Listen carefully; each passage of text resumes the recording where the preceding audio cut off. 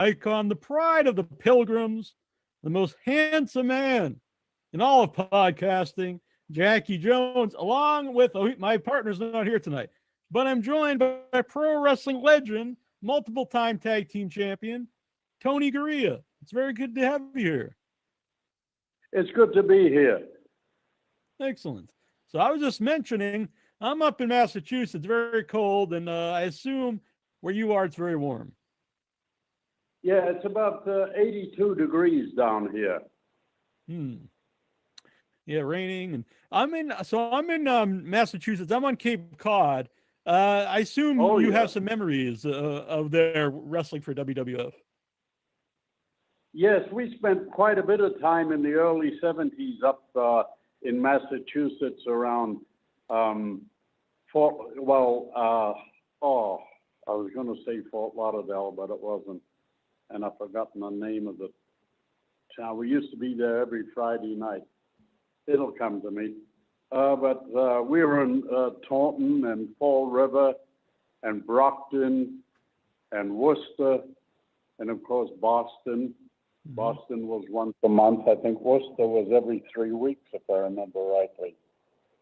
So I got quite a few memories of being up there in Massachusetts, and in the winter too, driving through the snow and the ice and sliding down the Massachusetts Turnpike. It was quite comical, really. Yeah. So, you're from New Zealand, if people don't know. Yeah, correct. Yeah. So, growing up in New Zealand, I don't know. Was wrestling big on TV in that era?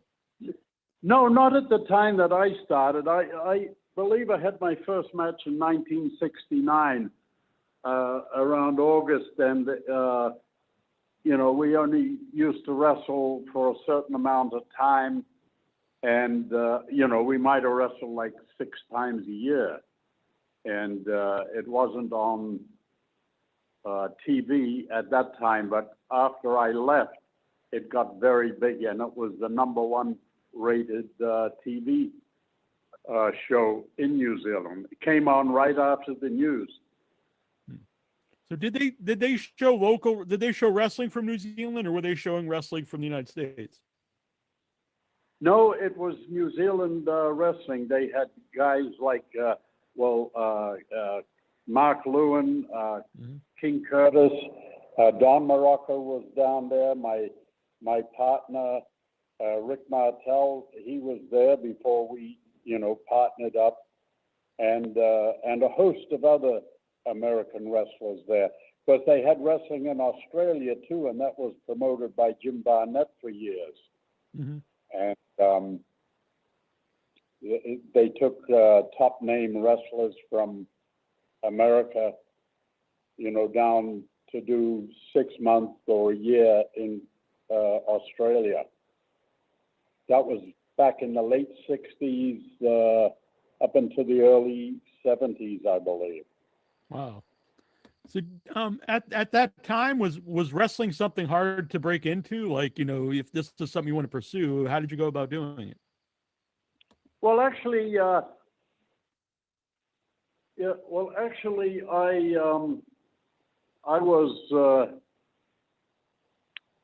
was playing rugby. That was my sport of choice.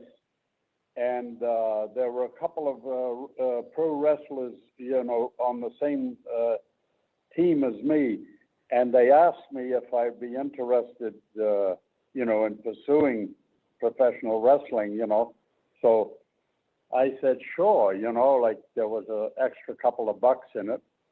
Because playing rugby back then, it was strictly amateur. You only did it for the social activity.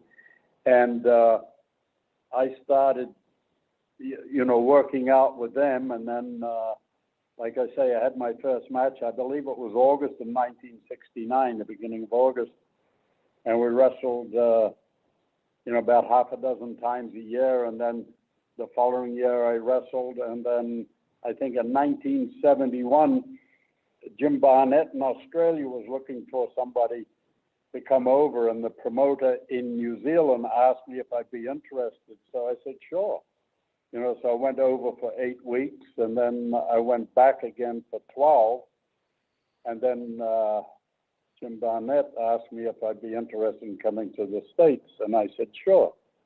So the actual idea was that I come here for a year, and that was in 1972. All right. So it turned out from a little bit longer than a year.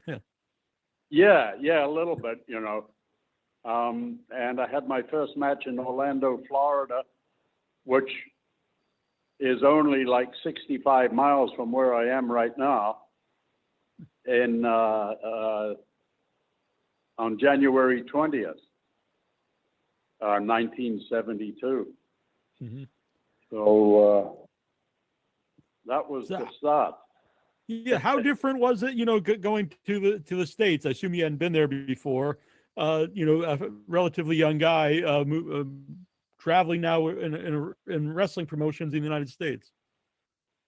Yeah, well, it wasn't so much a shock as it was different than what I expected.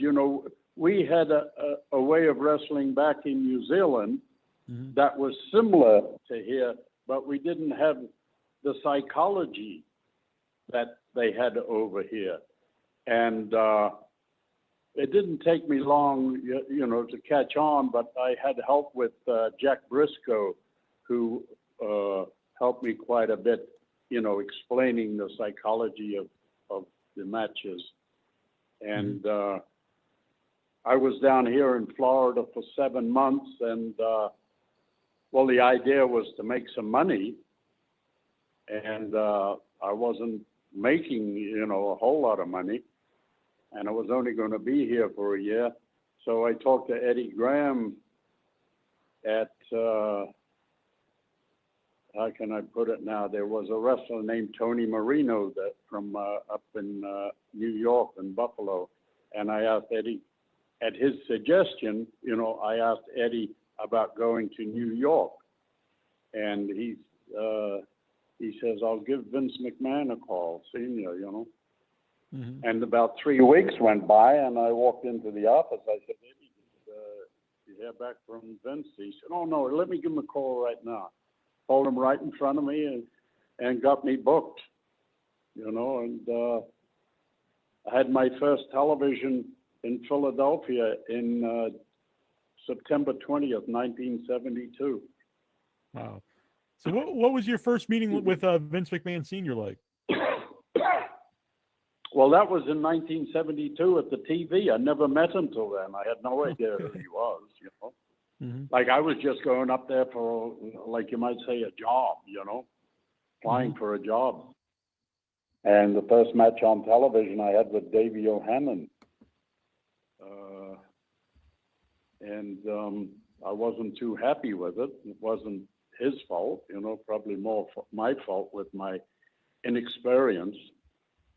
And I said, oh boy. But the next 2 matches went pretty good. We done 3 matches. And then we moved on to Hamburg, and I done another 3 there. So what Vince used to do, he'd bring guys in, and they do like 12 weeks of television, so the fans would know who they were when they got to the arenas, Mm-hmm. It was quite scary. My first match was in Paterson, New Jersey, against Joe Turco. And I walked out, and they announced me, and everybody cheered. I thought, holy Christ, who are they cheering for, Uh-huh. But then I used to get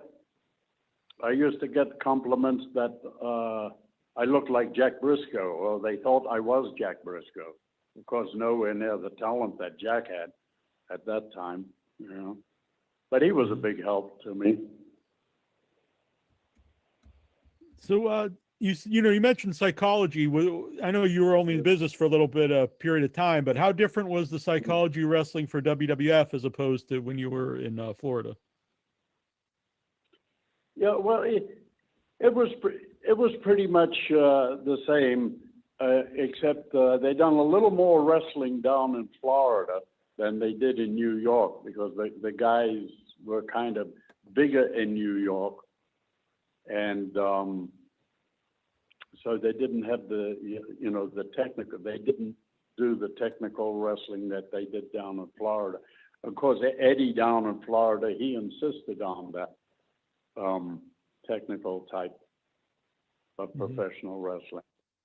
But I kind of blended in what I did when I got there, and that was, thanks to Jack Briscoe again, was to take my opponent, and make him look good, and do what he did best, Can you follow me? To make him shine. Yeah.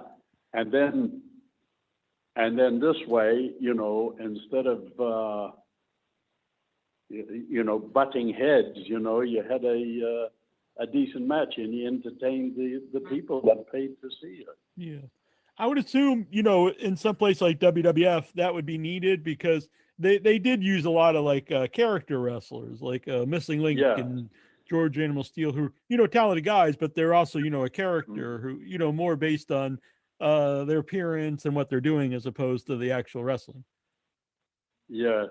Yeah, George, I wrestled George the Animal Steel many, many times, and of course, he's not going to adapt to my style.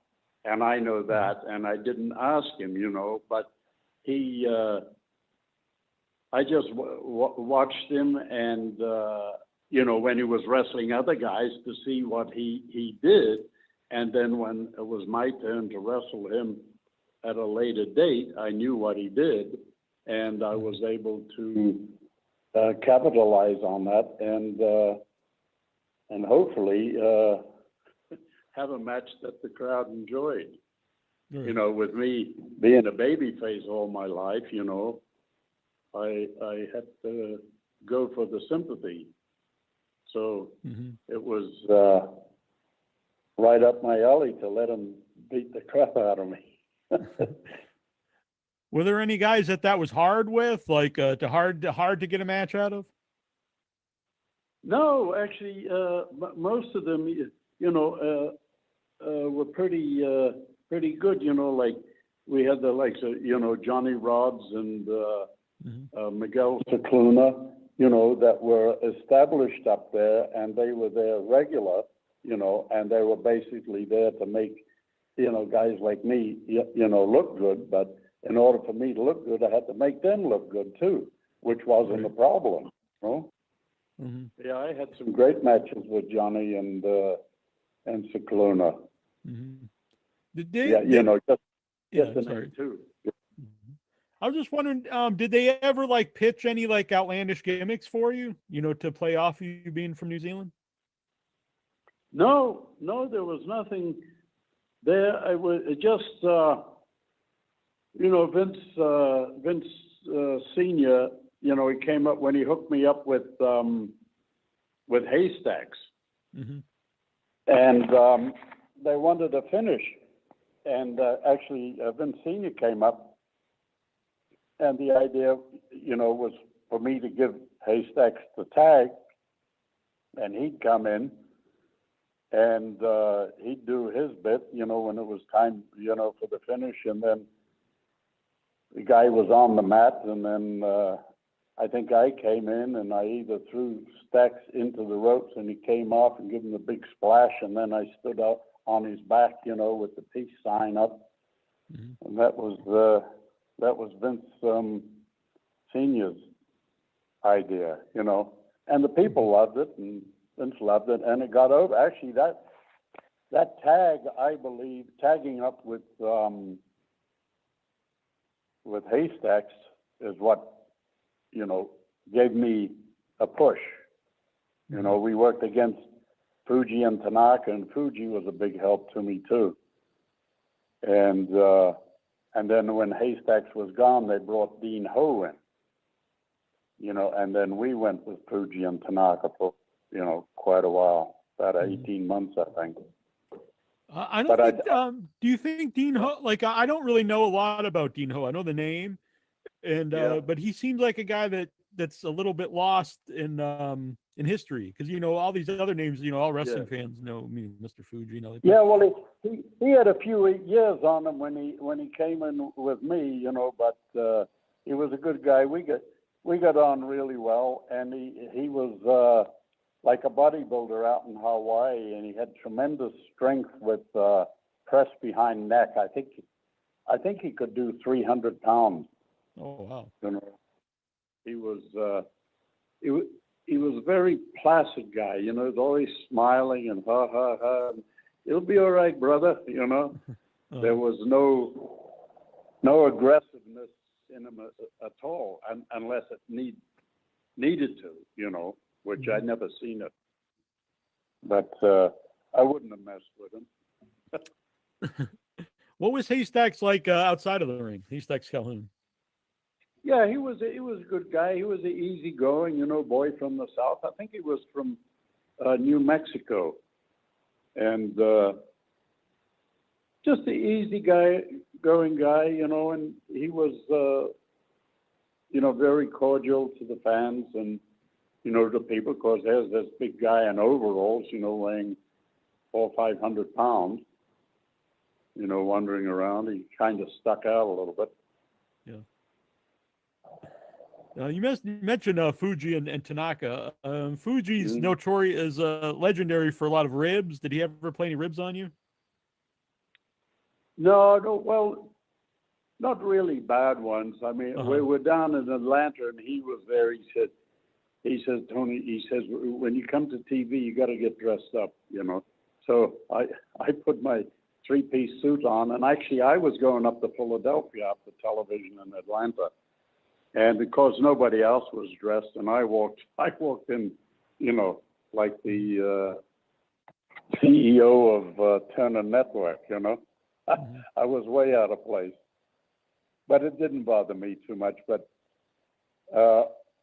he didn't do anything that was, out of line with me. Right. Yeah. Would you say he did that mostly to people that, not want to say deserved it, but weren't necessarily, good to him, I guess? Yeah, I think if somebody kind of, was a loudmouth or, just a little cocky, then he'd bring him down a bit. But also he got his friends really good, like he had things like he jacked the car up, put blocks under it, So when you got in your car after the show, he started it and put it in gear. It never went anywhere because it would be 3 inches. The tires would be 3 inches off the ground. Right. Did anyone Did anyone ever take any of those ribs like really, badly and try to, do something to Fuji? No.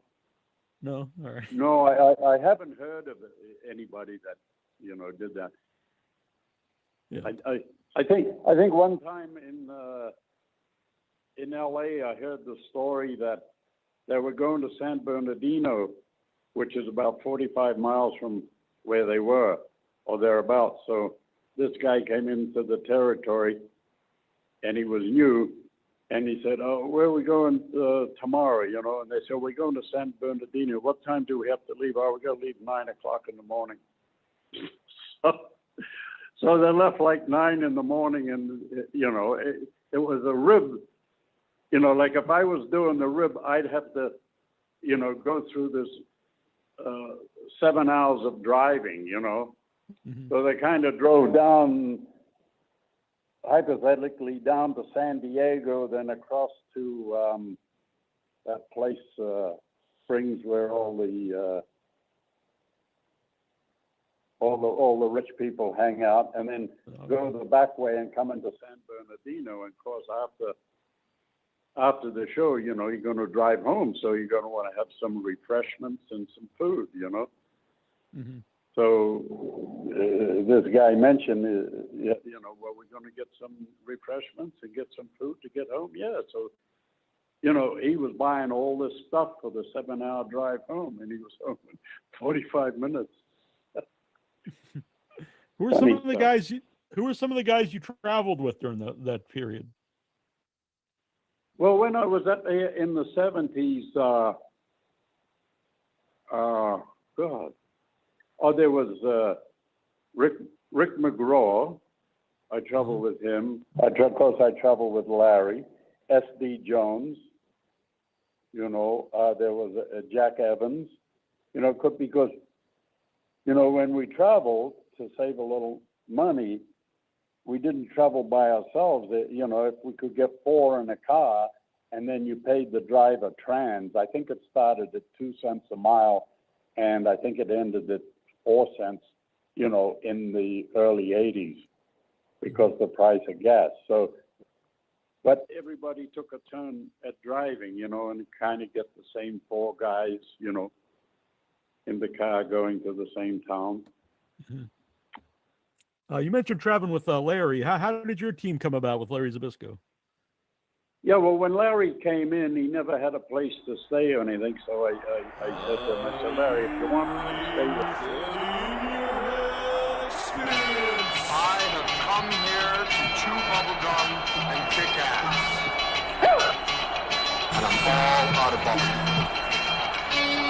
If you want to be a wise guy, you can do it anyway. If you want to be a strong man, you can do it anyway. If you want to be an Indian chief, cowboy, you can do it in the ring. You can't do it in the mall. The most electrifying line in sports entertainment today. If you smell what the Rock is cooking. Hate me if you can. Survive if I let you. I'm figuring and thinking that nothing's gonna stop my Showman Randy Savage now. I'm the man. I'm the icon. And yes, you can bow. I am God. The number 1 show on the net that leads to the best in your head like Goldberg Net. For the punks and the perverts, this is how it works with Terry Funk and Knox Baker. Check Inchman and Barbie, they got the cheap heat, so sit back and have a seat. They got questions from the fans, and your head is the man from Australia to Japan. Check down the road, get back to coast up to Mississippi.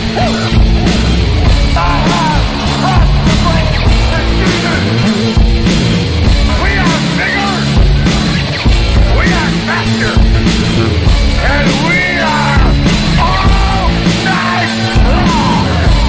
All you idiots, perverts, and fools, be sure and tune in and listen to this show.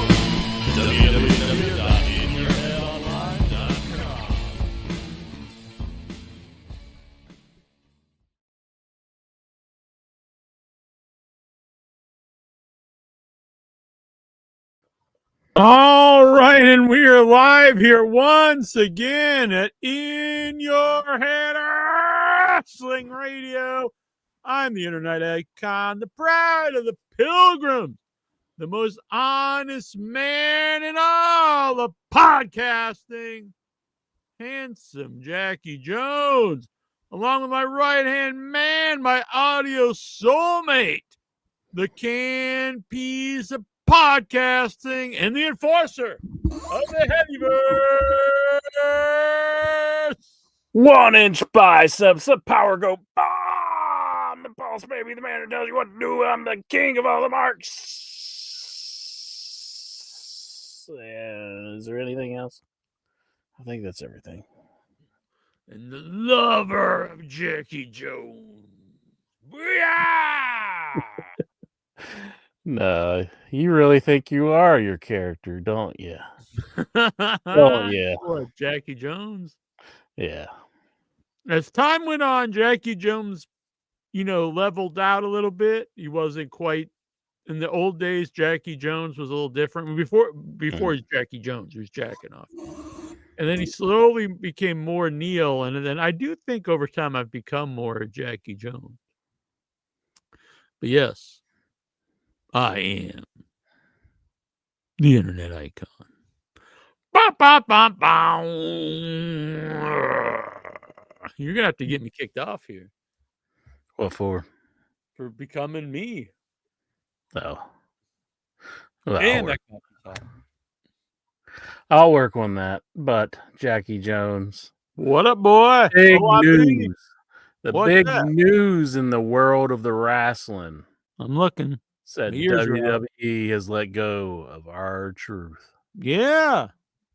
and Carlito. People don't And seem to be as upset about Carlito, but No, and nothing against Carlito, but I do agree. It's like I don't really, not to be mean, I don't I don't like to see anyone lose their job, but mhm. it was kind of weird he's even there. But R-Truth has been there for a long time. Never heard a bad thing about him. And I actually don't always agree with Coachman, but I agreed with him on this. I think it sets a bad precedent. I think if you're there, it makes you worried. Like if they're gonna let this guy, this very loyal company guy, that's good for morale, good for other people. Is he gonna go out there and get and main event WrestleMania? No. But you can't just have a roster of like 4 people that are gonna main event WrestleMania. So you need guys like that. And I always assumed he would be like one of those lifetime guys that, even after he retired, he would be there in some capacity. Yeah. So, and I do think it's we've already seen people talk about it. I do think it makes people feel uneasy. He's a beloved character, it seems like, because Yeah. I mean, he's done mostly comedy Yeah, stuff on and off within camera. WWE. And it's just a shame that they let him go, but I guess he's all right with it. Well, Yeah, apparently they wanted to take like a giant pay cut, and he wasn't down for that, so they just let him go. Oh, do you think when they called him to ask him if he'd take the pay cut, he'd be like, "People over there, what's up? If you feel me, say what's up." You And take a then they're like, 9% pay cut. "What? No." And think about this, Incher. Whenever you watch Raw or SmackDown or pay-per-view, don't you get a little tired of this? This is a record-setting event. This is made, record. Every single event is a record-setting event. Record profits all the time. Most money-making shows. You hear it every show. Then it's like, but it's like we record profits. We signed these multi-billion-dollar deals with Saudi Arabia and Netflix, but man, we really need to make some budget cuts here. You got Saudi Arabia tickling their asses with a feather, saying, "Bring us WrestleMania over here, WWE." They're like, "I don't know. We got Las Vegas, and we got who was the other candidates? Las Vegas and UK." And then they're just like, but they can't afford to keep R-Truth around or Carlito. And they just had Carlito's in an ongoing storyline, not much of one. I'll say that. He's not going to be missed a whole lot because he's kind of just a guy in the background of Dominique's thing. But R-Truth just had the big match with John Cena. Yeah, it looks like Miz is the next guy. Looks like Miz will be the next. It's possible. That's kind of what I was thinking. I don't think.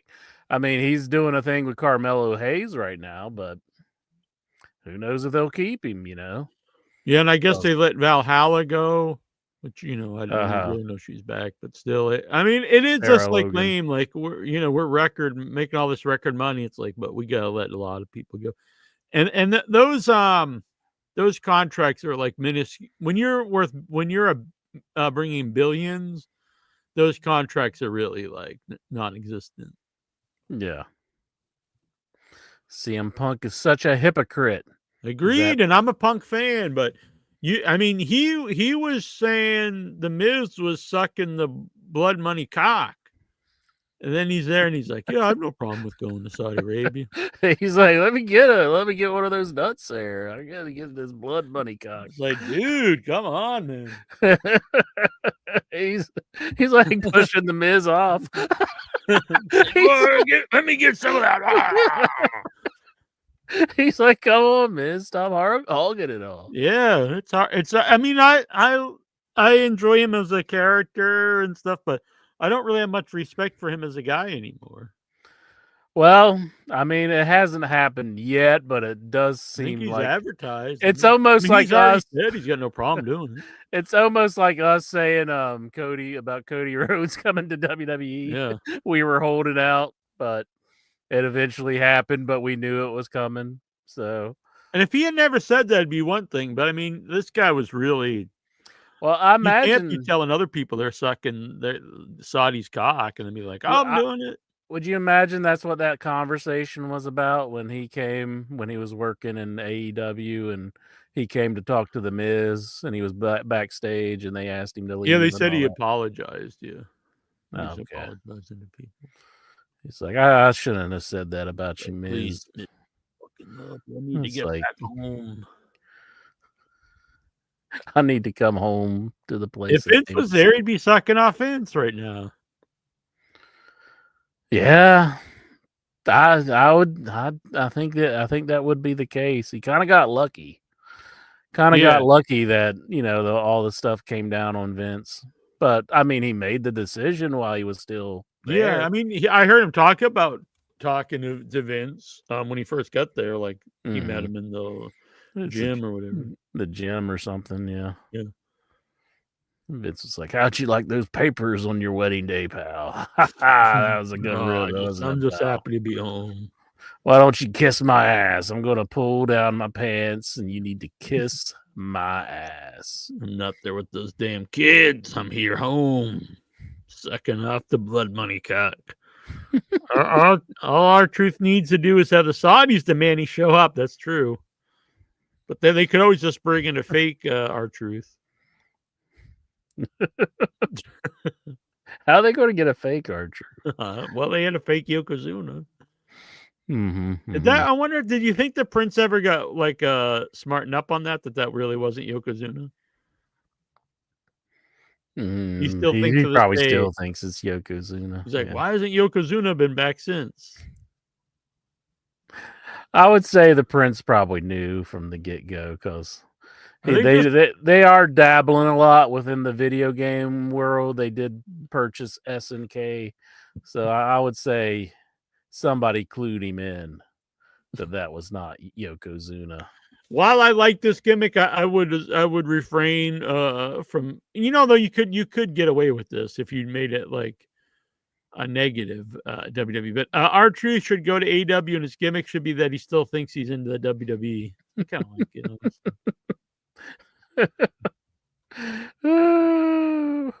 Man, that guy says the wrong town once, and then he just was rebranded as like the idiot for the rest of his career.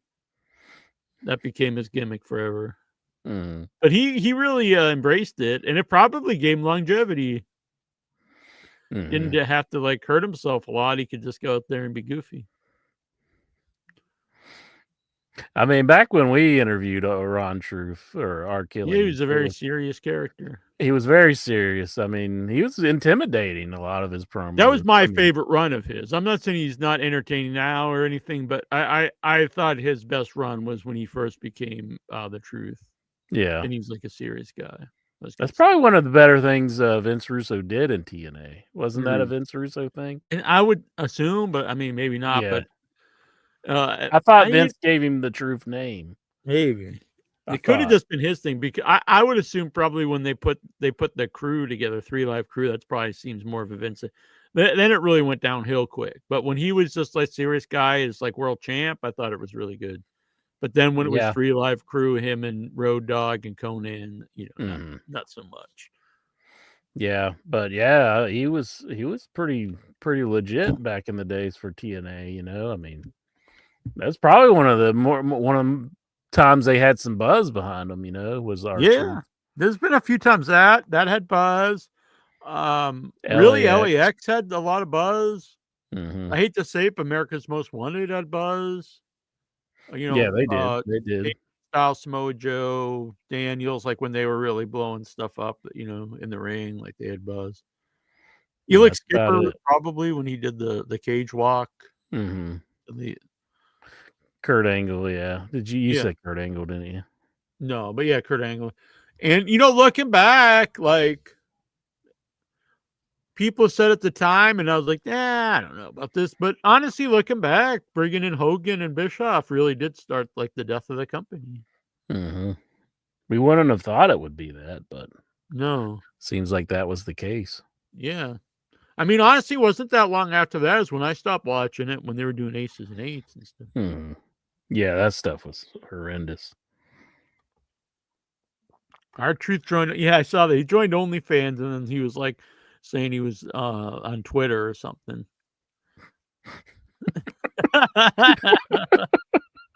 That is funny. I mean, that is pretty good. Yeah. I imagine we'll probably see him on probably keeping it 100. I bet he'll make a lot of appearances there. Yeah, he'll be around. I mean, honestly, he'd be a good guy. No, I don't think so much to put matches together, but a guy. I think he could help younger people like get over. Be Mhm. like, character wise and stuff to do to like get noticed. And I think that's an important thing. Not just, in ring wrestling. Did you see Road Dogg Longevity, posted? getting over, and being over, not necessarily the main event guy. I mean, he was a main event guy at times, but you could still be an important part of the show and not be the main event guy. Did you see Road Dogg post about being upset about R-Truth being gone? And No, I've seen other people do that though. And then he And that's deleted not- it though. Oh, that's not something you see very often in WWE. So I do think that's a pretty big sign. I think that this did it's bad for morale. Mm-hmm. Well, I would say, like, well, do you think it's because it's people who aren't really wrestling fans who's running it? But I mean, even when Vince was running it, I mean, he would let go of some pretty Yeah. like. But big at the same people. time, he would keep people forever. Yeah. There was, Pat Patterson and his Stooges, and he did have loyalty to certain people. He would send Regal to rehab even when he wasn't under contract. Do you think it's Triple H making the call that they? Well, I think it was his final call on who to get rid of, but because I seen they saying it's his call, but I think it's more the umbrella company's call to like we need to cut the roster, and then it was Triple H's call like who, probably based on just age. Did you say the umbrella company? Yeah, well, the company that's like a term, like the company that's above all of it, not the company that makes undead people. Oh, I thought you're saying that they're going to release the T virus on us. Maybe R-Truth will return as a zombie. That's why he never ages. No. I don't think that's the case. Doing a 50s gimmick where he's in black and white makeup. Wow. What if he did like a 20s gimmick where he comes out in blackface to make himself even darker? Oh, geez, I know I'm not even going to touch that one.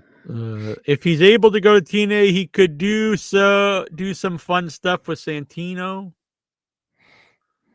Yes, Yeah. I don't really see anyone's like goal to go to TNA, but he could show up in TNA though, because I mean that's basically WWE anymore. I mean, and honestly, they probably still like the guy, so he'd probably pop up on NXT. Yeah, and they would let him come back for special things in WWE. So yeah. See, I hate this stuff because they really are like making it where AEW can't get people to a degree. Yeah, that's what I was saying about the NXT deal, because everyone's always saying they're going to buy NXT. I mean, they're going to buy TNA, but I don't think so, because if they own TNA, it's different. It's like that's all WWE. But if they don't own it, but it is this third brand, they can make it feel better for your future if you go there, because then you could possibly go to WWE. And they can always treat it. They could put on a pedestal and pretend it's like the number 2 league, but it does make it. And I think all this stuff is designed, and as time goes on, more people are going to be likely. You go on these indies and you get the what is it, the ideal or whatever, the ID contract. the ID contract. So if you have that, you're not going to AEW. And then if you go to it's like, well, if I have a chance to go to TNA or AEW, if the money, although I don't think the money would really be that similar, but still, it's like, well, I'm more likely to get to WWE through TNA. All this stuff is designed, and people are just blind if they think otherwise. It's designed to hurt TNA to make, AEW, make it look weaker. They're really going all out because they're putting all their pay-per-view, they're putting special events against all the big AEW pay-per-views now. It's just a regular occurrence. Hmm. And I think right now it's because the AEW shows have gotten a lot better. The booking's a lot better. More people are watching it, I guess, on the streaming. The pay-per-views, Okay. have always done pretty good. I missed last week's Collision. So I did. Oh yeah, I didn't see last for week. some reason, my DVR didn't record it. It just didn't do it. I thought I skipped the week before, so I don't know what the deal was with that. But yeah. So but the thing about the TNA thing, though, they're already like making it like WWE light, making it like NXT light. Yeah, I think they can't help themselves but always like really make anything that they're working with seem like the shit league. They just can't help themselves. They gotta like make them know their place. Yeah, Like, I'm oh, sure you that got will a happen with champion? AAA. Honestly, You got a champion? Well, Trick Williams is going to be our champion. Your champion from now on. And yeah, then, things might be all sunny and roses with AAA here to begin with, but we'll see what happens. They'll bring up their big guys and they'll get beaten, 2 minutes on a pay-per-view by Randy Orton. And well, they said they weren't going to get involved in the booking decisions on AAA, but they've already been involved with having Alberto Del Rio drop the title. Yeah, I mean that's an awful big coincidence. So now El Hijo del Vikingo has. Yeah, who I'm in favor of. I think that guy's like great, and I do think that's a guy AEW missed the boat on. But I know he wasn't under contract there, but there is a pro. AEW will bring in like some Japanese guys and try to make them seem special. Where usually when they bring in the lucha guys, they kind of just make them seem like everybody else, like they're interchangeable and almost job guys for the most part. Well, Kenny did he had a great match with Vikingo, but yeah, then immediately after that, they just started putting in like triple matches or like just kind of a job guy. And I didn't get it because that guy was really special. Commander, honestly, he's thought you mentioned him and people kind of laugh like he's a job guy, but he's also great. But he never wins, so no one thinks of him that way. But they had a great was a guy they really should have, just used for big matches, special matches. Yeah, he had a great spot. The four of them when they did that, all four sides did like the splash, and then he's awesome.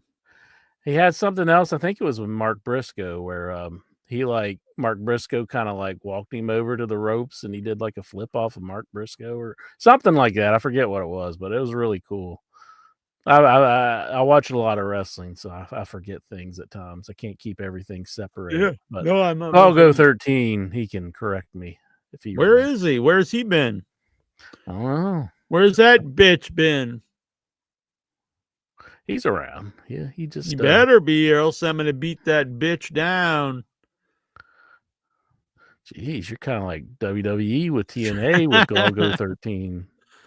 That's right. So he's got to show up, got to make himself humble, he's got to work his way back up to my good graces. Shake your hand in the locker room and all that. That ain't my hand, boy. But yeah, no, I like Golgo. Oh, he's a good guy. That makes it all right. Exactly. I sent you a song earlier. What was that song? A good tune. Like it was an impromptu song. Yeah, it was an impromptu song. I was singing while I was booting up my. Should I listen to it right here? Yeah, go ahead. It's pretty nice. It was impromptu. I didn't write it out or anything. Gonna pound that wrestling down your ass. Gonna start out slow and then we'll do it fast.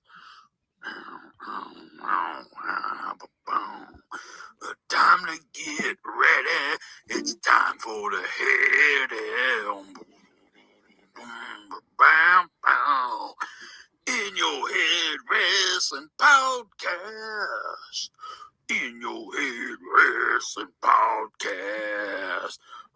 Wrestling down your throat, wrestling up your ass, wrestling all the time on Our Age Podcast.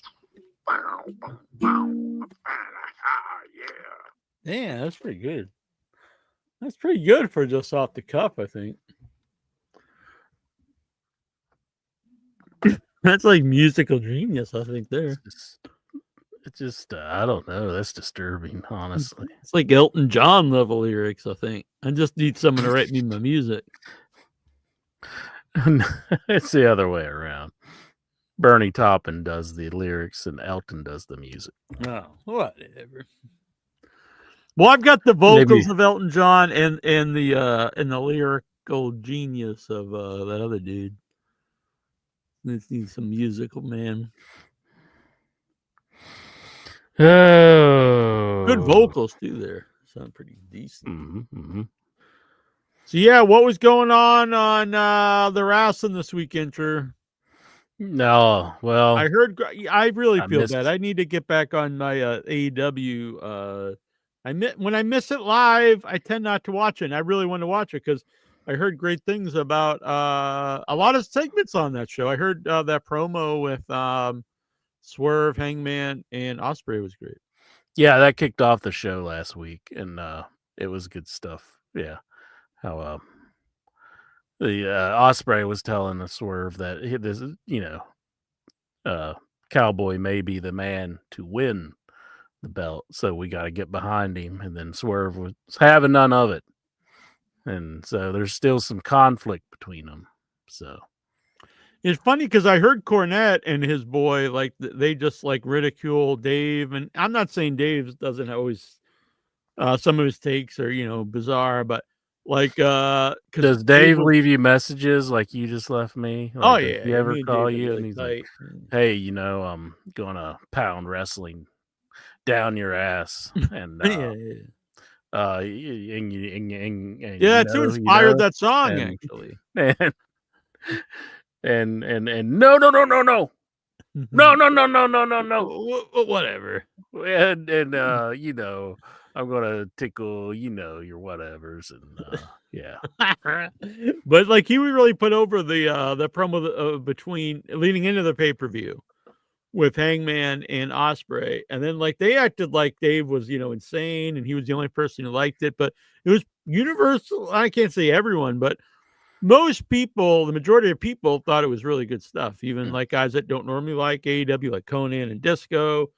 Conan had that three-way one, the best segment of the week this week, and so it's just it. At some point, you can't just be like everyone thinks this sucks when Yeah. a lot of people are saying something's good. And he hated everything on the pay-per-view. Yeah, it's come on, man. I'm sure when I was watching the Anarchy in the Arena, I thought, yeah, Cornette's going to shit all over this. But there was some stuff on that pay-per-view that he had to have liked. That's just not for him. I mean, I really enjoyed it personally, but I don't know if you're just saying all those matches are just complete garbage. It's just Mm-hmm. And the Ricochet and Mark Briscoe. Yeah, he acted like that was just crap. Everything. Really? Yeah. How could he say that? I mean, I thought it was fun. It was a good match, and I know it had comedy in it. Okada or the other guy, and I thought that, but he thought that match was just complete trash. Mm-hmm. Okada and Mike Bailey. Yeah.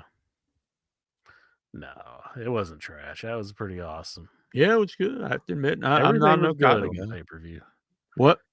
Just about everything was pretty good on. Yeah, there was nothing I would say was outwardly bad. There was just I would have cut that 6-man match just because I didn't really care about it, and it was a long show. But it wasn't a bad match.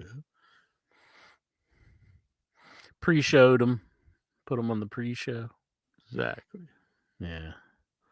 But there were no damage versus the white boy Tony Anthony or something.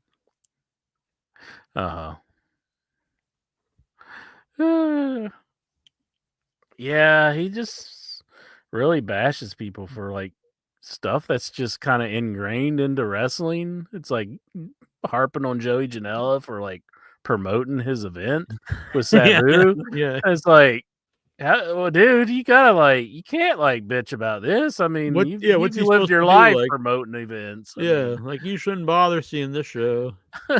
what's he supposed to say? Just would that make him happy still? He still shit on him. He'd be like, if Joey Janela came out and was like, I don't know what we're doing here. I mean, well, I'm not really a wrestler and I'm really short, so whatever. Then he just walked off camera. I'm sure Cornette would be like, what's he doing? Not promoting his match. You know? Exactly. But and the takes he was having on it was like something about wrestlers grabbing each other. He was talking about Yeah, he never sees anything wrong with wrestlers like grab each other's cocks or shoving stuff up their asses in the locker room. Yeah, and this was like it's just boys being boys. Yeah, and it was not even fellow wrestlers. It was like he was talking even his stooge, yeah, he kind of tries to walk him back on that one. He's like, I know I'm a scumbag and a complete piece of garbage, but Jim, really? This is what guys do. I forget who. Oh, it was Coco Beware. Oh yeah. That whole story about and I don't know. It wasn't even like he just didn't believe it. It's just like, oh, if it happened, this is just like what guys do. It's like, what? Yeah, and it's like you can't say that, especially. I mean, why would you even want to? Yeah, I mean, you can't say that there's nothing wrong with him doing that. I mean, you got to understand that that's just totally inappropriate, especially for a young kid who's not even in the business. I mean, I don't know if the allegations are true. Right. I'm saying it's all alleged. I mean, yeah. But I won't even get into it. You guys can just go listen to it for yourself. But it was a really strange take from Cornette. He's done that almost like before you're in a in the Twilight Zone. Honestly, he did that originally on the McMahon stuff. He was laughing about it, and he's like, if I knew this about Vince, me and him probably would have got along better and hung out more. And then when people were like, oh, and then he's like, oh, I didn't know, or I don't know. He tried to take it back on some level. It was Brian trying to walk him back on that one. Yeah. Immediately the week after, he was taking it back. Mm-hmm. I still don't think he hates Vince or anything. I mean, I think he'd almost be happy if Vince came back. What about Vince's new company name, 14th and I? Yeah, honestly, when I first saw it, it was like 14 and I. This really sounded like a pedo name. It sounds like you and some child. I was just like, what? But it's named after the street, the original Titan Towers or the original office was at. The place they sold? Yeah, the original one his grandfather owned or something before it was Titan Towers. The original wrestling office of WWF was on 14th and I. It's I didn't know what the name meant. I just thought this is a weird name. Yeah, no one will know, so he'll have to explain it every time, to everybody. Yeah, he's probably just got Alzheimer's, and he's starting to remember just random things from when he was a child. It was my favorite brand of soup when I was 3. He's not going to get this thing off the ground. I mean, he's failed in everything he's done. And plus, what isn't he 90 or something? He's 80? Anything outside of wrestling, he is just not done very well at. And yeah, exactly. He's 80s. I mean, just enjoy the rest of your life. I mean, yeah, be thankful you're not in prison. And he's 79. I mean, just enjoy yourself. I mean, do you have to have control of people? I mean, is it that important to you to have underlings where you? I mean, just enjoy yourself. You have enough money. I mean, yeah, your family hates you and everything. And they're not going to love him doing this. People are still there are people holding out hope that it's wrestling related, but It's just like what? How would that even happen? Like, there's like everyone's Yeah. under contracts. Like, who would you even? You'd have like maybe a handful of people. Like, it's just not going to happen. And where would you No. run? And you have to get TV. And I don't think Yeah. you'd want to run like an indie promotion. And it is disgusting how like The only people way are I just- could see it happening is if for wrestling, if he did go in with Saudi. Mhm. But they're all in with WWE, so I don't see it happening. Yeah, but I mean, like, if something would happen where they upset him, you know, Yeah, it's the only way I But- could see it happening. it Maybe doesn't with look these like fi- that's the way they're going, though. I mean, they're bringing them the Royal Rumble, the actual Royal Rumble. Yeah, maybe with these firings, though, he could start a company. It's got R-Truth and the Miz and Mhm. Carlito. Oh, he loves putting over the Miz. I've been saying ever since he left. Like I thought it was really clear Triple H does not like the Miz because he never does shit. Yeah, He's like I never see him on pay-per-view. he's basically been teaming up with Carmelo Hayes, and they have a team going called Os Him, and he's basically like the mentor, and you can tell it's like leading up to like the Miz is going to screw him over somehow, but it may just lead up to the Miz being fired, and this is the end of the storyline. 14th and I. No, 14th, and what would that even mean? I understand but like if you hear that, like what goes like, oh, this is clearly a company that makes what? Like what is it gonna do? doesn't even matter. I mean, It's like always it's so just- vague. It's like TV and movies and entertainment. Well, what does that mean? Like what? It could literally be anything, like a reality shows or game shows or sports or movies or what. I really thought he was going to be the third man for I did Eric too, I did Bischoff too. and Hogan. I was like, oh my god, are they going to pull Vince? And then it was a complete freaking nobody. Vince would have been better, honestly. It was like that would have made some big news. Yeah, And then I they're think like, I think "Here, that here." other guy being involved made it even less news. Like That was I like, wouldn't even said a third guy. Just say these are the two guys. that was embarrassingly bad. That was just like, oh, I still don't very remember. him. cringy. I don't know his name. So Lexar wants me to elaborate on this. Lexar, Jack needs to elaborate more on the movie theater with toilets. Are there women doing their thing? So I had posted the other day. So I woke up and I remembered my dream. So I decided to post it on Facebook. And I dreamt that there was this new theater, and like their big selling point were all the seats were toilets. Mm-hmm. And so you never had to get up to go to the bathroom, which honestly, I guess that's, because a lot of movies now were 3 hours. For me, that was the big deal, but that wasn't part of the dream. And so I went there, and everyone, as soon as you took your seat, you literally just dropped your pants around your ankles and you sat down. Even if you weren't doing anything, I guess you were just prepared in case you had to go sometime during the movie. Mm-hmm. And so everyone in the theater just had their pants around their ankles. And I was there with Troy and my friend Johannes, who's an Austrian filmmaker.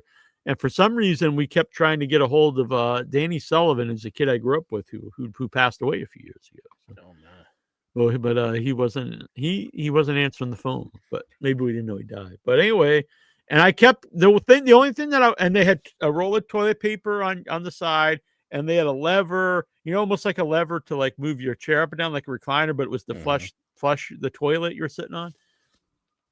And so it was nothing sexual like Lexar is thinking. So it wasn't like people were ogling the women or the women are ogling the weens or nothing. We were just all sitting with their pants around our ankles. And I just kept worried about that when I would flush that it would interfere with the movie. Mm-hmm. And Yeah. and then I looked down and my jeans were missing, and here the guy behind me like had put his feet up and like accidentally pulled my jeans back, which doesn't make a lot of sense because they'd be around like your shoes and stuff, but still my jeans were completely off, I guess, and like he accidentally grabbed them with his feet in front of me and pulled them under his toilet. And so that was like a thing, like me trying to get my jeans back. But yeah. So were you like standing up with, like your wiener? No, I hanging was out? there was never anything about genitals. Like there was never like my genitals were hanging. I mean, there obviously would be, but So it you wasn't had like no genitals? Is that what no, you're it's saying? like You're they like never G.I. it Joe? never came up. It was never like, oh shit, my balls or my cock showing. It was just you're just sitting there. I was just worried about making noise with the flush was the big thing. Yeah. And also I did think about like if you'd be able to know you were done wiping because it was dark in the theater. But I never wiped because I never went. You don't count your wipes? So that's how you do it. I go 1, 2, 3, flush. Then I have to go 1, 2, 3, and then I flush again. That's the way you keep. I'll have to remember this for the next dream. So, so Mhm. yeah, then that was it. No, I didn't get up. I was like looking over and I was like, "Oh, you got my jeans," and they gave me the jeans back. So I'm sorry to disappoint Lexar. There was nothing about being like a pervert, like whoa, look at this dude taking a dump next to me or anything like that. But it did give me the idea now for people out there. You got to start Venmoing Incher and super chatting, and all that money will go forward. We'll keep it, and we're going to invest in this toilet theater. What do you think, Inchman? Me and you, we're going to become partners in the toilet theater. Sure. Let's do it. All right. See, but I was thinking, like, if you thought back to my stories about my middle school, you could have like the archway. Right. That's like going over the toilet, like over the side of the toilet. So all you would really see is like the dude's like head or the girl's head or whatever, Mm-hmm. And just everybody's enjoying the movie. Right. No, not like that. Oh. But my one problem is, what if you overflow the toilet? That's going to be really bad for the. Yeah, I think there's probably now after I woke up and then thought about it logically, there's probably more than one problem. But at the time in the dream, I was just really worried about the toilet flushing and like not being interfering with the movie. What if? Shut up! I'm trying to listen to this movie. Yeah, and people eating popcorn. Do you want like the smell of poop wafting through the theater? Yeah, like I'm saying, there's a lot of issues with this idea. Once you're awake and you're not in dreamland. But that was the dream. I posted it on social medias. Lexar was really into it. There was a lot of people into it, so it did make me think maybe this is a money idea. Speaking of social medias, we got a question about social medias. Yeah, we'll get that one sec. I will say it would be gross to get popcorn, and that's very true. There was there was no memory of this in this dream of hand sanitizer or like a sink. Could you imagine? You're like, I know he just wiped his ass, and here he is eating down my popcorn. Yeah. Well, I went to the movies today with my mom and our brother. Well, my brother and our mom, and we shared, a large popcorn, and but we were not on the toilet. So, yeah. Oh, by the way, so we went to the theater. One of the trailers was Smashing Machine. And I'm not a big fan of The Rock movies or him as an actor. I think back in the earliest stuff, he had done some at least fun stuff that I was into. Lately, he's mostly just told trash, I think. But I'll be honest, looks good. The Smashing Machine looks like a real movie, like he's actually acting in it. It's an A24 movie. It's kind of surprising. I never thought The Rock would be in an A24 movie. So yeah, I think this may be a step up for Dwayne Johnson as an actor. Well, they really flubbed that Von Erich movie. So yeah, a lot of people loved it, but I think the more you know about wrestling, the less you liked it, probably. Well, my brother wasn't very familiar with wrestling. I mean, I told him the story. And he still didn't like it. He said, "Man, that was a big flaming turd." Yeah, I was surprised that people really praised it so much because I didn't think it was that great as a movie either. I did think some of the It's funny the guy who played Kevin gets a lot of praise. I thought he was the worst of the kids, and I think the guy who played David was really good. And I actually think the guy who played Kerry embodied the role, but he was just miscast because he's so tiny. And Yeah. Kerry was the biggest of the brothers, and Kevin was the leanest of the three main guys. But they He's huge in it. yeah, they make him just the giant, and then it doesn't make sense in story. They're like, oh no, Kerry's the star. We're gonna give him a push. But if you just base it off the movie, you'd be like, well, why? This other dude's is like fucking jacked and like way bigger. Why is this other guy the star? That made no sense whatsoever. They should have flip-flopped those guys as the characters. And then when I heard the director say that, like, they just wrote the other brother out of the story because he was redundant, like, he's a real person. He was a living being. You don't just say, like, this living guy who died. I deem him redundant. He's just redundant. And he's redundant because other members of the family killed themselves. Like, what the hell kind of thing is this to say? They're probably he'd come back from the death, from dead, and kill himself again. He's like, what the fuck? I mean, that's why the story's like so legendary, because they all did. Yeah, it just makes the story even that more tragic if one of them Yeah. If another brother killed himself. Then they kind of made the one like an amalgamate, like a combination of both. Is it Chris and Mike? Very strange. I really think that movie should have been a series, like a mini series on HBO. Yeah, that could have ongoing because there's a lot of material there, and they did try to put because all like the other characters are like worthless in the movie because you see them in like a scene, if that. Yeah. Like who's the fake Von Erich brother? Lance Von Erich. Lance Von Erich, yeah. If we didn't know going in that MJF played Lance in the movie, you would have no idea. And if you didn't know that and you're just watching the movie and don't really know about the family, you would have no idea who that character even is. It's just a guy in the ring for a few seconds. There's nothing. I don't think they mentioned his name. No, they don't. He was pretty much cut from the movie. And the other people, it's just like a guy doing a bad Harley Race impression. The Harley Race is the worst. And Ric Flair, oh my God. The Flair one's laughable. I mean, there's just fans who do a better Ric Flair impression. Yeah, you could probably go to a WrestleMania and find a better Ric Flair. So, yeah. Nice Podcast Stupid. This is a Dan from Nice Podcast Stupid. Anyone sign up for Cora Jade's OnlyFans yet? Intro, have you signed up? No. Yeah, we got to look this up live on the show. Cora Jade OnlyFans. Perhaps Lexar has. He's kind of the perv.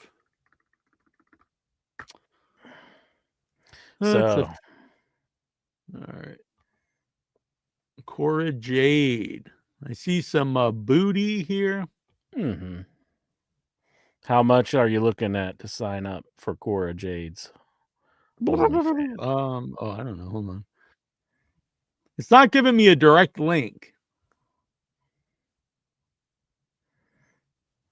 I'm trying to look this up for in my pants.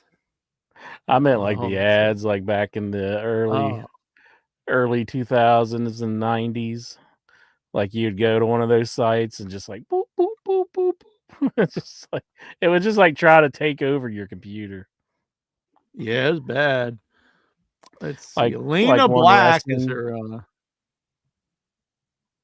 So I'm on her X, her Twitter. All right, here we go. OnlyFans. Am I frozen? I look frozen on my end. No, you're fine. All right. At least on my end, you're fine. I think my computer's like, don't be going to this naughty site. I'm trying to click it, but nothing's happening. It thinks you're so pure because Here,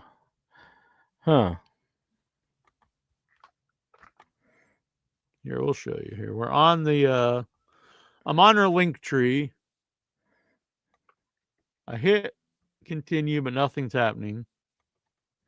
Do you got to click OnlyFans first? And then I did, and then it says sensitive material. Maybe I have to turn on cookies.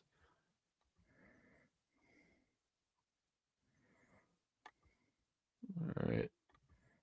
No, that must have been it. You needed the cookies, but now I think I have to share this other screen. Hold on. let me go get a cracker. All right. What? Just kidding. Damn. All right, here we go.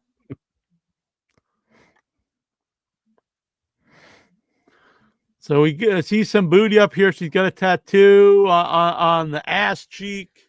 Mhm. We've got big tattoo up here. How do you read this? Does this mean there's 3 people that have joined? Doesn't seem very good. There's got to be more than that. Where did you see 3?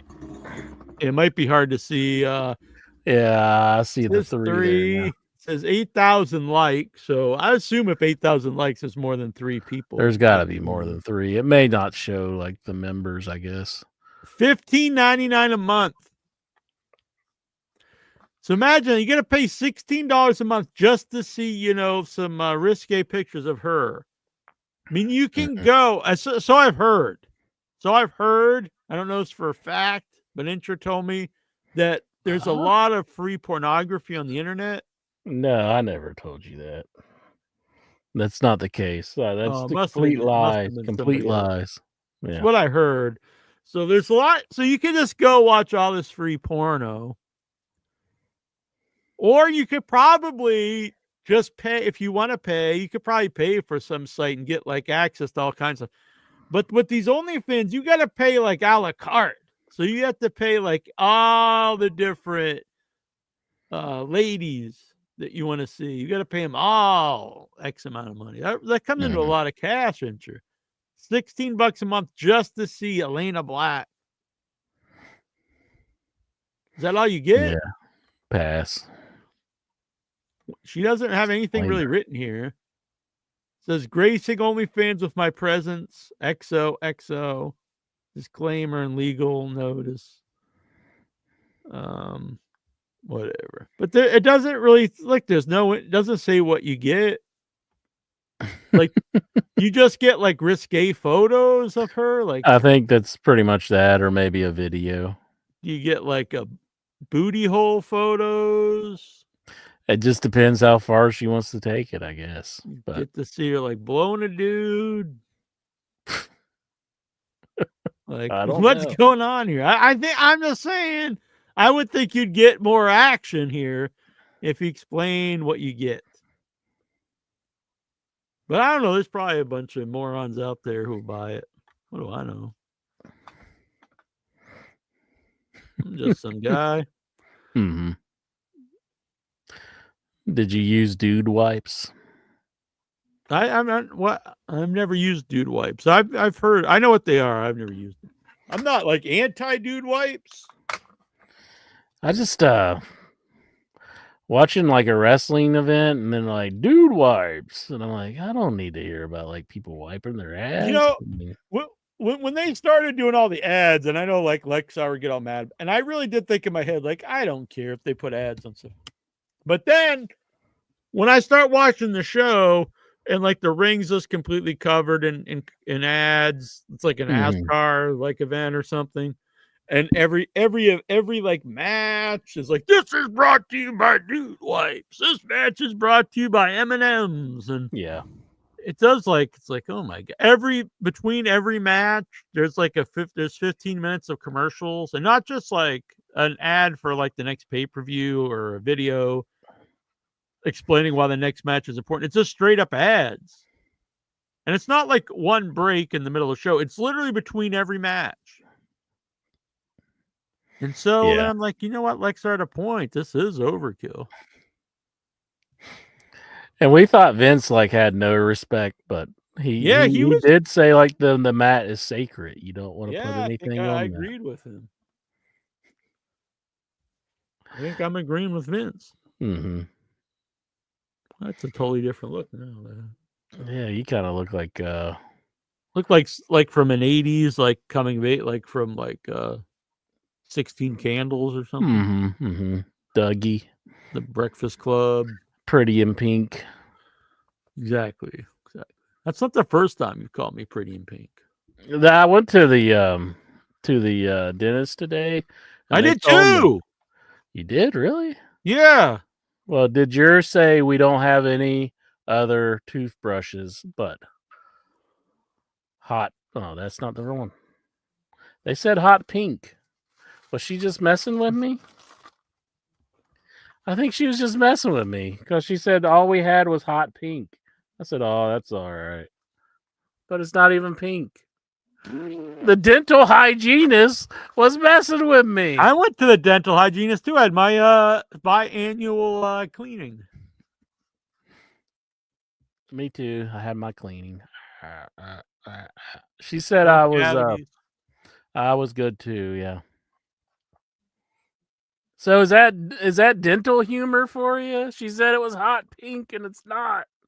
That's why I was wearing my funk shirt, because my hygienist always asked me about my movies. It makes me feel cool.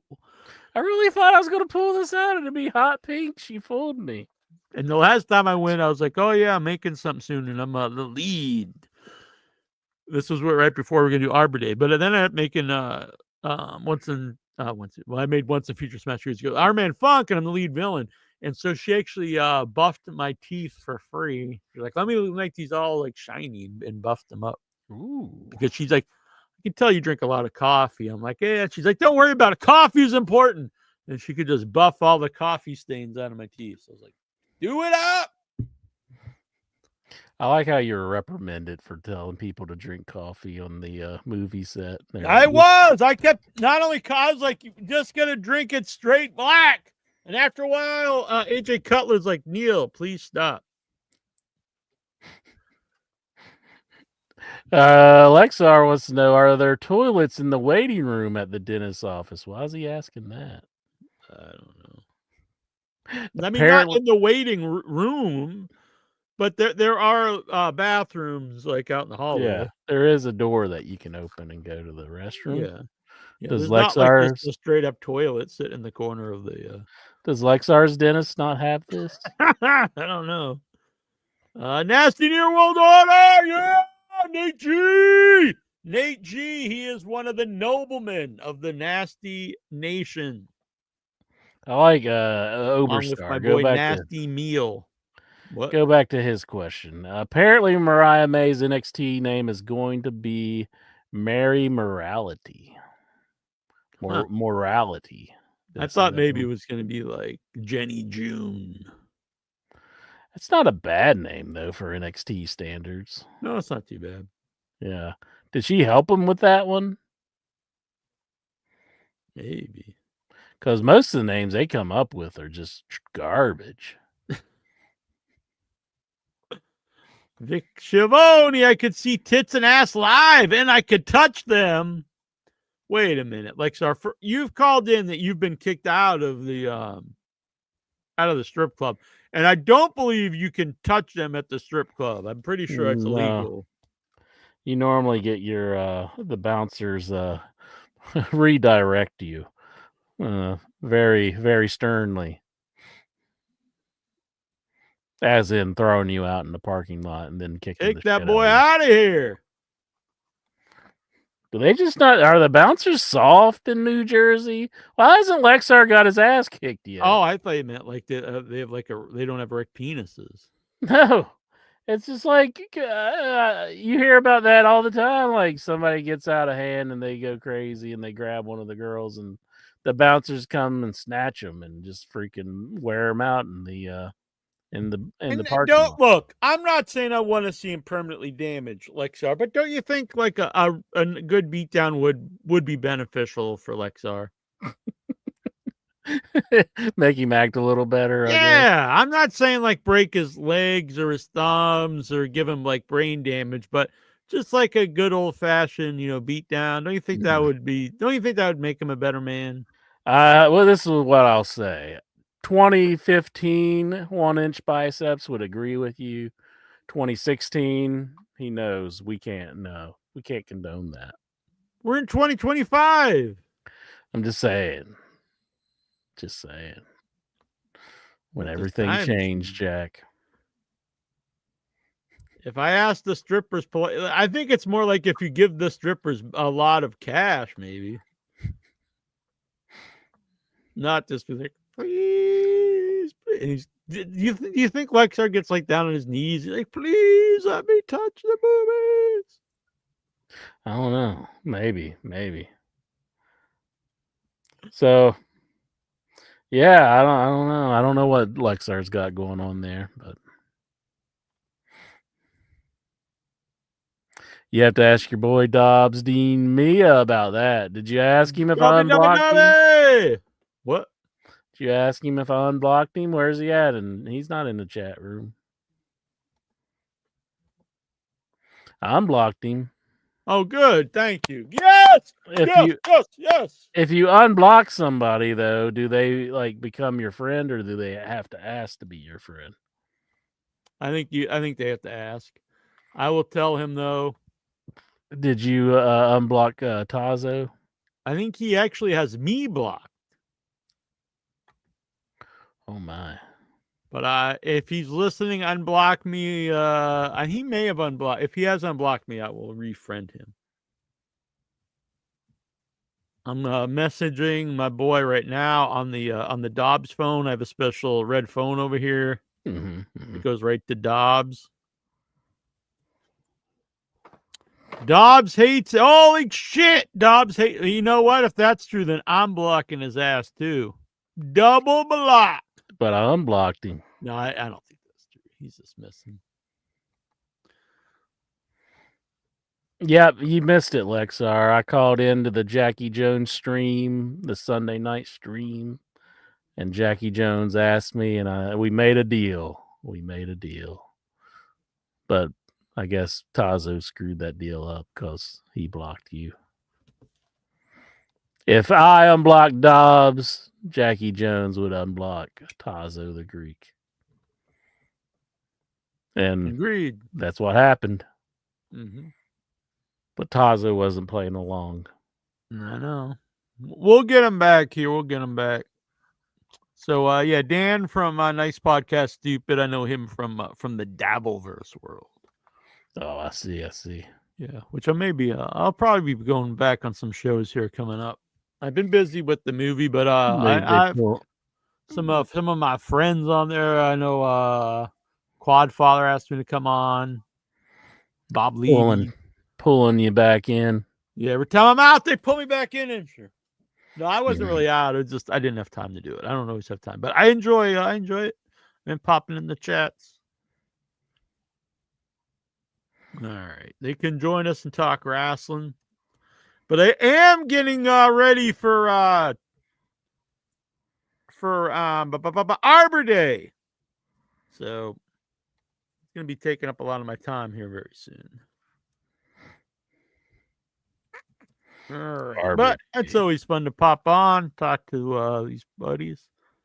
Some weird, crazy stuff. Me and Dan, we have hopes for MKE, Mr. Kill Everything, and Ashley out there. I think they're getting together, and I think Taz and Karmic X, I think too. But we're not going to here to talk about that because a lot of people have no idea what we're talking about. But that's just a little secret language for me and Dan here. All right, so you guys can join us, talk the wrestling. Yippee-how! About the wrestling. So I'm going to be doing Without Your Head tomorrow night instead of Thursday with Brian Usna, the director of Society and Bride of Reanimator, Beyond Reanimator, Return of the Living Dead Part 3. That's actually the main thing we're going to be talking about because there is a screening of it this Saturday. I believe it's the 40th anniversary. Is that right? Maybe not. I think it's 40th anniversary Reanimator, but they're going to play this Saturday. He'll be there in attendance, and I'll find the. It's at a Shaka Go-Go festival, and Anastasia Elfman, a friend of mine, will be doing a burlesque zombie dance number before, and I believe she's actually going to eat his brains live on stage before the screening. Return of the Living Dead 3. But so he'll be on the show tomorrow to talk about that. That'll be cool. We got Luda! Yeah! There's you doing? Luda.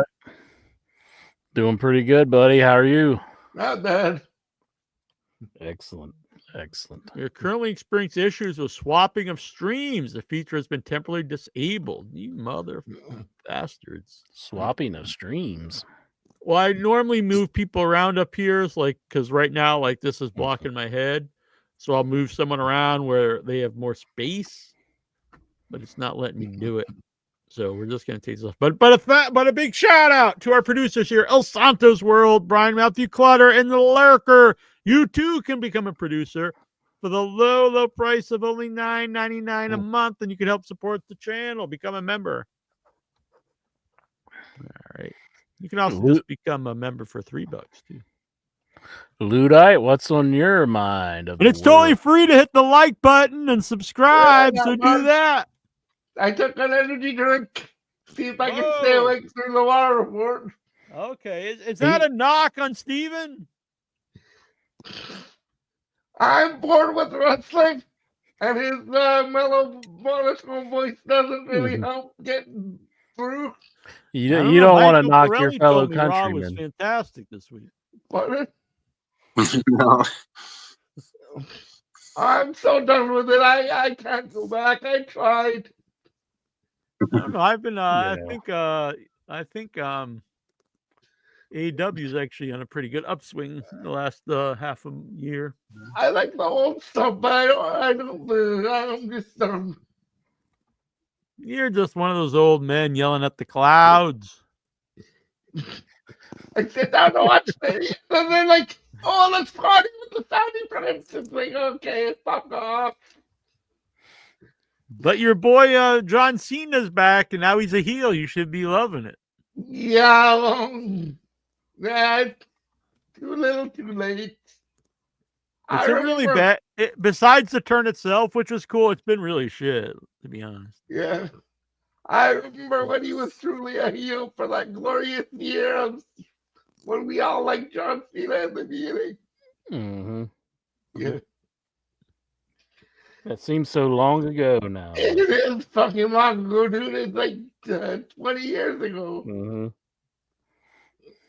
Almost like if John Cena was to open up his own beer company and then he had signings and he was being mean to the kids, you'd be like, well, who cares? I mean, John Cena, none of these kids really like John Cena. You know? Yeah. 'Cause it's can you imagine kids of nowadays going and be like, let's get Hulk Hogan's autograph? I don't think any kids know who Hulk Hogan is nowadays. He's a crazy old orange man. Mm-hmm. Well, the other crazy old orange man. I just sent out 5 free gifted in your head memberships, and they went out to one of my boys, Nasty Neil. Wonder who that is. Double Guns, the Babyface Gangsta, In Your Head Change Man. I haven't heard from him in a long time. A friend from Ireland. And Girth Brooks. That guy, the cowboy. That is a pretty awesome name. I like It's it. a I'm not great, like it. great adult film name right there. It doesn't let me it lets me send out 10 free gifted memberships a month on In Your Head, but it doesn't let me do this on Without Your Head. I'm not sure why. I wonder why. I don't know. Probably feel bad for it in your head. Damn. I used to like you, Goosey. No. I don't know. I think part of it Without Your Head is a brand account. So I can't receive gifted memberships on In Your Head on Without Your Head either. I don't really know what the benefit of being a branded channel is. It seems like there's only negatives. Mm-hmm. You can't do stuff. I'm not sure what exactly I can do that's a benefit. I mean, does that mean you're monetized or something? Or Well, both channels are monetized, so I don't really understand. Branding. Branded a fool. What will they think? Monday at school. That's from Greece. But we're not here to talk about Grease, since you're not here to talk about Grease Lightning. I was here to talk about Grease. What's your favorite song from Grease, Luddite? Go Grease Lightning, go Grease Lightning. Grease Lightning. Yeah. The intro track. I like that. Cream. I like Frankie Valli doing the intro track to it. I think that was pretty Really? cool. Yeah. I like Frankie I like that Valli. he's still rocking it. Yeah. He's still alive, Freddie Valley. Frankie Valli, you haven't Frankie seen any of his videos? Might be dead. Like it's kind of sad, but like he comes out on stage and he's just like lip singing. He's like, you have to see it. Yeah. Frankie We've got our Valli. own Frankie Valley here, Vic Schiavone. He is the Frankie Valley. Oh, of- don't do that to Vic. What? He's like a friggin' rock star.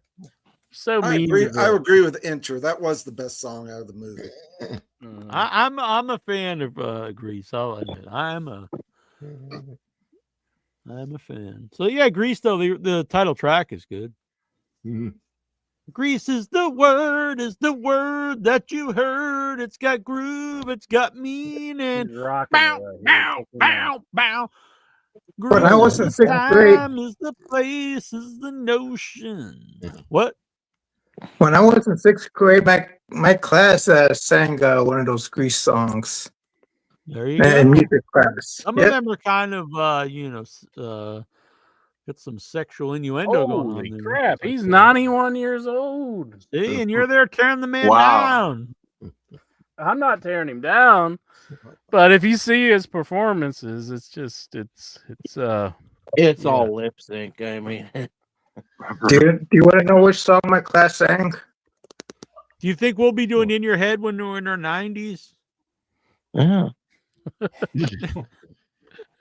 I'll just be here. Like, We'll Oh, Hogan show us live probably today. just be AI at that point. Maybe. You just wheel their coffins up to the microphone. What's on your mind, Mr. Schiavone? Hey, a spicy meatball. Well, looking forward to Money in the Bank. It's one of my favorite gimmick matches. So Really? I like the match. I'm not a fan of the whole angle. yeah, Like I I think you've done everything you could possibly do with it. It's like the guy has it. They walk around with it. Then it's like, they just run out. I don't know. But I do like the match itself though. so, and even if it's bad, the pizza will be good. So Well, there you go. oh, yeah. You guys should have when you order the pizza, you should put it up like overhead, and you have to climb the ladder to get a slice. that's an idea. That Yeah. sounds dangerous, though. If you've already had a slice and your Man, hands are you're always all such a greasy. chicken shit over there. Ain't you? No, listen, your hands are greasy from the pizza, and then you're climbing a ladder with greasy hands. No, You gotta grease that pole up in Coming here. for you, Lexar. Holy shit! I'm coming for you, Lexar. Fucking Yeah, paternal. holy shit! It's Lexar's arch nemesis. Paternal. Damn, that's scary. Please. I could get them with I could phone in Muttering John and 0.0 Muttering and they'll back me up. John. Muttering John on Twitter X. Isn't that Muttering Jay? Mm-hmm. Muttering J. Somebody I know from the Dabbleverse too. It's weird. My worlds are colliding here. They're colliding. You're starting He's on it up. Facebook too, right? What? He's on Facebook too, right? Muttering John. I don't know. I have no idea. So what's up? What was on your mind, Vic, before we were interrupted by the arch nemesis? Oh. I Oh. I got a non-wrestling related question. I got to go back to your dream again. All right. Okay, I got in. If you saw, I got into a conversation and I had posted, well, I wouldn't want to have popcorn without I couldn't wash my hands. And then somebody came back and said, "Oh, well, you could just put a blanket over your lower half, and then you wouldn't touch it until after the movie, so your hands would be clean. You just sit there with like a dirty butthole for like an hour I and a half. guess, Or and 2 then hours. but then I said, but when I go to the movies, I like to get the jumbo bucket, which comes with agree. one free refill. Exactly. That's what we did. It was me, my brother, and our mom. We ate it almost before the movie started, and then refilled it. So I said I wouldn't be able to get my refill, and he said, up wherever he was from, you could order it, and they would bring it out to you in the movie theater. Oh well, they actually will a do thing that up there. At the Alamo Draft House. They will do that. Mm-hmm. Okay. I've heard of theaters that do it. Or the theater pub in Falmouth will do that. Yeah. I mean, Yeah. there's a theater here where it's like 21 over and over. You can reserve a Get seat alcohol, there, and okay. and you can order liquor to watch. To You drink can during get the movie. liquor actually at the AMC I go to up in Boston, But they don't the, deliver it to you in the no, dark. they don't deliver in to the you at AMC. movie. But I they mean, I do guess- deliver at. So actually, when I went, I've been at a couple film festivals that were held at a what did I just say? Alamo Draft House. So one was in South Texas, and the other one was in Virginia. And it's a really cool place to hold the festival because you're there all day watching movies for like 8 to 10 hours. So, and it's free refill on your soda and your coffee. And then it's not a free refill on the popcorn, but it's like $2 unlimited. You can keep getting another refill for $2. So I'd get in there in the morning, I'd get a big coffee and a soda, and I would just refill them all throughout the day. I'd be a happy man. But the popcorn at Alamo Draft House is amazing. It comes out, it's freshly popped, and they have it in a big metal bowl, and they use real butter, not the butter substitute like they use in most theaters. Real melted butter over it. It's good stuff, Finchman. I have a question about the dream as well. All right. Okay, you're worried about flushing, distracting people. You're not worried about being distracted by everybody that gets shit around you? Yeah, well, see, it was a dream. So in the dream, that's what I was worried about. But in reality, it'd be like, you'd be making noises and shit. Yeah, and bad smells and Yeah. It's not really a good movie going experience. It depends on the movie. There's like this real big dramatic scene, and like they're just, someone's like, you're watching like Schindler's List. And... well, that would be like surround sound. Like when they're in the shit, you know.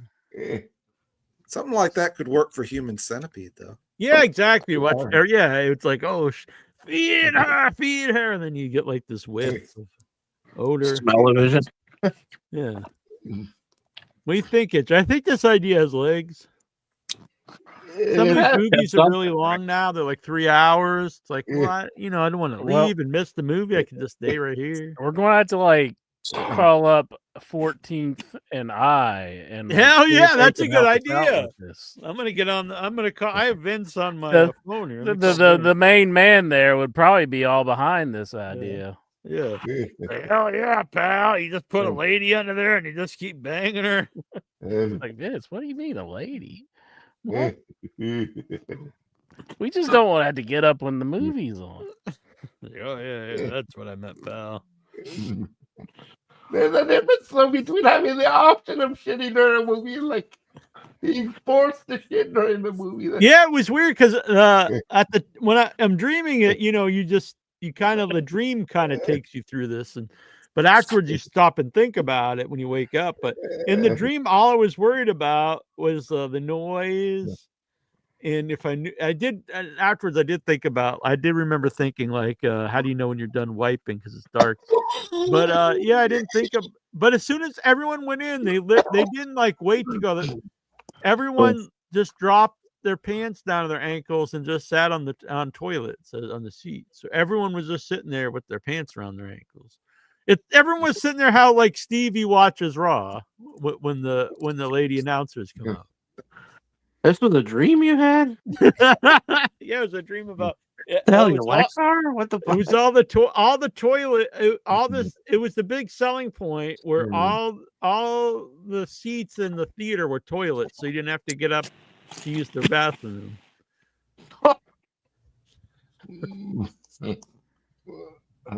What if you got the dude that's got explosive diarrhea in there? That's You just see him a hanging fun onto movie. the You could pee, armrest you for could dear do life. whatever you want. You know? You're sitting on a toilet, so you don't need to get up. Yeah. Lexar might do this. That would be a good idea for Lexar intro. You should start doing the show from a toilet in your head. Do they install? Did they The install squatty potty. bidets in these toilets? So how there about there was toilet paper on the side and a lever to flush, like a lever, almost like on an old school recliner that you pull back. But there was no. I don't think there was any there was no sinks or no hand sanitizer or anything. They give you a rash cream after you're done. There was not that I well, remember. it could be like those Toto toilets that'll just shoot the water in your butt. Did they literally have toilet Bidets, yeah. paper? Yeah, maybe bidets. And then that would suck though, because sometimes I've been in theaters and you sit down and like, oh shit, the recliner doesn't work on this seat. So you'd be sitting on oh shit, the flush doesn't work on this one, or the bidet doesn't work. Then you You could turn guys it into have like a horror movie, like Saw. Just have the water pressure so high people start bleeding out of their butts or something. Yeah, I don't think you could There's some recline. guy in while the taking tower. a Someone shit. puts holding acid the- in it. Yeah. I Some don't guy think in the that would- tower is hitting the button. That's a good horror. Even not take out the theater part, just the horror movie bidet, and it's like this guy's like he starts putting like sulfuric acid in bidets into. What? So Maybe don't think- maybe you could watch those like specialty movies, and when there's like water, like you got Yeah, like we used water to have one in splashing Boston. your I ass. never went to it. It didn't take off, but they were like the scene front, like they will blow. Like if there's a scene where it's like a car chase, the wind will blow on you, and then if it's like a water scene, the water will hit you, and your seat like moves and stuff. I've never been to one, but there was one in Boston for a while. Couldn't you see like Lexar being like Travis Bickle? He takes like a girl to a porno movie, and he's like 100%. He's confused why she doesn't like it. Yeah, It's like- Lexar is the modern day Travis A Bickle. lot of couples come and watch. Oh, these kind of Lexar's movies. ideal date is at a strip club. There's no lie. Girl's gonna swipe right on Tinder, and they're gonna go to fucking. What would be the ideal first date for you, Lexar? You get a fine damsel. If I take out Geraldine with me, we'll go on a date night. So, yeah. What's your dream date with Geraldine? I don't really know. Depends on what she wants to do, but I have my own ideas for what we could do your idea? after. What's For your a idea? restaurant, I figure out we could go to Dave and Buster's because I've there never you been go. to Dave Very and Buster's. romantic. Yeah. I want to eat, I want to drink, and I want to do something physical. Damn, you want to play like scoosball or something? I thought you Foosball, were saying Chuck E. Cheese. And then air afterwards, hockey. and then afterwards do physical in the bedroom apartment, if you know what I mean. Damn! Wow, So, first date. Lexar, you're really getting to the point, aren't you? man. We'll do something physical in the bedroom. It's like, yeah, There ain't no okay. goddamn foreplay in the Lexar household. It's great. Fed you. Air hockey. Now we do something physical in the Or bedroom. plays when she doesn't run away. Wait, I bought you cheese sticks. Now it's time to. You left out the part where you drug them. You're just like, I'm just kidding, Lexar. I kind of straight edge, but I don't You're kind kind smoke, of though. straight edge. Yeah, Kind of. Will you drink alcohol? yeah, I do drink, but not. Well, I that's haven't not drank straight alcohol since I'm like. kind of straight edge, except for I drink alcohol. That's where that kind of straight edge That's comes not from. kind of That's straight kind of edge. like how Jackie I know. Jones is straight edge. He's like, I'm all straight edge. And I am Well, he straight used to be. now, but I No, straight edge I is like used to CM joke, Punk. When you don't. but I wasn't serious if I'd say I was straight edge while I was drinking alcohol. Straight edge is like There's CM no Punk. When you never drink. alcohol. When you don't drink at all, you drink alcohol before.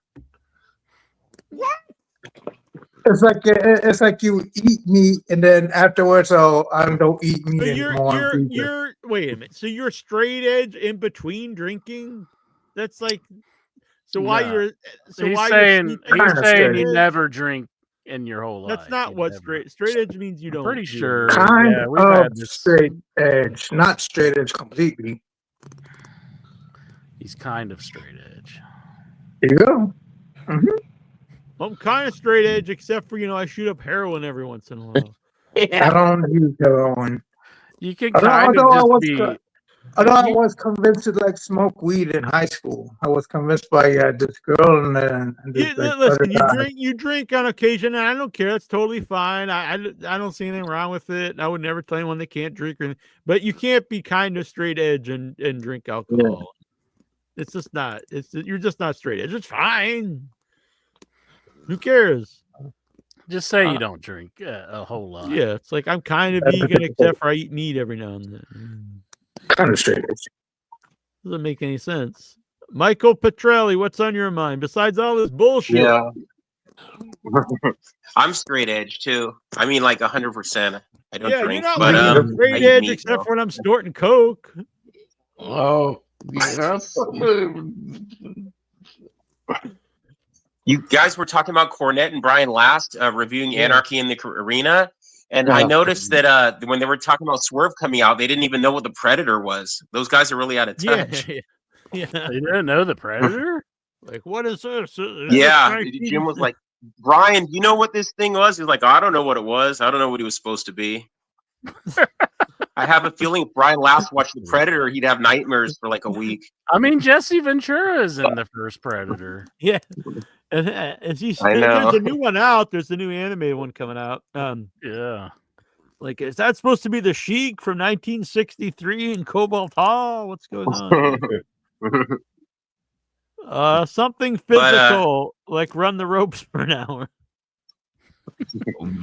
With the mat that's on the floor. Oh. There you go. Yeah, you could run the ropes with the mat. I hope Tony Khan brings in Ron the Truth Killings and Carlito to do something. I always like both those guys. I like him too. I do think you run into the risk of bringing in too many old WWE guys at this point, but I'm pretty sure it would pop the crowd pretty hard though if Ron the Truth Killings came out. So yeah, even if it's just like 2 or 3 shows or something. Yeah, I think Ron Killings, honestly, people just like him and they would be happy to see him.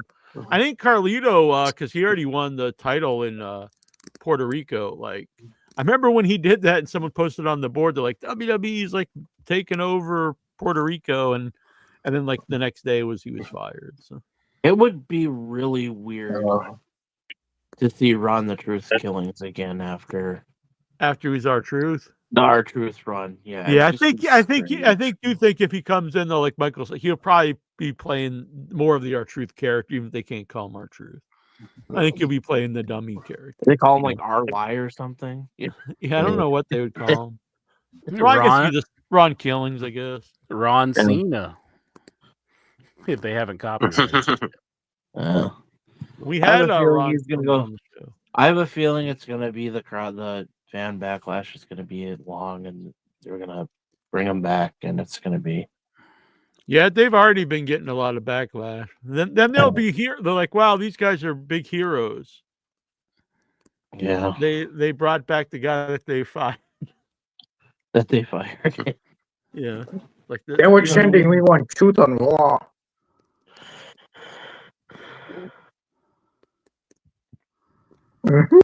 They were chanting, "We want truth on Raw." So they want our truth really? back. Yep. I haven't watched Raw yet, but that's the highlights of it on the Twitter. Yeah, I predict they bring him back. Then I think Goosey's right. I just think it's funny that they would be seen as like these big heroes for bringing back the guy that they were responsible for letting go. Like, unless like they break, unless TNA signs him or something, and then, maybe they can, because TNA's, of course, it's probably going to be bought out by WWE here before too long. But I haven't thought of that. Yeah, have him go down to NXT and fuck around at NXT. He's got to retrain. You see Yeah. vignettes of him running the ropes. Nate G is number 2. We have a ranking system now in the chat here. Really? Yeah. I believe John Brown is the current number 1. Dang. You got to get in the chat and prove yourself. So here, I've got something to show you guys. Oh, this never ends well. No, it'll be good. All right, this is Jack here at InYourHeadOnline.com. Only 2 people in the history of the website have had the guts to do live freestyle rap on the show InYourHeadOnline.com. And now it is your chance, Headyverse, to decide the winner between the one and the only Oscar of Men on a Mission and Ron the Truth Killings, now known as R-Truth of the WWE. It's late at night, you should be in your bed, but instead you're listening to In Your Head. I've been in your head for just about an hour, talking about the MOM power. So things like this, don't be misled. Wrestling you're listening to In Your Head. To describe my rhyme, the verb is blended. The noun was in your head and the adjective is blended. I'm on the mic, your body was filled with hype. The educated MC, the intellectual type. I'm the hip-hop king, the predator of rap. Little doubt, I'm the best of buddy, give me some dap. I don't care if you're skinny or built for a chub. My rhymes are obligated, make you feel like a scrub. Because I battle anybody with top choice grammar, set you up, beat you down like a 20-ton hammer. For all the biting MCs that have tried to bite my rhymes, how many have died? If you try to battle me, you will get fried. You try to imitate my rhymes, it's probably to get tongue-tied. I'm not trying to criticize. Don't be misled. You can't kill the noise because it's already dead. For time is getting short, so I gotta break. Can't be everlasting. My controller, my creators rap champ. Bam! Hell yeah, that was cool. I go with R-Truth. I like the R-Truth one. I'm going with Oscar. You're going with Oscar? I'm Truth. I'm Team Truth, man. That was pretty cool.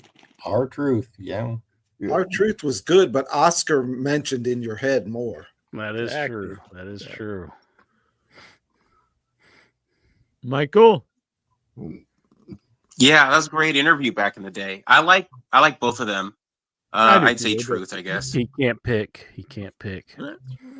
Does Ludite have an opinion? Ludite, the rap master. Do you have a preference? Yeah, Killings. Damn. I don't know. I'm going with Oscar. Lexar, he's like, I won't have any of this. I'll not be part of this. No, I had a phone call. Yeah, a phone call coming in. Was it Petrino or whatever that guy's name is? No, it's one of my mom's friends. Like I took my mom to the hospital earlier today. Oh, is she all right? Yeah, she's okay. Well, she had like chronic pain in her neck. Oh, And damn. she cannot turn her head right, left or right. She cannot turn it because it will be in massive pain. So I took her to the hospital, and we went to the doctors, and they checked on her. They did an X-ray, and they told her they gave her these specialty pills that will like numb down the pain, the chronic pain on her neck and her shoulder. Hope she's all right. Don't be giving her any more pile drivers. What? Tell your mom to go to a chiropractor. That's what helps me. No, she only does physical things like take the laundry basket and like. Well, do that. You start doing the laundry. I'm busy at work. Busy what? You don't have a job? Yes, I do. Since when? Since yesterday. I helped a person like clean and fix houses. It's not the best job in the world, but it's great. Did you just the only thing that's very exciting is going to Home Depot to like purchase things that he needs. I hope your mom's fine. I hope your mom's okay, Lexar. Yeah, for sure. Although the side effects of the pills, like she like fell asleep and like I went to use the bathroom after she did, and then I could hear her snore. Just like she was snoring in the bathroom. No, she was snoring in bed. Oh, you were He's in bed with Batman. her? No. Did you have like nightmares or something? And you're like, "Mommy, can I sleep in here tonight?" No. Oh, no. Hey, you think I have a nightlight? I didn't follow the story. I'm sorry. Something about like she was snoring in Home Depot or something. No, Jack, that wasn't the story. I think you're the one that died. You're I not hope she's straight all right. at all. I hope she's all right. Sometimes you can see the point where Jackie Jones tunes you out. He's just like, I never do that to Michael Petrelli because he's got interesting stuff about wrestling. he was telling you about his mom being sick, and I you're know. like, I said I hope she gets better. Then it became something about Home Depot and like people snoring in the bathroom or something.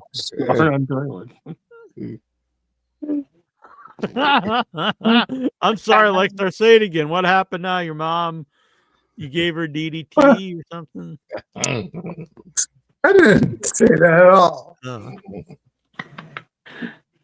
Well, she's all Also, right. yeah, Like also right Lexar now was it's saying, okay. I can't give her the DDT on the concrete. That'll kill her. And then like the person at Home Depot was like, you need to do it. Put her on the concrete. You want The your guy foot? at the Home Depot started chanting, "Get the tables." Mm-hmm. Are they But covered in it's funny, symptom like, logos? "Baby, get the tables." The tables were covered in Slim Jim logos. Mm-hmm. Lexar gets up, Dude gives his mom wipes. a pile driver through the Dude table. Yeah, dude Insert the wipes. name of the movie here. You could sell dude wipes at your movie theater. They'd be a big Especially, sponsor. yeah, especially that specialty theater that Jack dreamt about. Yeah. Do you think Vince McMahon will get in on this and donate some money? Maybe, you never know. Donate money, no, but get it out. Yeah. Are you looking forward to some entertainment from 14th and I, Lexar? I don't know what kind of entertainment it's going to be. I don't think anybody knows. You look in that hole over there, buddy. But Michael, what else is on your mind? You actually watch wrestling here. I did watch wrestling. I don't really remember anything that memorable from this week. I watched Dynamite, Collision, but I can't remember anything. SmackDown, Raw. Yeah. I hear you, Michael. Yeah, I wasn't do a big that a fan of lot. wrestling this week. One of the most depressing things I think I heard this week was that SmackDown is going to remain 3 hours. Oh, that makes it harder to watch. Yeah. I was hoping it would go to 4. I did notice last month that Dynamite got a new theme song from Sum 41. Even though I'm not really a fan of them, I think it fits the show. Yeah. What's the song? I'm trying to remember it, but It's I do like You remember Wanted they a had War or something like You that. wanted a war. I think it's called Yeah. I met their singer before. He's a nice guy.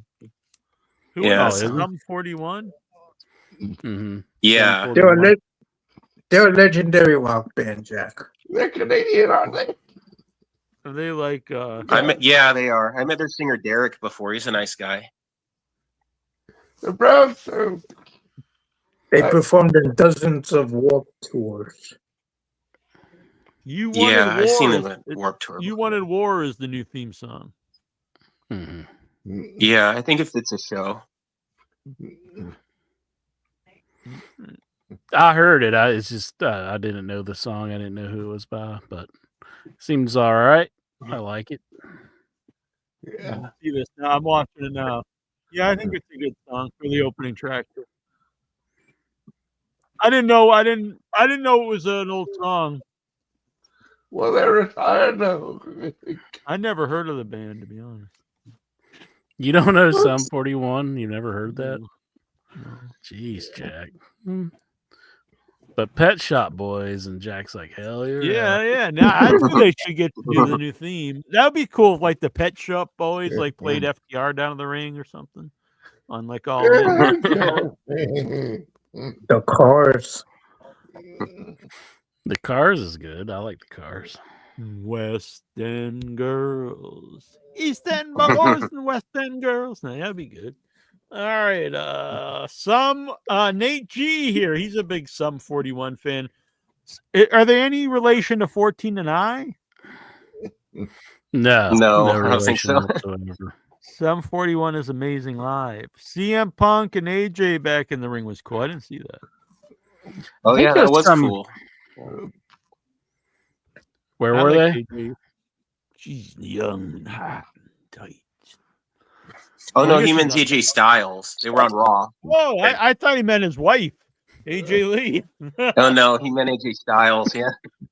CM Punk likes him because he's young and what the fuck I was talking about? AJ Styles is like, oh, the gay community again. He hates this month, AJ Styles. Everybody knows how I feel about this month. No. I like the dude who hacked his account that it was like they were just like saying like stuff that's so obvious it wasn't AJ Styles.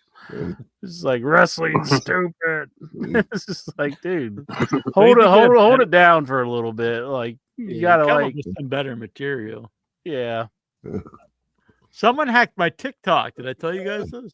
Oh, really? I was making a Oh, fun. really? Yeah, and they hacked my TikTok. They logged in. They changed my name to Peanuts, and they changed the picture to a woman. And I didn't notice, and then it let me change it back, but it wouldn't let me change the name right away because like you can only change the name once a week, and so it changed all the passwords and all stuff. But then I didn't realize that they also turned all my videos to private. So it was just there was nothing there. So I thought maybe there'd be just a button you could turn them all back on, but you have to do each one like at a time. So it's kind of a pain in the ass. They probably have a bot that does it for them. Yeah, I don't know. I was glad though, like they didn't try to get money or anything. Maybe it stops. Where they behind didn't that. delete them. Yeah, they didn't delete anything. So that was good. And then at the same time, someone tried to log into my Venmo, and so I changed the password. But Venmo alerted me, so that was good. Someone in Denmark was logged into me on TikTok, and TikTok doesn't even tell you like when they're changing your name and all this stuff. They'd be like, "Is this you?" But no. Maybe that's what happened to the old In Your Head TikTok, because In Your Head TikTok was obliterated. They never told me why. It was just completely taken off. There's no trace of it, no way to fight it, nothing. It was just eradicated. And I used to think because I posted a lot of New Jack clips where there was some dirty words and whatnot. I thought maybe that must have been it, but I don't know. Maybe not. Maybe this Peanuts person hacked into it. But yeah, all right. Before we get to the Raw report, you got to hit the like button, subscribe, share this out, help support the channel. Become a member. Starts only $3 a month, or you become a producer like our boys Brian Matthew Clutter, El Santos World, and the Lurker. Did we get Lexar already? Has he said what's on his mind He was about the talking world? about like he broke his mom's neck and like went to Home Depot and what? All right, Lexar, what else is going down? AEW and their Turner Networks needs to inform how and when Collision starts on Saturday, because there was an NBA game 7 or 6 or whatever it was of the Eastern Conference Finals, and I knew that because the Knicks won Thursday's game, forcing a game 6. So they when they started the game, it started at 8 o'clock. Eastern time. So I knew Collision is going to start way past 10 o'clock. So I watched the season 6 frenzy finale of Dark Side of the Ring. It features Mohammed Hassan, underrated wrestler. He told a story how not necessarily an underrated wrestler in my community, but he's definitely screwed over. He did his job as they wanted and then got fired for it. That's exactly what it is. They were going to make him more champion. Kind of like our Yes. Yeah, exactly. I mean, they say that to everybody. They said that to Bad News Brown. They said it to lots. Just because they say, "Oh, we might make you world champ," don't mean they were going to. They supposedly said that to Tito Santana. William Regal. But no, he's definitely screwed over. He was definitely really screwed. But apparently he's got a nice life. Mm-hmm. He's principal now. Yeah. Take a shit. So what would you have done if he was your principal? I like the season.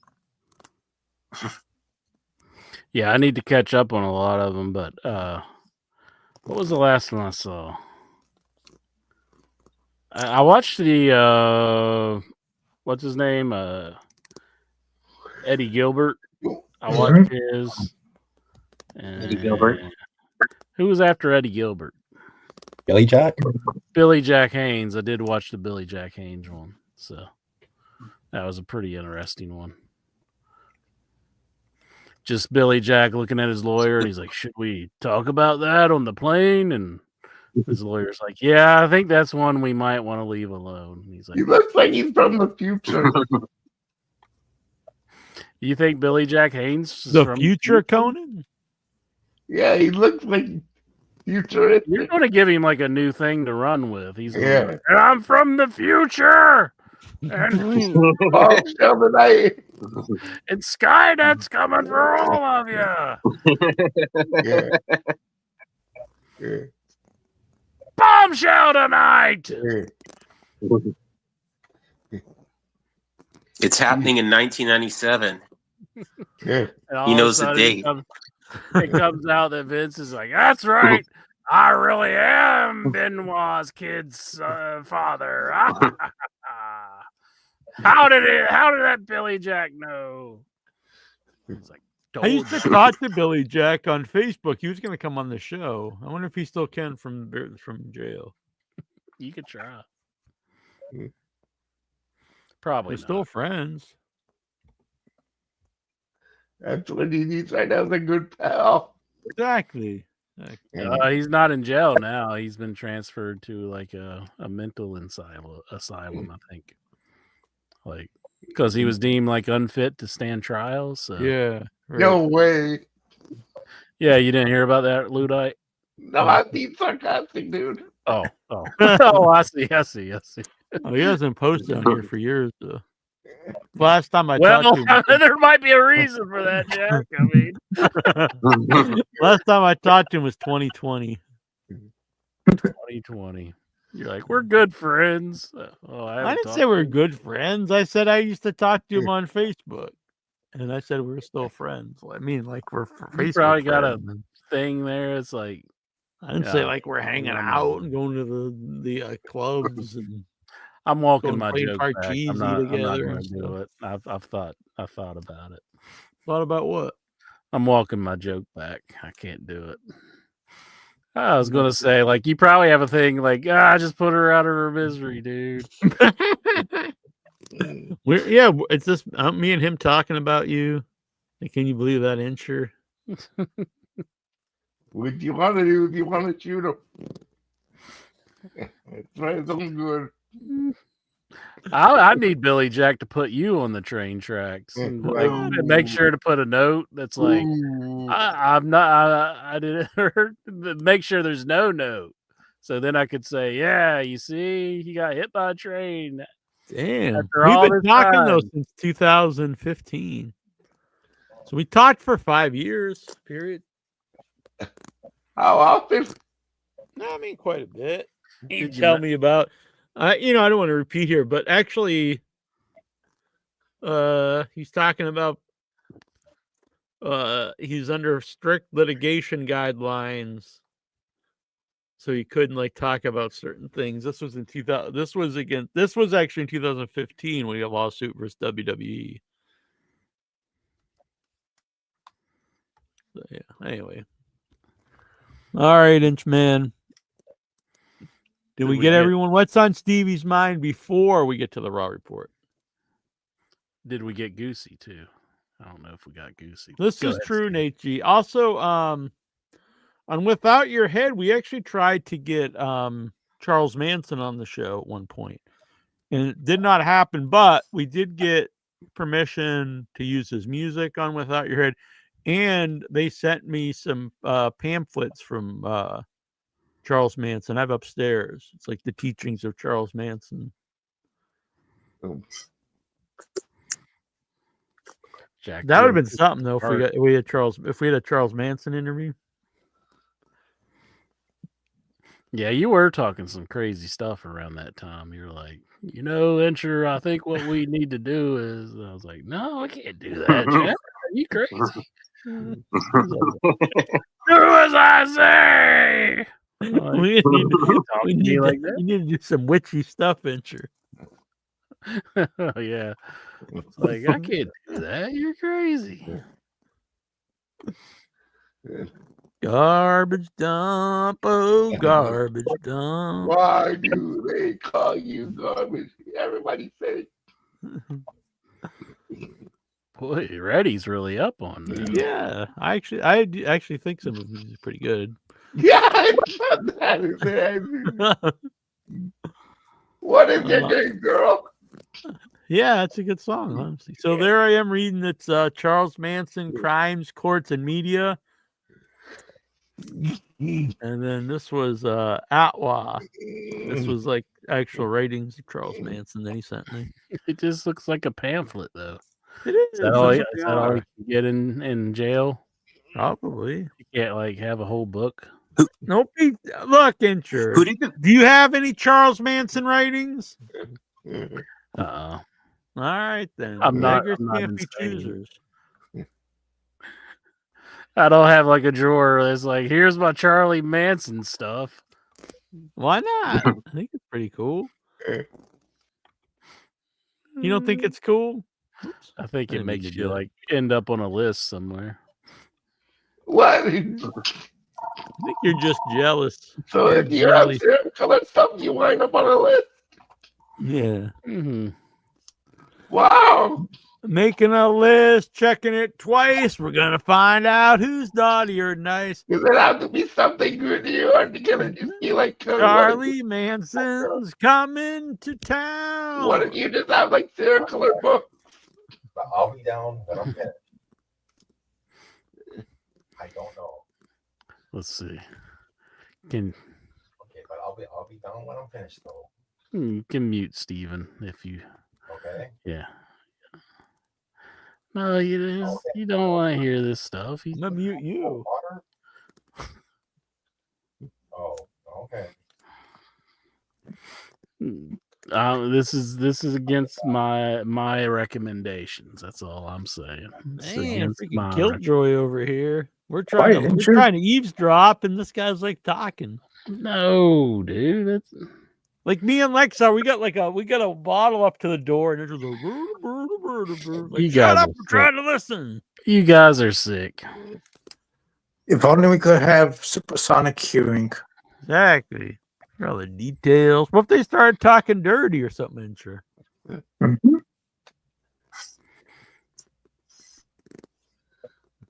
You don't want to hear that? No. What are you, crazy or something? No, I don't know. I don't know. I know what his situation is, and you guys should too. So Well, he's married, yeah. So we want to hear the dirt. If Lexar was talking on the phone to his mom, you wouldn't want to hear it? No. Well, maybe Lexar. No. I actually agree with Budai. All right, before Stevie gets back, Who else has some wrestling stuff they wanted to talk about here? Well, there's this is nothing wrestling related, but I have an idea. This just occurred to me that will combat your theater toilet idea, Jack. Oh, by the do way, you remember- Mariah May was on NXT tonight. Mariah May was. Did she keep her name? Did she get a new name? Well, they were saying in our thing that it's going to be like something Mercy or something. I don't know. What was her name? Ooh, have mercy. I thought you said Brian was on. That would be weird. Jack, do you remember that picture of the trash bags in front of the strip club I took a couple months ago? Yep.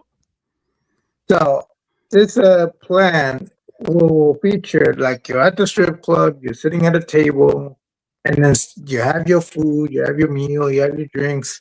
So instead of throwing things, waiting for a person to get up, waiting for a waiter to take your things, or getting up yourself and throwing things, there's trash bags underneath your table. You know, it's like a basketball net. You just put your trash Ladies, your you can things call me into the trash the bag. next NXT Women's Champion.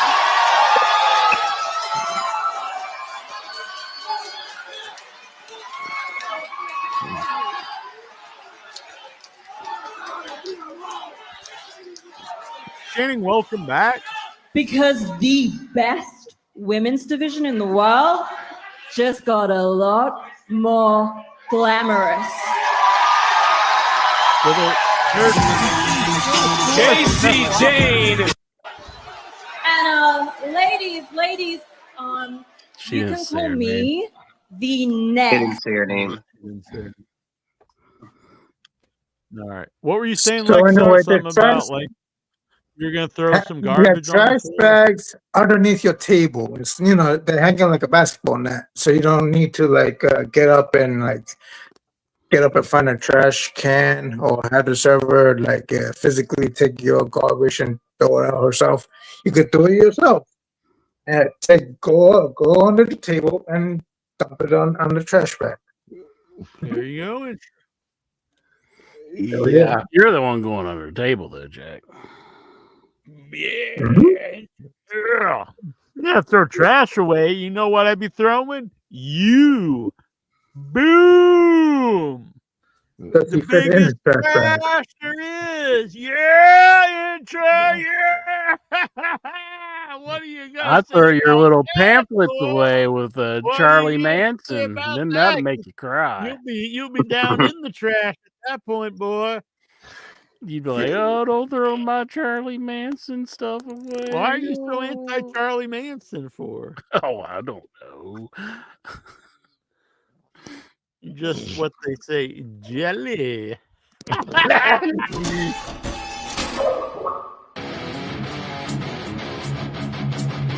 Wait a minute. And we, after our 2 hours, a 2-hour wait, let's get to the Raw report. No fucking intro. Raw report. Fucking intro.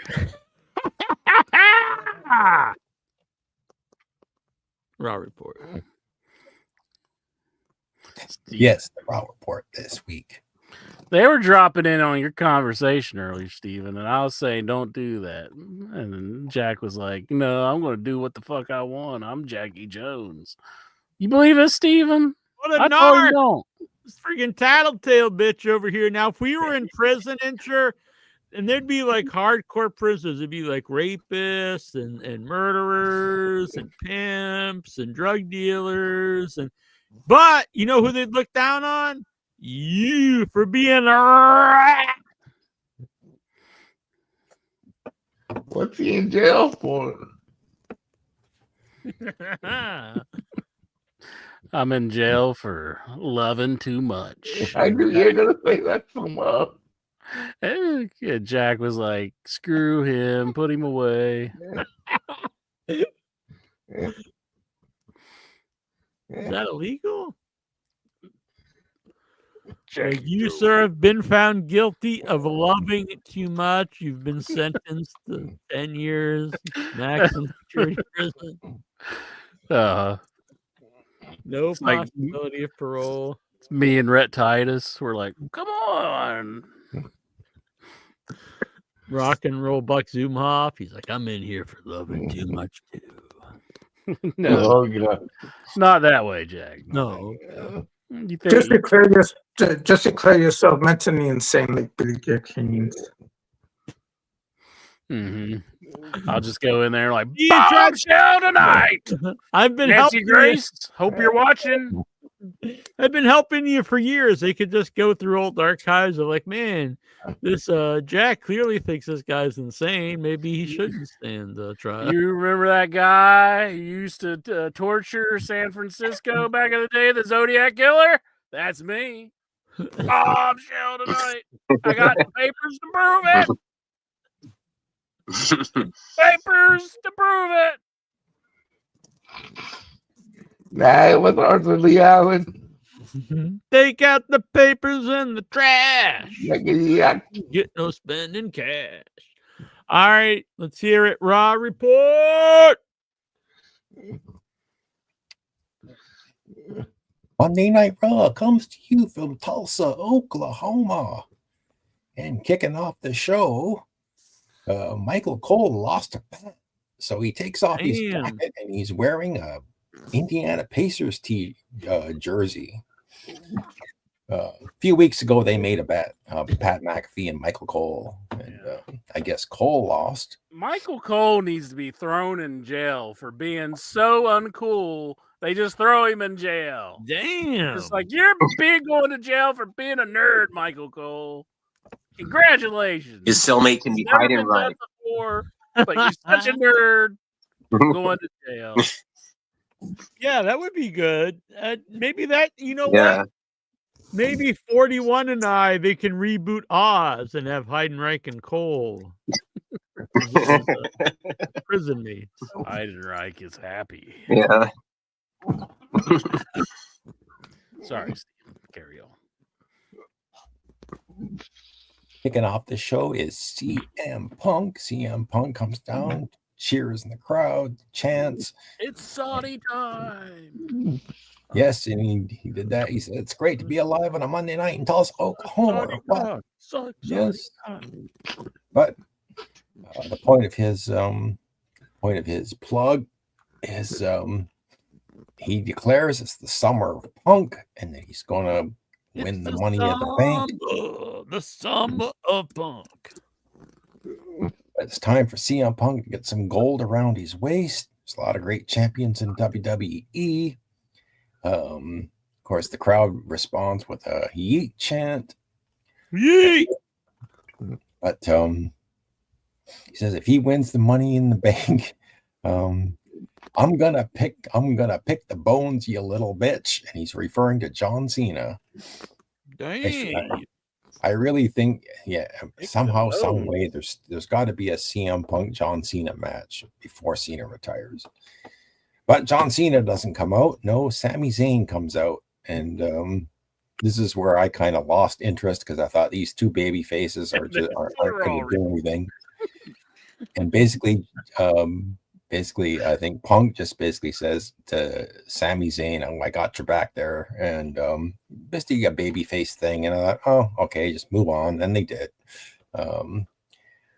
Backstage segment, you had Liv Morgan and Raquel Rodriguez, joined by Roxanne Perez. A lot of women in the Judgment Day. But now that Carlito's gone, so Carlito's no longer in the Judgment Day. We get the opening Money in the Bank qualifying match triple threat. So you have Liv Morgan taking on Ivy Nile, taking on Stephanie Vaquer. And I thought the right person won in this match. Stephanie Vaquer hit her finishing move. She's good. The SVB. Yeah, the SVB. I was trying to think every time they said this, the name of this, the finishing move. I'm trying to think, well, what are they saying? SVB hit the move and qualifies for Money in the Bank. So you have in the women's Money in the Bank match, you have Naomi, Julia, Roxanne Perez, Alexa Bliss, Rhea Ripley, and Stephanie Vaquer. And of all these women, I'm picking Rhea Ripley. I don't think they're going to put it on any like Roxanne Perez. I don't think so. I think she's taking it. I think Rhea Ripley's taking it. Backstage segment. Who's giving it? AJ Styles is warming up when he's joined by Paul Heyman.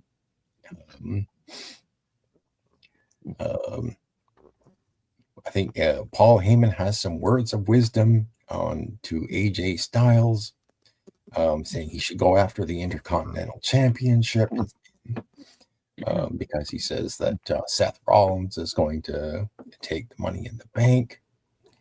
We get another video. This is Rusev talking about Sheamus. And then they go to backstage where Sheamus is with Akira Tozawa. He's Sheamus was basically trying to cheer up Tozawa after he got the crap beaten out of him by Rusev last week. And so coming back from the commercial break, we get a tag team match. Finn Balor and JD McDonough taking on the War Raiders. Generic tag team match. I think you had Roxanne. So Roxanne Perez gets on the ring to distract one of the big fat guy. Damn. Ivar. Is he the big fat guy? Yeah, Ivar. I say put the title on Ivar. So basically, it allows JD McDonough to knock Ivar off of the top turnbuckle, and I think Finn Balor hit coup de grace on him and pinned him. So the Judgment Day wins the tag team match. We get Becky Lynch cutting a promo. Again, this is the same thing over and over and over again. I think yes, because as soon as he came back from the commercial break, first we had Kathy Kelly interviewing Stephanie Vaquer, or we was backstage with Stephanie Vaquer, and then we had yet another talking segment with Lyra Valkyria and Becky Lynch. Like, this is about the third one or fourth one we've on Raw. The same thing, but they're just holding microphones and talking to each other. Like, this is all they do. And then when you think it's over, thank God, what do they do? Well, I think it was Lyra just drops her microphone, runs up the rampway, and attacks Becky Lynch. Like, I'm sorry, but I'm like, after about a month of this, like, I frankly could care less about these two. And apparently they have a match at Money in the Bank. And I could care less about the match at Money in the Bank. Michael's been telling me it's great. We get a tag team match. Sami Zayn teaming up with the World Heavyweight Champion Jey Uso, taking on Braun Breaker and Big Bronson Reed. Braun and Braun. So you have your world champion, and he's sort of in the middle of the show, not in the main event. But this was broken up by Seth Rollins, who just comes down to the ring, and I think he attacked Jey Uso, but then Sami Zayn comes back, tries to save Jey Uso, but then all the heels just basically gang up on the baby faces. CM Punk, who said he would have Sami Zayn's back, comes down to the ring to try and make the save, but all the heels gang up on him. So basically all the baby faces got stomped. I think Jey Uso got stomped. CM Punk got stomped. I think Stomp that ass. Yeah. So basically, the heels stood tall, and all the baby faces, including your world heavyweight champion, were left laying in the ring. So next we get another Judgment Day segment with Liv Morgan and Finn Balor. Coming back from the commercial break, Raquel Rodriguez is taking on Kairi Sane, and I think this one, Kairi Sane hit the insane elbow and pinned Raquel Rodriguez. We get a backstage segment, in the trainer's room, I think. Sami Zayn, Mr. Backstage segment himself, Karrion Kross, is talking to Sami Zayn. AJ Styles is still warming up. Maybe about an hour and a half. I guess he's been warming up. We get Jey Uso, who's in his locker room. I guess he is recovered, and Gunther just basically walks in, sits down next to him, and has a little chat. And then we get coming back from the commercial break, the men's Money in the Bank qualifying match. This is the main event of the show.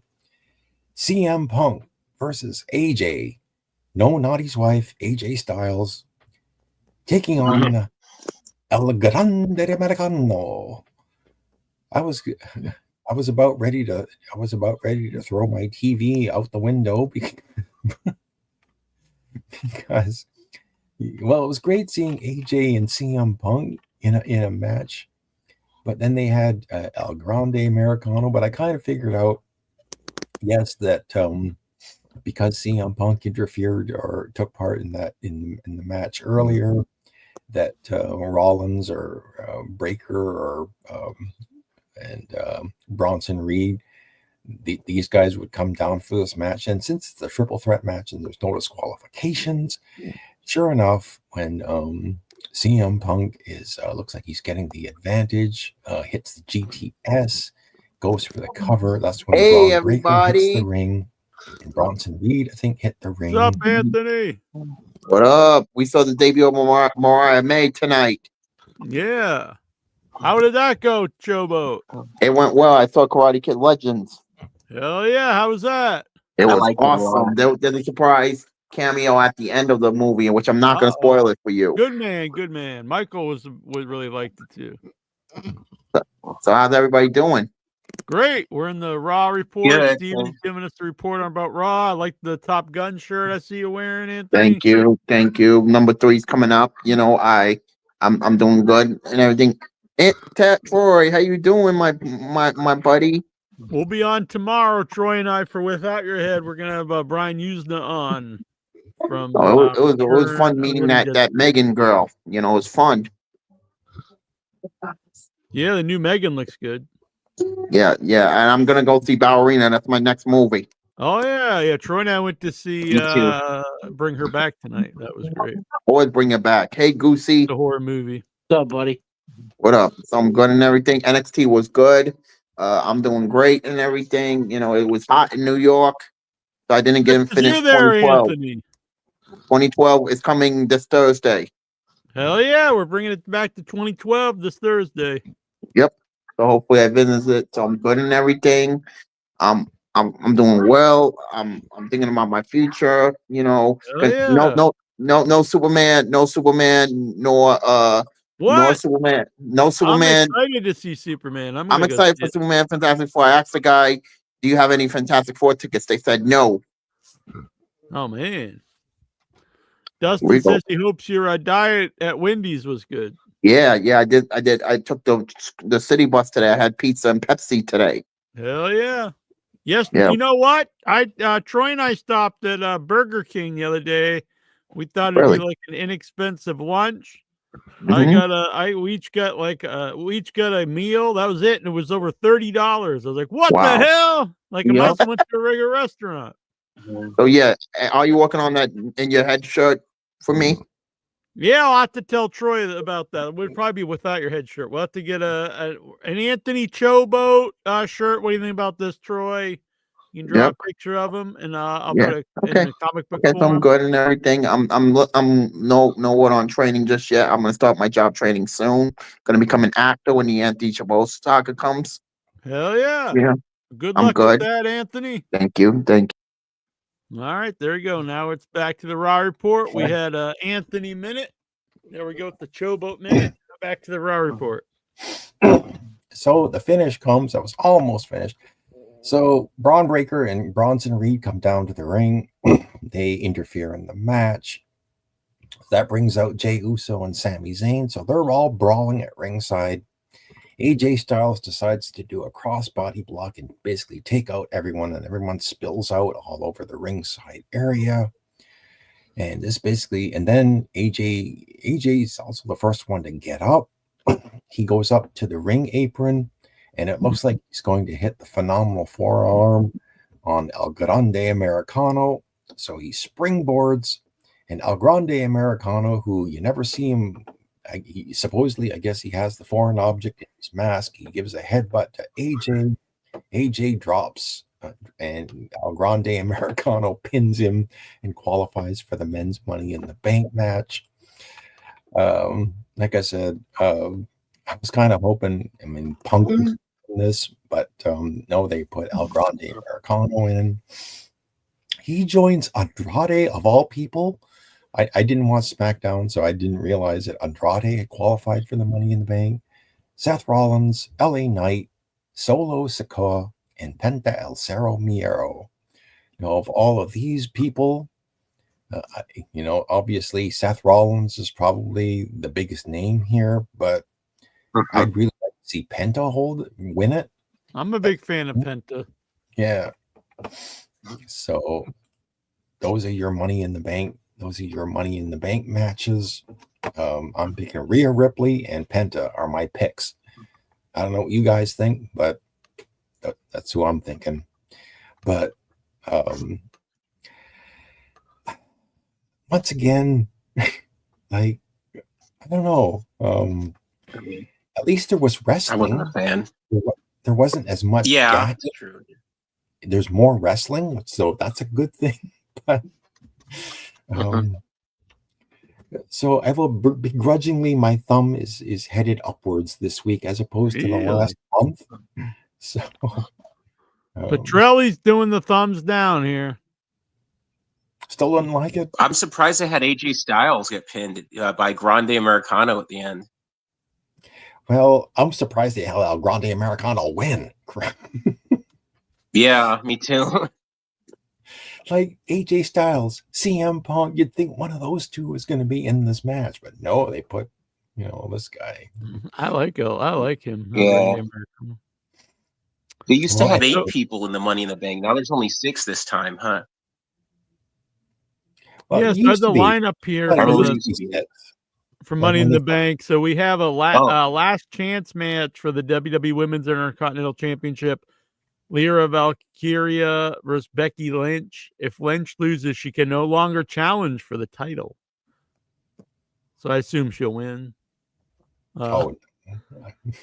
Cody Rhodes and Jey Uso versus Cena and Logan Paul in a tag match. So there's not even, the title's not even on the line on this show. Cena's like Sting already. They have to hide him in a tag, I guess. Man, I can't say I'm really looking forward to that match at all. Could have put that on Raw or SmackDown. Yeah, I guess I want Cody and Jay to win, but I don't care. I honestly really don't care about that match. Alexa Bliss versus Roxanne Perez versus Rhea Ripley versus Julia versus Naomi versus Stephanie Vaquer for the women's Money in the Bank. That actually sounds really good. I'm gonna go with Rhea, but there's a lot of, it'd be cool like if someone new won, like Stephanie or something. But there's some good people in there. I'm still gonna go with Rhea though. I like her. This sounds good. Then the men's is Solo Sikoa. I don't know why this guy gets like it. He's treated like a man. Like he's got nothing going on at all. LA Knight, Penta, Seth Rollins, Andrade, and El Grande Americano. Andrade's a really weird one to be in there too, because he never like even barely on TV. Isn't he like mostly on like Speed, the show, not like the drug. Yeah. I assume Seth wins, but yeah, I would like to see Penta. I wouldn't mind El Grande Americano getting the victory, honestly. I agree with Steven's picks. Rhea and Penta, I think, would win. That'll be fun. I'm a big fan of Penta, so that'd be good. Lexi, sexy, flexi, Mexi, what's up? Well, I just want to see the surprises. I'm not going to pick any winners. I want to be surprised. I want to be wowed. You're gonna be like, I'll holy be shit, heading off. Andrade won it, yeah! Good night. All right, Night. good night, Good night. Stevie. I gotta head out. Wow me, yeah! All right. Yowie wowie. Maui Wowie. Yowie wowie. Oh. Get to these questions. Nikhil wants to know, Cody and Brandy Rhodes briefly discussed leaving AEW. Cody said, we're not going to get too far into it.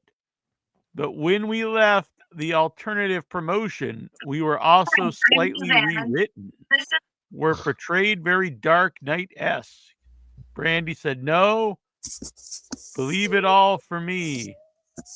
Let the darkness in, just enhances my beauty. I'm like the wicked stepmother or something. Okay. Yeah, Cody said it in a podcast now. Cody has a podcast. All right. I'm not really sure what that's supposed to mean, but okay. He's going to combat you. It's going up against you. That's fine having a podcast. I'm just not really Against in your understand head? what this comments. Stephanie Vaquer, Ricky Saints, and Jordan Grace are all expected on the WWE main event roster imminently. Yeah, they all should be. No questions. Most of them shouldn't even bothered with NXT. Brian Matthew Cluttar. Should Kyle O'Reilly start doing a Bill O'Reilly gimmick where he yells, "We'll do it live!" and talks about loofahs of the female talent to the female talent? That'd be funny. Yeah, hell yeah. Be better than what he's doing now. And if he tried to do anything, it would be better than what he's doing now, which is shitting up the joint. Lexa, it's been reported that Triple H made the decision to release R-Truth and Carlito. Yeah. Well, how I take that is it's not like he was like, we got to get rid of these guys. I think the main company's like, we have to because we just constantly have to try to make more and more money. That's capitalism. And then they were just like, well, if we have to get rid of people, this is who I guess we get rid of, because I doubt he's just like, we must get rid of these people. Mike Santana received high marks from those within WWE after his appearances this week. Okay. I like him. I think he's good. Yeah, I haven't seen him. I never thought much. I always thought he's fine, but I always thought the other guy was the star of the team, so I haven't seen him as a singles in TNA. So that would be cool if he's doing good. And I was at the predicted him not tapings. to I do thought he very was much. good. Jeff Jarrett said AEW is much bigger competition at WWE than Jim Crockett Promotions. Whoa! Nah. I mean, it's clearly competition, but no, that's ridiculous, honestly, because Jim Crockett Promotion was like on their same level. I think you can tell by my reaction. Yeah, I mean, it's kind of dumb. And I'm an AEW fan, but I mean, you can't just say like dumb stuff. I think some of that peroxide went to his head. What'd he say? Who said what? Jeff Jarrett said that AEW's bigger competition to WWE than Jim Crockett Promotion was, but that's just silliness. Silliness. Yeah. And I like AEW, and WWE clearly sees it as competition because they're always trying to put up their shows against it. But to say like that it's bigger than Jim Crockett Promotion was to them is just kind of silly. There are aspects where, like, I'm sure they don't like the idea there's another promotion that pays well, because then they got to pay their people more fairly. Yeah. And it's weird that wrestling fans like get mad about that. I think that they're like, how dare the workers get paid like a fair amount? We want the billionaires to keep more of it, and the guys who really. break their bodies to get paid less. I'm like, okay. Steve Macklin. Oh, this is TNA Against All Odds. This is our predictions. Steve Macklin is defending the TNA International title versus Mance Warner. Take a look at Steve Macklin. Take a look at me now. No, There's you gotta- just an empty space. You got to TNA it though. You can't Oh. you just can't be all Take Phil a Collins. look at me now. They're up There's between just those an ropes. space. They're gonna wrestle tonight, and Steve Macklin's gonna. See, ain't sure this isn't as Yeah, this easy, isn't, is it? Now you're like, damn, that Jackie Jones is a lyrical genius. I'm gonna bow down to him. Never. This here Never. is my story. Wow, for glory. Lexar sings that at home sometimes to his mom. He's laying in bed, or she can't move her head. She's in a halo. And he's like, don't worry, mama. Don't worry, mama. And he sits next to her and he holds her hand and he starts singing, this here is my story. Whew! Bound for glory. And she gets I got a single tear rolls down her eye. I got Eye a question. across her face. I got a question for Lexar. Yes. Go ahead. What do you tell your mother when you're going to the strip club? I You're didn't tell not her going down to anything. the knot. You're not going down to Naughty Town again, are you, to play with your pecker? You don't have an I did- excuse or anything? I just You're tell her gonna I'm go going to the blind. restaurant. I'm going to Did you the ever check restaurant. your That's what I palm to tell. see if you're growing hair? What restaurant do you tell you're going to? Just a restaurant. The restaurant. Yep. Mm-hmm. A restaurant. She doesn't even ask what one or anything? She just tell me like how far it is. Did she ever ask for a That's doggy it. bag? Yeah, does Bring she ever home ask some you to of bring the- her back some stuff? You I bring her tell back her, like a stripper's panties? I tell her the food and drinks are overpriced. Does she like fish? But you won't buy it for her? I mean, does she be like, why don't you buy me some? Well, there's one time I did. Aren't you but- out for like hours? Because isn't this like real far away? And she doesn't think anything. You're gone for like 6 hours at the going to like McDonald's or something. Well, it's like 10, 15 minutes from my home. Does she ask why you're covered in glitter when you get back? And you smell like jizz. No, there's no body glitter. I kind of wish there is, but there isn't. I think that was a good question. Well, Does she mine ask why you're wasn't. covered in glitter? You're like, does you smell like jizz? And why you smell like jizz? And why? I think it's a proper question. Sounds dirty. No, Gee, you think? literally. I know, Lexar. He's so out of line. How much This money guy. do you spend at this place? Up to $100. This one Damn, time you I go down there a day, every day. for New Year's I nearly spent $200. Damn. Where do you get this money from? You robbing like the elderly or something? That's for my job. He said he worked. Didn't you just early. get this job like a week ago? No, I had it for like a couple months now. You lie. Henry Blanco says hi, guys. Hello, Henry Blanco. What's What up, happened to Henry? Patrick Howell? That's a good Patrick question. Howell. I don't know. Yeah, I don't know. We haven't seen Patrick Howell in a while. You know what? I I think- had sad news. R.I.P. Patrick Howell. Rest in Oh, peace. for real? Oh, yeah. He's dead? I don't know. Bombshell tonight. Maybe Geraldine broke her heart, maybe That's a heart, true. and that's why he passed away.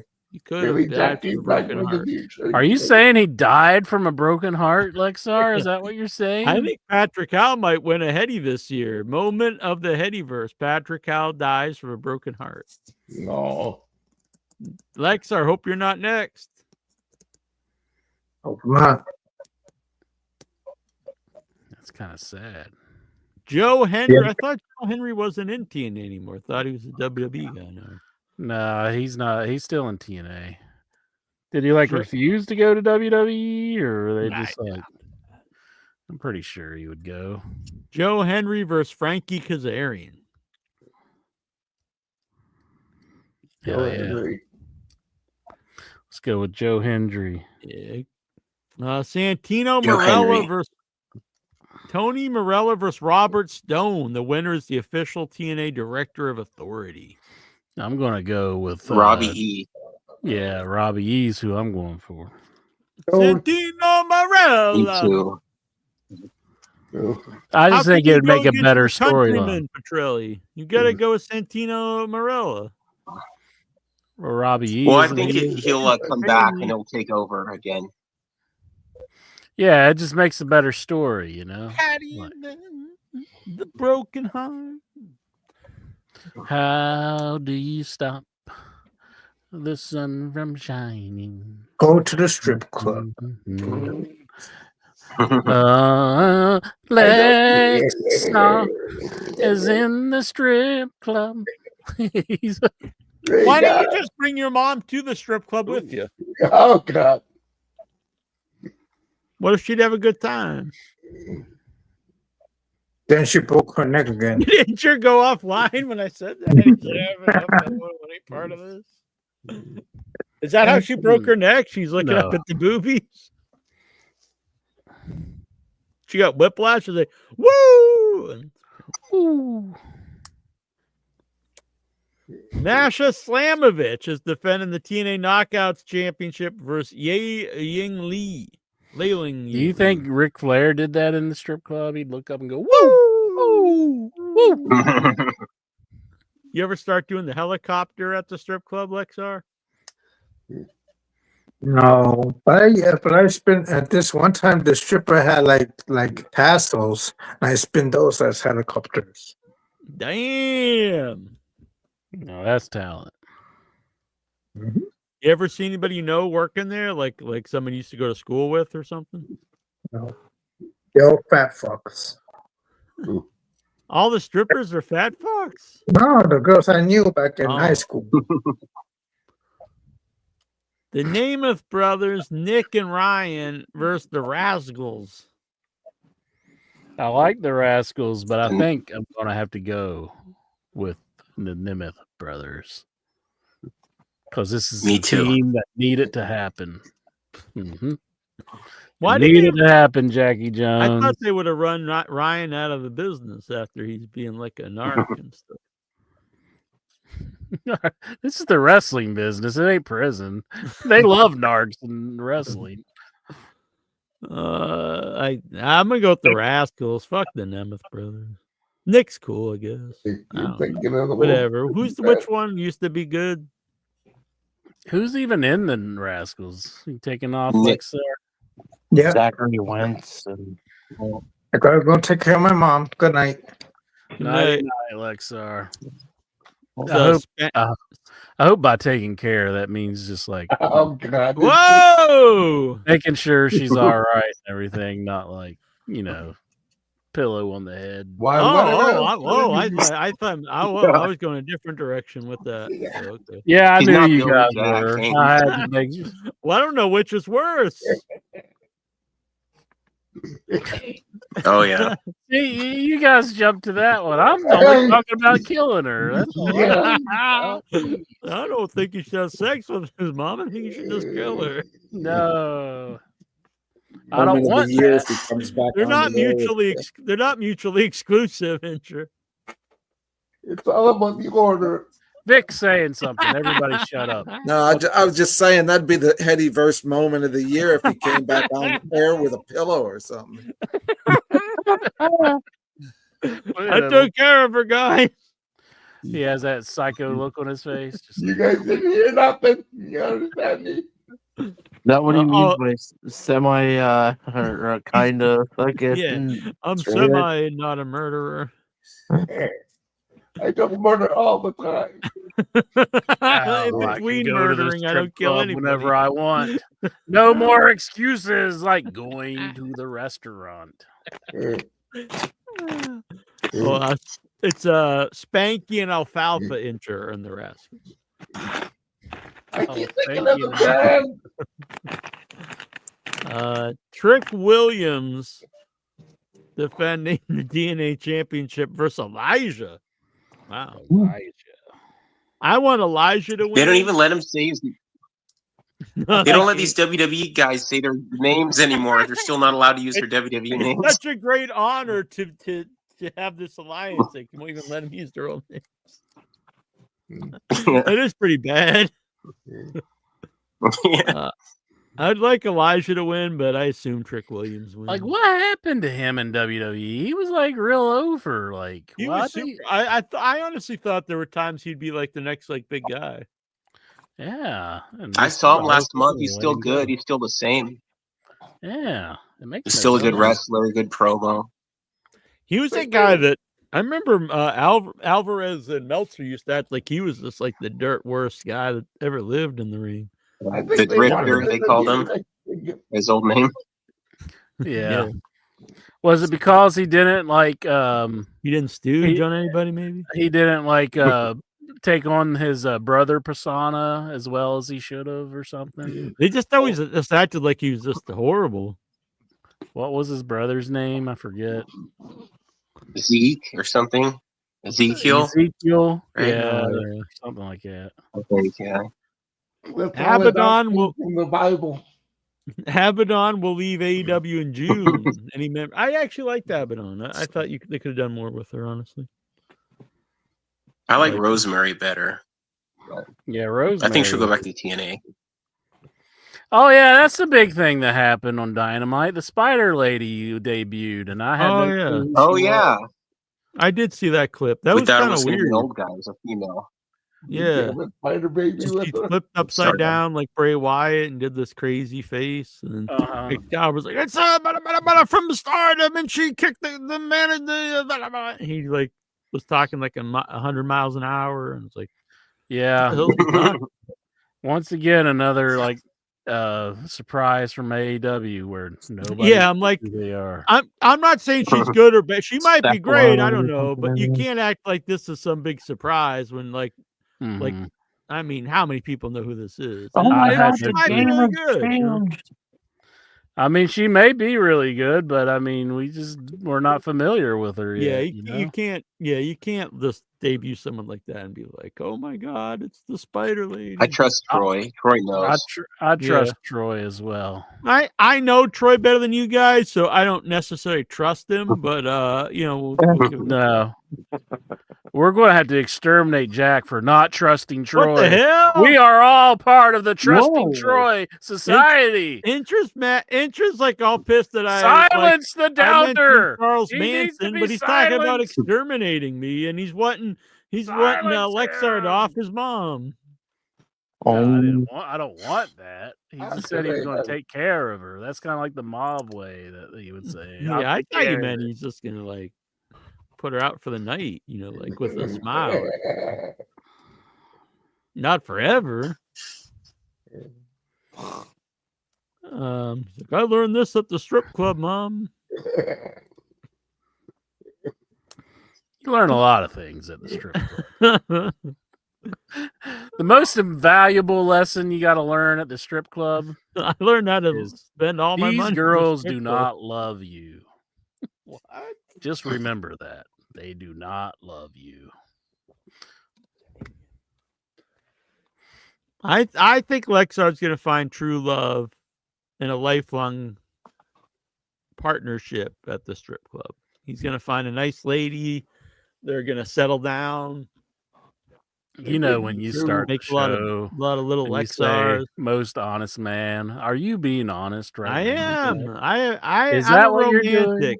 Interim, you might hate love, but I'm a romantic man, and I think this is going to happen. Yeah, I hate love now, I guess. The hater of love. I would be like the most maniac, the craziest sadistic person ever. If everything that Jack claims that I am, I would be like freaking Albert Fish or something. I don't know. Yeah, you'd be a real jerk. I'd be a real turkey. You're reading your pamphlet. I don't understand why AEW split the Acclaimed up, and now they're both losing. I have no idea. Yeah, we can't answer that Like, one. let's take something really over and make two things that aren't over at all. This question cannot be answered by the In Your Head crew. We do not know why they did that to the Acclaim. Bear Bronson departing AEW's contract not renewed. Wasn't he the guy that was like beating up his girlfriend or something? Or was that the other one? I think it was Bear. I would have thought they fired him on the spot, though. Yeah. Who are we talking about? Bear Bronson. The Savage Sauce guy? The Titty City guy who would the Titty City. do that. Dirty Bulk Bronson was the other one. And so he's still good, I guess, but the main dude, the one that would talk the most, he's like in the frat house. Guy New sounds frat like house. Oh, yeah, that frat house guy. Yeah. sounds like he's a major player in the company. Annoying. Remember when WWE had the same roster for years, from about 2008 to 2012, just Dolph Ziggler matches and Big Show turning and John Cena versus Randy Orton. Yeah, and now everyone's telling me how great it is to see it again. People were bragging. That's when I stopped watching. Yeah, it wasn't. It was when I started to really not like it, and then it wasn't. Well, it was probably not that long after I stopped watching. People going back and forth from WWE and AEW is great. Yeah, I agree. Some people I wish didn't leave AEW, but still good. It's obviously better to have more than one company where people can make a living and get people going back and forth. I mean, honestly, AEW starting made WWE get better. Do you want just McDonald's all the wrestling. time? Or how about having McDonald's and Burger King? Yeah, I had a Bacon King the other day. It was good. Bacon King? God damn. It was over $30 for two meals at Burger King. One for me, one for Troy. I was like, damn, might as well go to a regular restaurant at this point. It was good though. But you know what? I took a bite in and there was no bacon. I was like, I paid $15 for this sandwich and fries. And it's called the Bacon King. Like, it should probably have some bacon on it. So I brought it back up. And they just threw the whole thing away. I was like, oh, you could just put some bacon on. But they threw the whole thing away and made me a whole new one. They're like, no, it must be disposed of. Or you could have let me keep it. Just made me another sandwich. That's what they did at Domino's for me. They're like, we messed up on your pizza. They're like, you want to keep it? And we've got the other one going for you. I was like, thank you, Domino's. That's why you're the best. I'll always remember we were in Charlotte. We went to McDonald's. I ordered my quarter pounder with quarter pounder cheese with no onions. I open it up. It's got onions on it, or maybe I bit into it. Anyway, I bring it back up. I was like, order this no onions, and they didn't even take it back. They opened it up at the counter, and they picked the onions off, and then just gave it back to me. I was like, what the fuck? Yeah, that screws with your condiments. It's just like, and they got their fingers all up in it. Like, I could have done that. Were they like picking their nose beforehand, and then they just reach on your burger and take the onions? Insane. I was like, where the hell am I? Triple H is said to not be a big fan of the Money in the Bank prop as a whole. I agree. I've been saying this for like 15 years, I think. Not a big fan of that. I think he's been listening to the show. It's like that Jackie Jones, he's on to something. If next week they announce they're gonna have toilets for seats in the arena, so people have to get up and use the bathroom during these like 4-hour SmackDowns, you'll know he's listening in your head.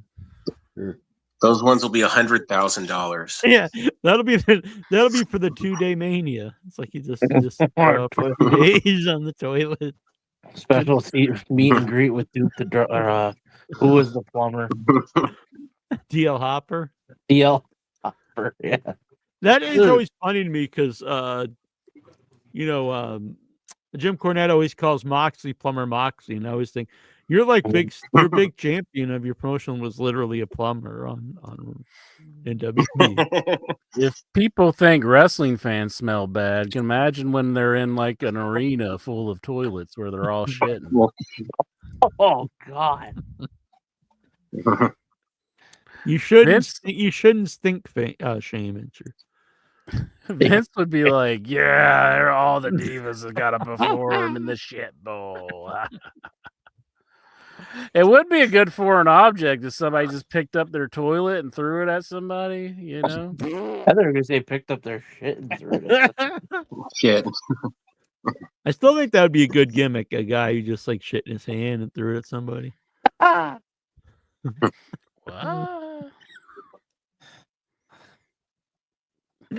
And then we'll call him shit, and he'll just come out to the ring, and we'll be like, he's gonna shit. He's gonna not- shit. It's not shoot shit. So like beforehand, like he comes to the ring and he's got like peanut butter like up his ass, and then during the match he just Oh, drops like that his makes it much tights. better. Yeah, he just He like got guys pulling peanut butter out of his ass.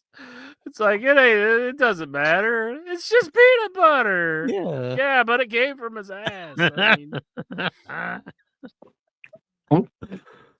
It came from his ass.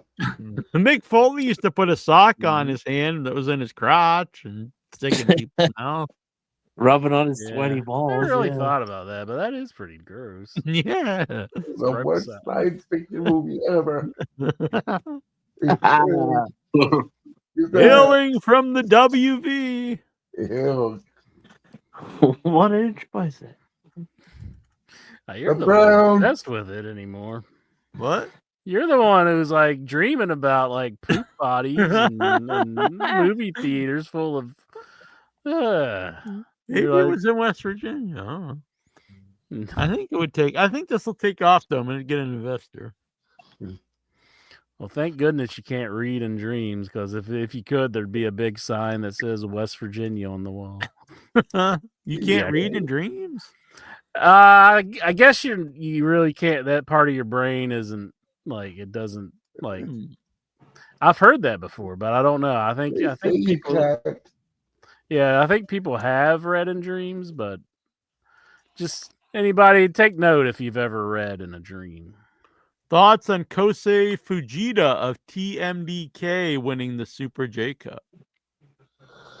I don't know who he is, to be honest. No offense. Hell yeah! Congratulations to him. Kosei Fujita. Looks like a dude. That's what's his name's group? Zack Sabre Jr.'s group. Zack Sabre Jr. That's the name of it. Oh, Thank you, I Mike. think he said rock, paper, scissors. You've got a dog now?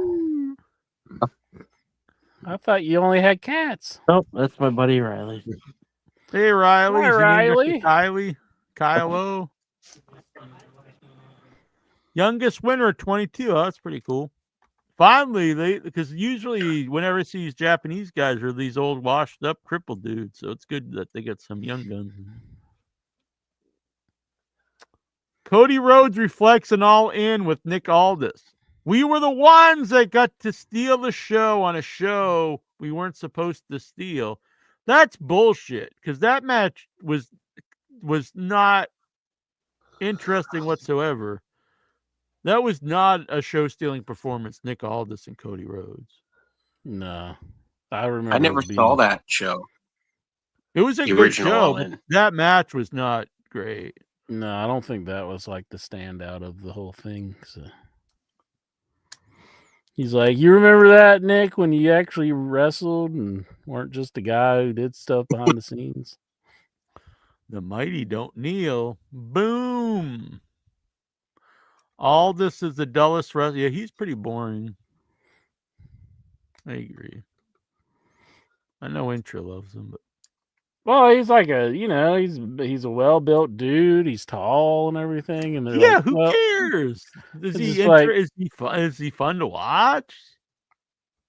I think they could do something with him in WWE. I mean, Yeah, well, instead of just they being like the general manager, they do don't you like want to their- at least try? I'm not saying that he shouldn't try, but do I find him fun to watch? No. I think he could have some good stuff. I mean, you never know. WWE likes people like that for the most part. They do like very like bland dudes. There was more of a Vince McMahon guy, like Theory and stuff. Mm-hmm. Just a guy that's like, he's fine at everything, but doesn't really stand out in any way. I've never found it. I would never say he sucks or anything, but I've never found him like particularly interesting. I mean, he got this like he's like more jacked than most of the people who's wrestling. Yeah, but I mean, does that matter today in like modern wrestling? I mean, look at the people that are over. They jack people like CM Punk and Hangman Page. Oh yeah, man, he's Hangman Page is pretty big. well put together. Yeah, but he's not like the super jack dude. Hmm. Like I the don't most know, over I people in the last 20 years, it's like CM Punk and Daniel Bryan. And, I mean, a guy that's just jacked really doesn't mean much. Well, Nick Aldis is a good talker too. I mean, he does alright. good stuff on the I've mic. never found him interesting. I've never found a match of his I thought, wow, that was really good. I just think remember he's when like he was the guy. TNA World Champion, and AJ Styles came back. He was calling him the Paper Champion. Like his whole run, Yeah. he was the Paper Mhm. Champion. Oh, That wasn't good stuff. I remember that. Yeah, I was watching during that time. Yeah. It's his best run being the paper champion. No, he's calling AJ Styles that, right? Cause he, Or AJ was calling him that because he was like negotiating or something. Cliffhanger starring Cliffhanger. Sylvester Stallone premiered in theaters 32 years ago. What a film. The best film in Sylvester Stallone's history and career. Any memories? Did he really say that? It's his favorite Stallone movie. Like I would even say like Demolition Man is better than that one. I mean, or like Yeah, some of Cliffhanger's his good. like low end ones, Mhm. Like I mean, not like the really Basically, every obvious. Rocky movie's better than Cliffhanger. Well, that's besides what I was maybe- saying. Like not like the fairly obvious. Maybe ones. not like 5, I guess, but But Rocky 1, 2, and 3 for sure. I mean, even 4 for sure. And then all the about Rocky Balboa and all the Creed movies, the Rambo movies. Well, Creed really wasn't his. I don't think He's in them. He's in Yeah. the first 2. But Cliffhanger's all right. But I'm not. Yeah. I don't think of it as like a great. I need to film. rewatch it. Maybe it's this all-time classic that's just being forgotten. I think I like that Vertical Limit movie better than Whoa. Cliffhanger. These are fighting. really? I know, but that Nikhil's the reason I watched it to begin with. I actually liked it. It had Scott Glenn in it, and it was good. I liked his performance, and I thought it was a pretty solid movie. Super Mario Brothers. I starring remember Bob seeing the commercial. That was sorry. Go ahead. No, go Oh, I ahead. remember seeing the commercial. That was one of the first movies that was not released on VHS, only DVD. I was like, "What the hell? Now I need to buy a DVD player. They're not making VHSs anymore." Oh, really? I That was like didn't 25 realize years ago. Yeah, that was a big deal though. I remember because I had was all VHS, and then it's like we got to get Blu-ray after a while. Now it's just like who cares? Like, Streaming you on can just watch Roku. all and this stuff everything. streaming. Yeah.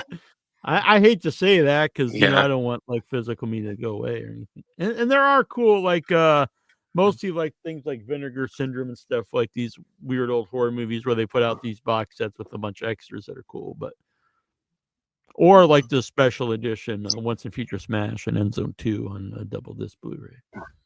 They should figure a way to get the bonus features that from the DVD menus onto streaming. Like if you click I something, you agree, could see 'cause the extra stuff. I'm a big fan of commentary tracks. Yeah, it would be Vinegar nice. Yeah, Syndrome. I like Do this. it.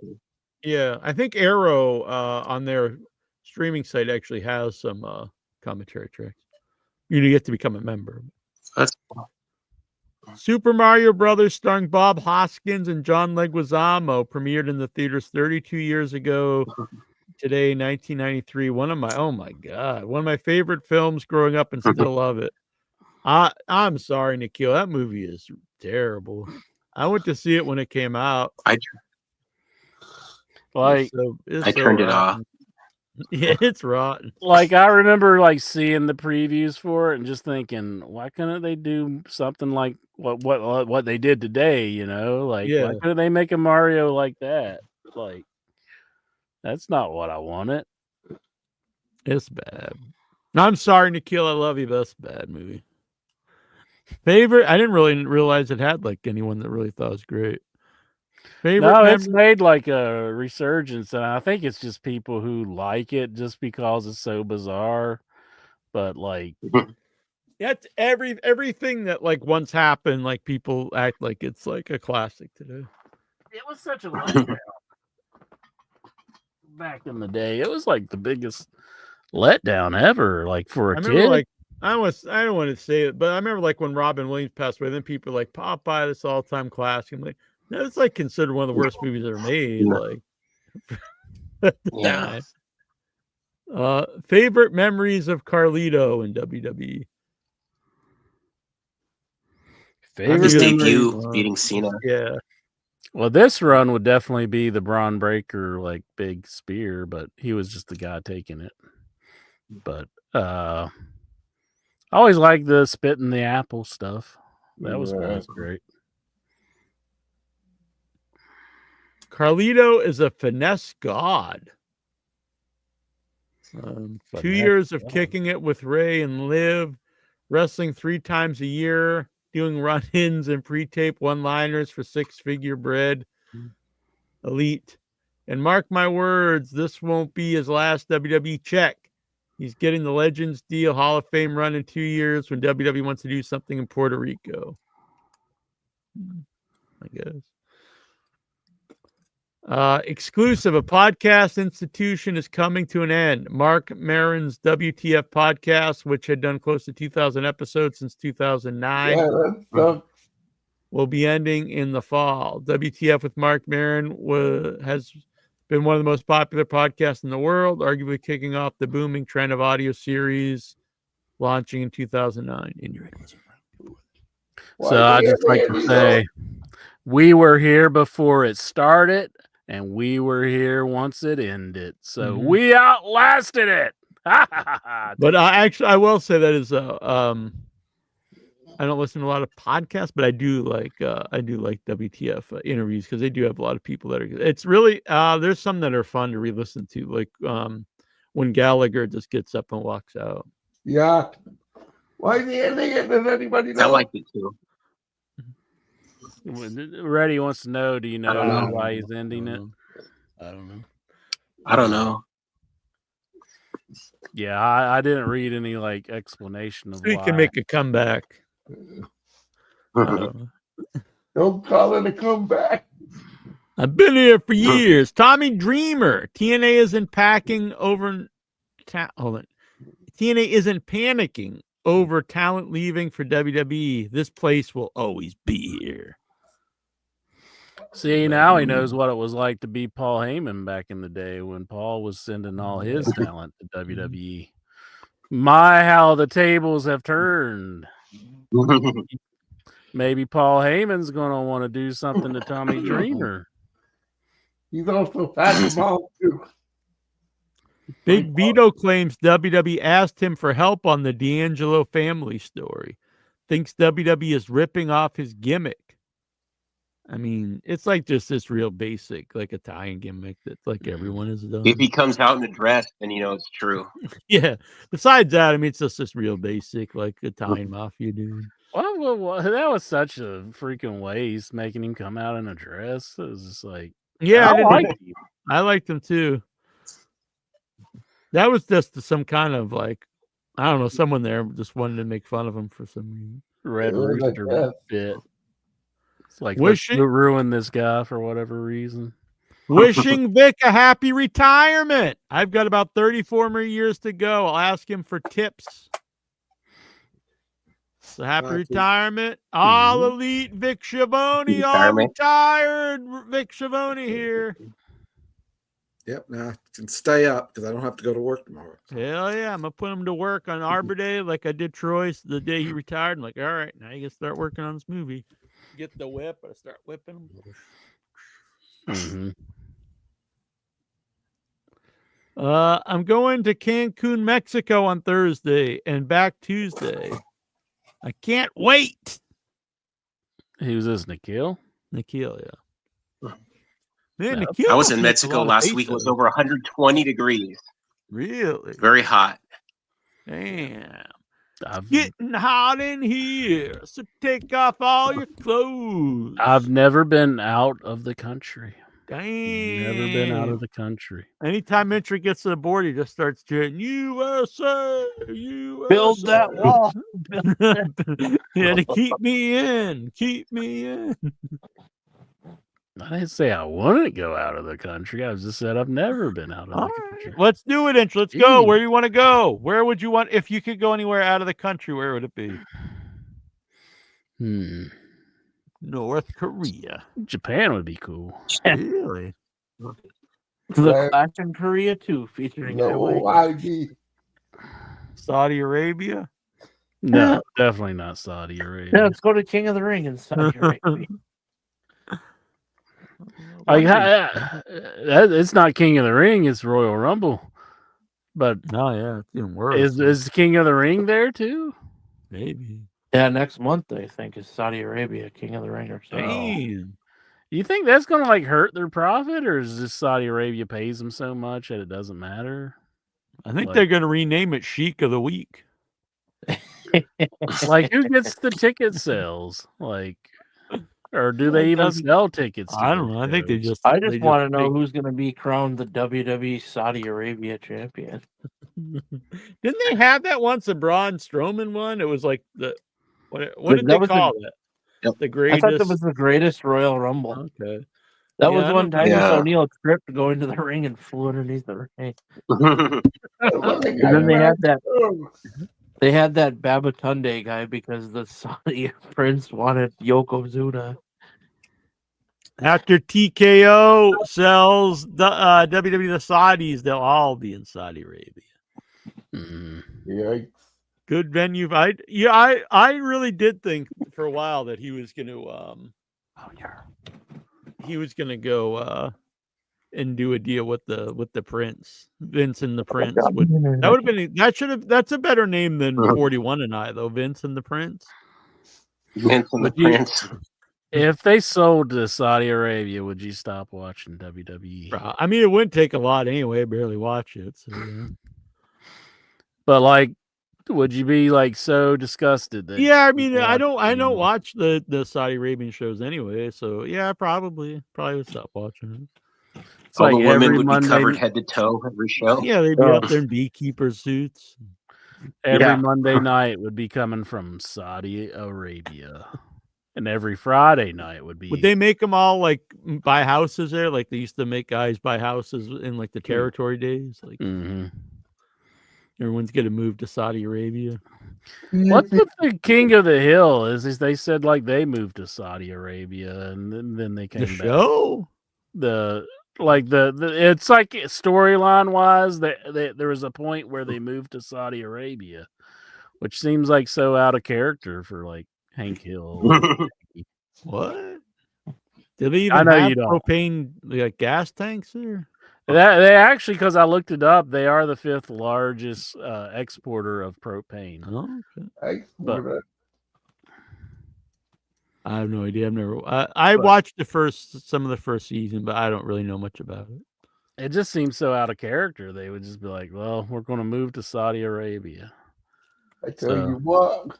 Did that really happen, or is this something that Incher dreamt up? No, it's like going to be in the show because I've read it. Like this new episodes that they're coming out with, it's going to be on that. Today marks 1 full year That's since going to be the backstory, is what I'm saying. It's like not like they're not going to be in Saudi Arabia. They moved back home. Maybe they paid off Oh. Mike Judge to be all Maybe. pro Saudi on the show now. I noticed a lot. There's a lot of shows that are. It's like the WWE stuff. They just like do these news shows from Saudi Arabia and keep putting it over. His name isn't Hank Hill, it's Mahmoud Abdul. Today marks 1 full year since Finn Balor last won a singles match. Balor has gotten only 3 wins in single action within the past 2 years. Wow. He's a real bum. He is. He kind of. Maybe he'll be the next on the chopping block. Why doesn't he just be the demon? Like, I mean, it's the only time I enjoy him. He's like so much better than Yeah. him. I mean, like, it's like so over, and it's just Yeah, and like, he never even does it like in a feud or anything. He hasn't done it in years, has he? Does he just not? He like did it with doing that Edge, whole the thing? Hell in a Cell. Yeah, it's been a couple. That was like years 3 years now. ago. Yeah, Jesus.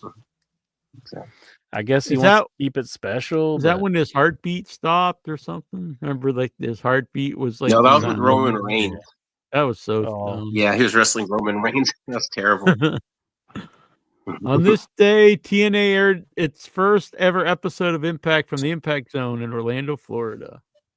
Huh. I really like the old old TNA shows. They were fun. Fox remember I had Sports it- Net, that was pretty good. Yeah, I had it set up to Gotta get a record. And smart TV. I got some Burger King and I came back home and like I came in and there was like a burst line where like a bunch of water was coming out into my kitchen and I had to turn the water off and then I was like, damn, I was trying to watch this TNA show, but I can't because I got water going everywhere. But I watched it later. Wow. on.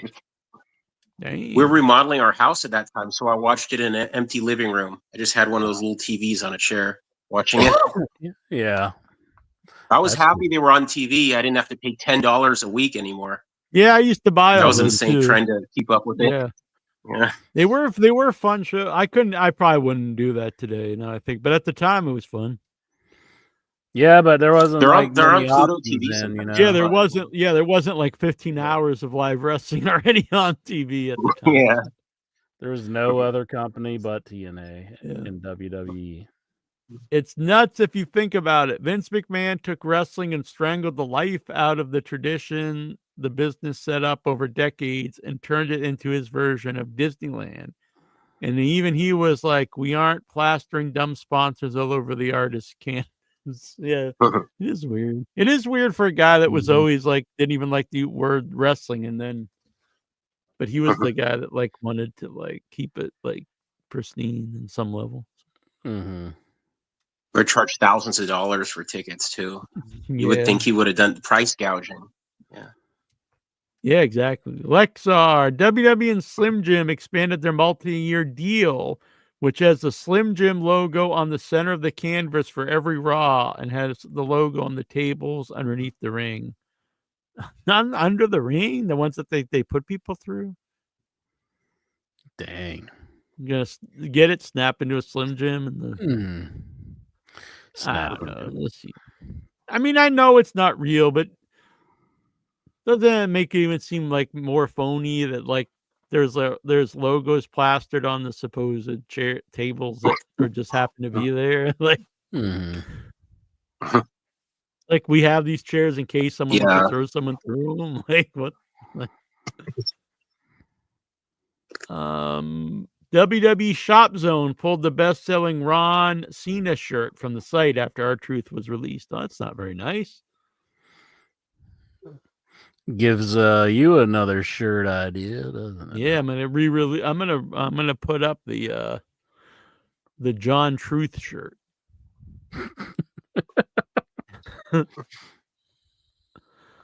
Alberto Del Rio is expected to return to WWE. I'll believe it when I see it. I don't kind of think that's not happening. I mean, I would say like they wouldn't want to touch him with the 10-foot pole, but who knows? They're also like taking Royal Rumble to Saudi Arabia. Yeah. Who knows anymore? I doubt it, but we'll see. I'd be really surprised, honestly. If I'd be too, but I kind of think. I mean, he lost the title immediately after they bought AAA. So There's got to be a reason for that. I don't think that they'll bring him in, but who knows? It's been reported that Triple H is not a fan. Oh, we did that one. It's been reported that Vince McMahon wants to buy back WWE. However, TK was not interested in selling. Well, then he's shit out of luck, isn't he? Yeah, he shouldn't have sold it. Or, well, I guess he's forced to sell it because of his situation, but he got himself into that situation. WWE has booked an NXT show for the 2300 Arena in Philadelphia a week prior to AEW. Yeah, I mean, look, just get your head out of your ass if you think all this stuff's just a coincidence. They're obviously doing all this stuff to try to mess with AEW. Mm-hmm. I don't even understand. I know people like it's just good business, but I don't really see why trying to hurt something else like helps your business any. And then like when they start putting like the pay-per-views and stuff up against, or like special events up against the other shows, it doesn't actually help your business because you are asking the wrestling audience to be split. You know? Yeah. Yeah. Like I choose Double or Nothing over the NXT pay-per-view. Yeah, I did too. I don't have but, I time to mean, watch both of them. If you put them on different weeks, you know, more people will just watch both. So that's what I'm saying. Like CMLL should like run a show really close to where they're doing the AAA show, because it's like CMLL's supposedly the bigger company in Mexico. So, whoa, here's breaking news from Lexar and Church. Kelly is rumored to be signing a contract for TNA. What? Hell yeah. People like Jelly? None other than Kelly. She'll be Barbie So Blanks, probably her They'd real have name. Alicia Fox and Kelly, like two all-time wrestling legends. Legends, Jack. You interviewed Kelly. Yeah, I never posted it because it was so bad. It's probably like Who was when bad, people you say or it's her? Great. Sure, I just like Was asked she a bad interview or what was Oh yeah, Oh, she yeah. wouldn't just give like yes, no answers. It was really Remember when we would do a show and we thought it was the worst show ever, and then everybody would say like, That's "That very was true. so great." Yeah, that's very true. It was like, was that the one what? Warrior Nation show? I remember that one. That's bad, yeah. Well, who was worse, Kelly or One Warrior Nation, Jack? Well, One Warrior Nation's like no one cares about, but I mean, that was probably a bigger letdown. I didn't really think a Kelly interview was going to be like really riveting. And when One Warrior Nation contacted us, he had like this. He told me all this big story about he was, you know, this fake Ultimate Warrior that McMahon would use on house shows when Ultimate Warrior would no show. And I thought either this is like a big story or this is some crazy guy. Either way would be like entertaining. But I didn't realize before he went live, he's like, you can't even ask about that. The only reason we even brought him on the show for. Because it's not like, honestly, like you couldn't do that today. It is possible you could have done that back in the day. Now, look, if you see the guy, like he wouldn't have been the guy you could have done that with, but I mean, it's not out of the realm of possibility that could have happened back in the day. You know what I mean? Yeah. Because like not all the house shows were televised or even recorded. You Right. couldn't bring a video camera into the arena. Not everyone had phones. But then you see the guy and he's like 5'7" and like, you know, not exactly ripped or anything. But if he just came on and just said that, even if it was a total lie, that would have been entertaining. You know what I mean? Yeah. Yeah. Athena is celebrating 100 days as Ring of Honor Women's Champ. Whoop-de-doo. Yeah. Jeez, Jack. She's proud of her achievement. You're all over here whoop-de-dooing her. You're She should definitely be not a on minion, actual Jack. TV, not relegated to the Yeah. show that's like on, what is it on? Like you have to buy it and you can only watch it on like Rumble. It's on the right? Honor Club, yeah. Yeah, the Honor on Club. Roku, the Honor Club. It's on. I heard it was on streaming. A little channel called NBC. Yeah, right. Really, Ring of Honor? What do you mean? You don't watch it? You don't know? It's on NBC, Jack. That's what Incher calls his phone. That's Keith on Lee. NBC at 1 in the morning. Keith yeah. Lee is confident he's going to return to the ring. All right. Wouldn't do it. Dipshit. Yeah. Agree to a storyline. Let's go. Like, what's the deal with him? Why is he not being used? Like, haven't seen him in forever. No idea. You know, I it's think like he got hurt. either use him or fire him. Everybody's like, "Oh, Miro's coming back to WWE." He hasn't done shit. Yeah, no. He's squashing he hasn't Akira done, Tozawa. Big deal. Yeah, he's feuding with Kazawa. Yeah. Yeah, he's better off staying in AEW. What are Nikhil and Dobbs' thoughts on the UEFA Championship League? Why the fuck do we care? Lexer talking about soccer. What the fuck? Nikhil replied, thrashing. PSG were so good. Dobbs, PSG destroyed Inter Milan. They played incredibly well.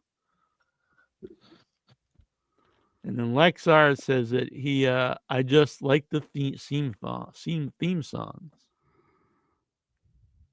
Okay. Lexar, Major League Baseball is investing in pro women's softball. Are you intrigued? No. You realize this is a wrestling show. I know we'll talk about Cliffhanger and stuff, but what makes you think anybody on here is interested in women's softball? And it's not, I'm not anti-woman or something, but do we ever sit here and talk about women's softball in the show? Have we ever mentioned it? Has there ever been a show that Ludite just starts snoring? Has there ever been a show that mentions women's softball? I think that's going to be the next In Your Head spin-off show. Mm-hmm. It's going to be Lexar's going to host a show all about women's softball. Him and Michael. Like, why do they throw the ball like that? Where they go around and are like, can't you just take it and go like that? Like, why do they got to do the whole round thing? I don't know. You would think that would that was tear out what kind of related. I stopped watching Walking Dead when they had that talk show after that Chris Hardwick guy used to come. Talking Dead, and then they talk about whatever you just saw. Yeah, that's kind of annoying. And it was always like it made it so like over dramatic. It's like, oh my god, what happened when this zombie ate this guy? And it's like, God, no, dude, this is a zombie show. We need the talking head. What about this, Michael? Yeah, After In Your Head, there's a show, The Talking Head. It's hosted by Michael Petrelli and Goosey, and they just talk about what just happened on the show. In Your Head. That show might be 1:30 in the morning Eastern. That show might be on a road to nowhere. The Talking Head. Breaking down Lexar, talking about fighting and killing his mom. We've got a special guest on the show. We're calling up Lexar's mom here. I'm all Let's for check in with our correspondent, Ludite. So What do you think the about energy Lexar drink, and the energy what a drink trash kept him up can for a do? while, but it eventually wore off. Now he said he supposedly had a job for months, even though he's said he hasn't. I don't know.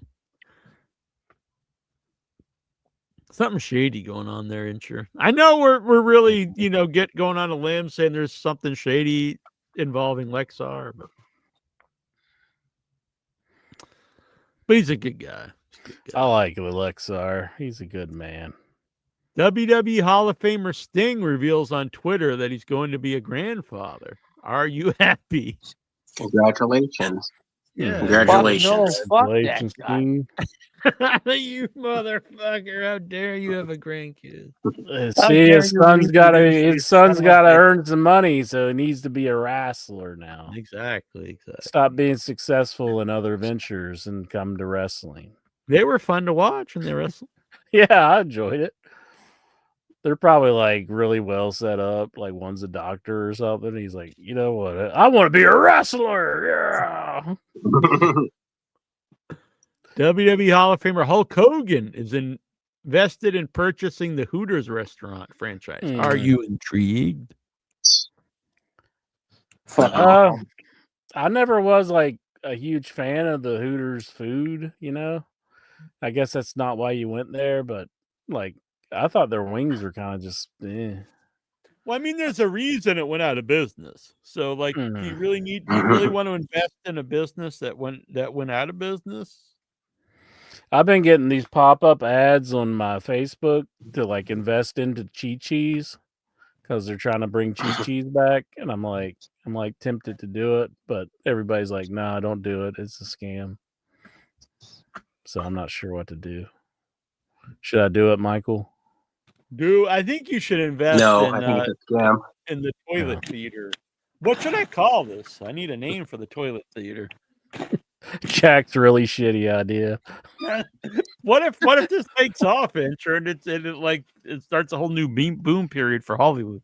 It brings theaters back. Everybody like I didn't like going to the theater because I hated going to the bathroom, but now I can just stay in the bathroom. Yeah, it'd be good. I'm telling you, I think it'll take off. Everybody you can binge watch series. Mm-hmm. You're like, Saturday we're gonna show season 1 of Mad Men, like all 12 hours. You just sit there. And then this one guy's like, everybody doubted my pooping power until they went to the theater and they heard it for themselves. This is a money idea, ain't you? You could go watch like all season 1 of Gilligan's Island, ain't you? Hey, little buddy. Skipper, what's that sound? Nate G. Maybe we could get like noise reducing toilets or something. That's what I was thinking earlier, like a box to make them like soundproof. So you're like, maybe it's just like a box and your head's just sticking out, You like bury it up to your head. Yeah, the only way somebody's doing one is by the facial expression. Like an Iron Maiden. If you see somebody going like making the face, Yeah. Well, it's in a dark theater, so you don't know. Mm-hmm. Nate, geez, we'll have to check with Muttering Jay on the job claim. Fucking Chi-Chi's killing people with food poisoning. Oh, I didn't know that. Well, they're bringing it back. I had one close to me when I was growing up, but I never did go to one. Yeah, I didn't go to it, so I kind of want to go to it if they bring it back anywhere close to where I'm at. What's that? That Mexican place, Chipotle's. It always would get people, give people food poisoning, but Chipotle, yeah, it would always. It never seemed to hurt its business. At least they give you something. It's very true. You got a little something extra for your money. Like I went in there and they didn't give me they gave me romaine lettuce instead of iceberg. And I'm like, I don't want romaine lettuce with freaking tacos. Did you just throw it at them? I was like, this isn't authentic Mexican food. It's a lot more expensive. Yeah, it was pretty expensive from what I remember. I mean, romaine costs more than iceberg. Yeah. Sorry, Senor ID. My mom doesn't like romaine either. I prefer romaine lettuce, but yeah, my mom doesn't like it. It figures, Jack. Like if they put on a BLT. I don't like it either. Well, I don't want the iceberg. Iceberg contains no nutrients of any kind. Yeah, Iceberg I contains think no I want to think nutrients. back in the days. Like, who needs nutrients? Come on, Jack. Every living creature. All you and your nutrients. Give me the iceberg. Next Monday, it's not bad for you though. It's not like Iguanas get addicted to the lettuce, and then that's all they will eat. ain't you? You're like a fucking iguana. So they get sick. Well, that's a first. I don't think I've ever had that on this show. After 25 years of doing this, I've been called 25 years. How long? 20 years now? 21. 21, 22, 23, 24, 25. Next Monday, there's going to be a reality TV show on the TLC network that features 6 men and 4 women, ages 30 through 40s, who are virgins.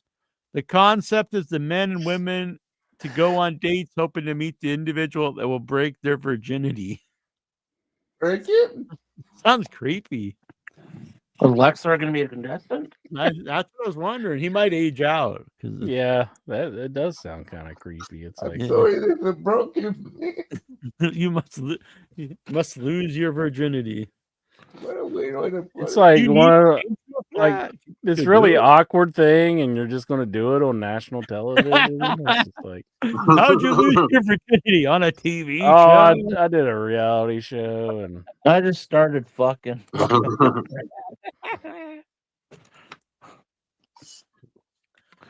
Lexar, would you clap your hands or clap strippers' butt cheeks?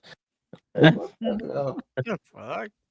yeah, You got a let's- wrestling show, and it's like, do you want to clap your hands or just take some butt cheeks and start clapping? Yeah, we really probably shouldn't even dignify that with a response. Damn, that was really dumb, even for Lexar.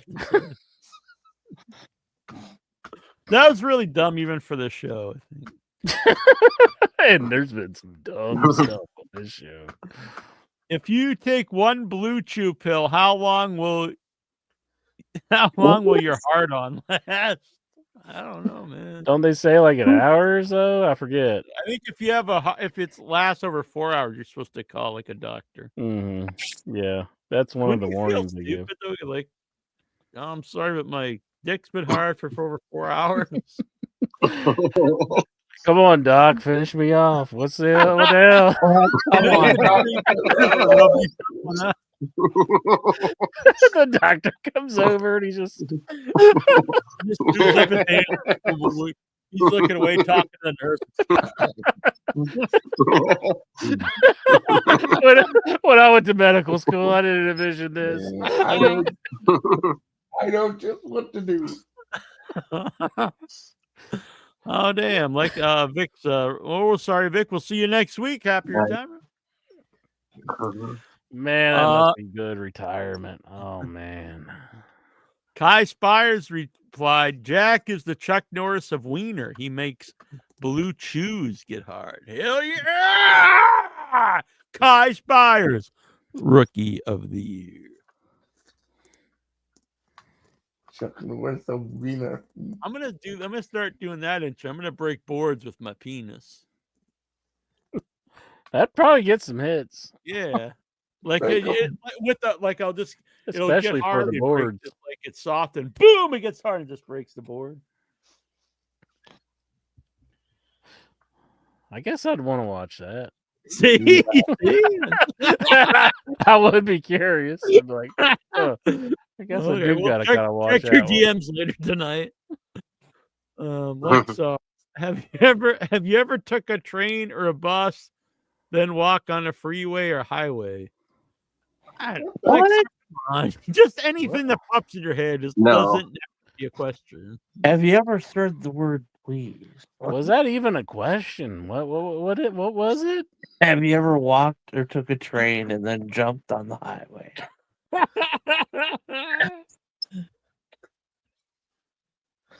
Like, why would you jump on the highway? That's how he got run over. He broke his leg, isn't it? Well, why was he doing that? Like, was he just jumping and somebody hit him? Like, he was just like, I'm Mario. And then they just like hit him. Played like Frogger. Human Frog. Yeah, you don't want to like do Frogger, like, for real. That's even worse than the butt question. At least it made me look. What was oh, the man. other one that was like, have you ever controlled stuff? Or what was it? I don't remember something like that. Do you think that the NBA team, the Oklahoma City Thunders, should ask WWE permission to borrow the WC Thunder logo? No. Why? You know you long to see that thunder again. Lexar, in some countries there are 3-ply toilet paper. Are you intrigued? In some countries there are 3-ply toilet paper. That's what he's saying. We got some. Now you have a reason to leave the country, Incher. Are we not one of these countries that I has think you can 3-ply? get- I think We you already can- have 4-ply too. Yeah, I think you can. In the Twilight Zone, we have 5-ply. Yeah. That's why we wanted to be the 51st state. It's like It's you still get got any more 5-ply. plies, it's just going to be like a sponge, basically. You're just wiping your ass with a piece of wood. Yeah. It's totally. There's a 5-ply. You can make your house out of toilet paper. It's just like a 2x4 like Jim Duggan uses. Mm-hmm. Oh. Kai Spires. Does Incher ever get intimidated by Jack's extremely large wiener?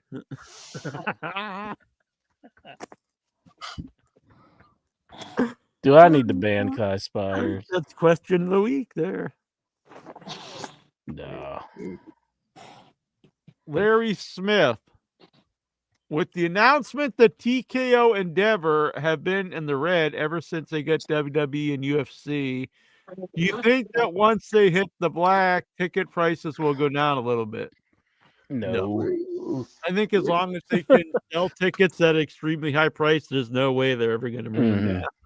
It's like, you know, when they put up a toll and they're like, this is to pay for the road that we built. And it's like, you're sure that that road's been paid like 10 times over. And it's like the toll's still there. And it's like, Yeah, that's not- basically how WWE is going to be. Yeah, it's very rare that prices go back down. They'll go down if they stop selling tickets. If prices don't go down in 4 hours, you fill your position. Brian Matthew Clutter, did this local company steal the classic WCW font for their W? Interesting. All right, we're going to show this. I don't think they did, honestly, but we will. My opinion is no. It actually doesn't really look too much like it, but let's check her out. Is that Incher? Let's see some font. What do you It's gotta mean? look Is a little that bit it? like Incher. I don't see anything yet. No, I don't think that's her font. No, it doesn't really look too much like it. No. No. And that's my uncle. It does look. I don't mean it looks like you, but it does look like a family member, doesn't it? That's old Carrie. That's my uncle. Yeah, he does look like he could be a biceps. You look like the guy you don't want to take any candy from. Incher found out the hard way. I can't believe Reddy said that. Just warning people. Talking about my family member. No, I don't know who that guy is. What? You guys don't get in the bad vibe for it. Seriously, like, don't get in the bad. That's all I'm saying. Put you in the van, Reddy. Take you for a ride. Get in the van, little boy. You wish. I'm not gonna have you sent for your puppy either. Got some maple syrup back here. You got to help me out with these Viagra I've been taking. I've had it for 4 hours. You'll be cheaper than a doctor. Carrie Yeah, Von not much more interesting.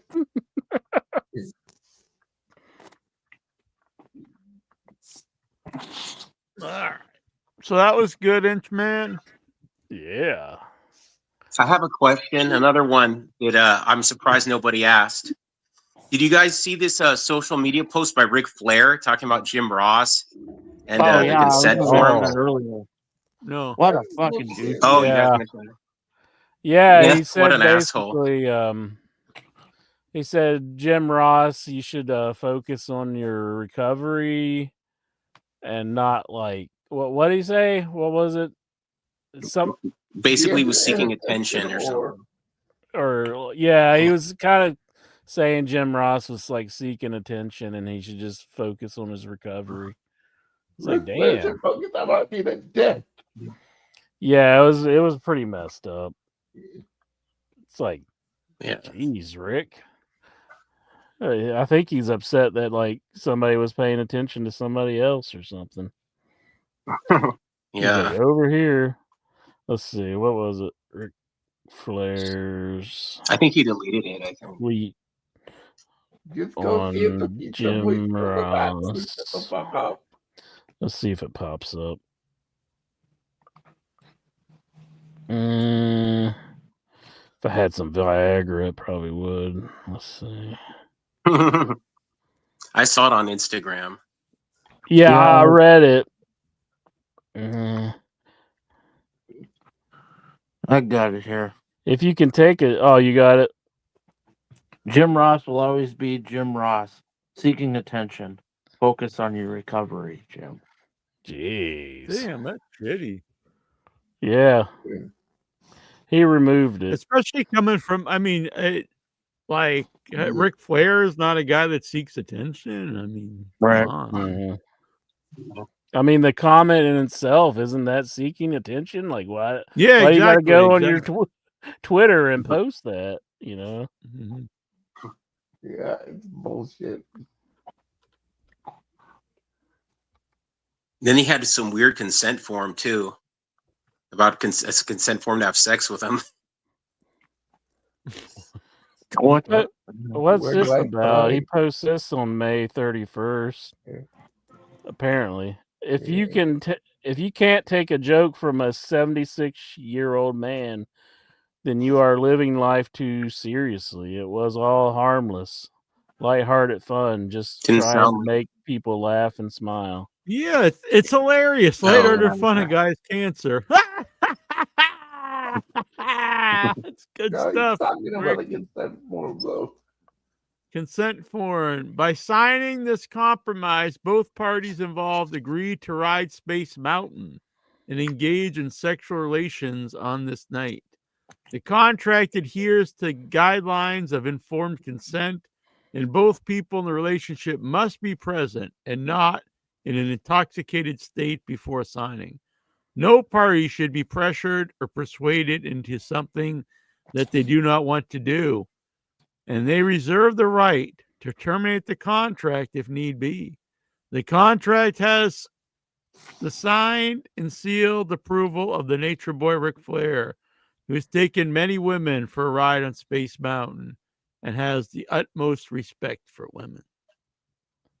What if he just really goes to Disneyland and they get on Space Mountain and he's just like, oh, that's there you go. So now I can say it, right?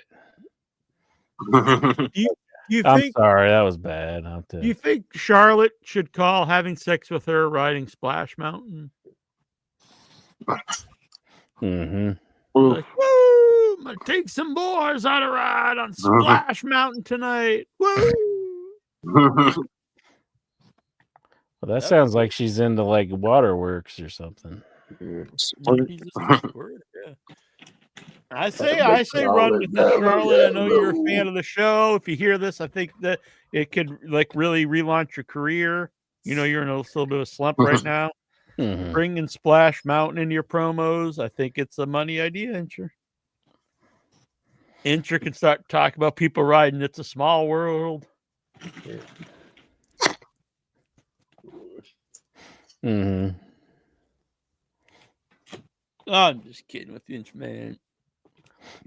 No, I was just It's thinking a about. small world after all. I was just thinking about like that one dream I had where I put my hands around your neck and just choked you until the life left your face. That was a wet dream. Yeah. Have you ever gotten aroused at the thought of murdering me? Every fucking day of his life. Does it every time. Wakes up in the morning and just Like, jacks wait. off at the thought of Jack. Who needs Blue Chew? Just like it's Jack died.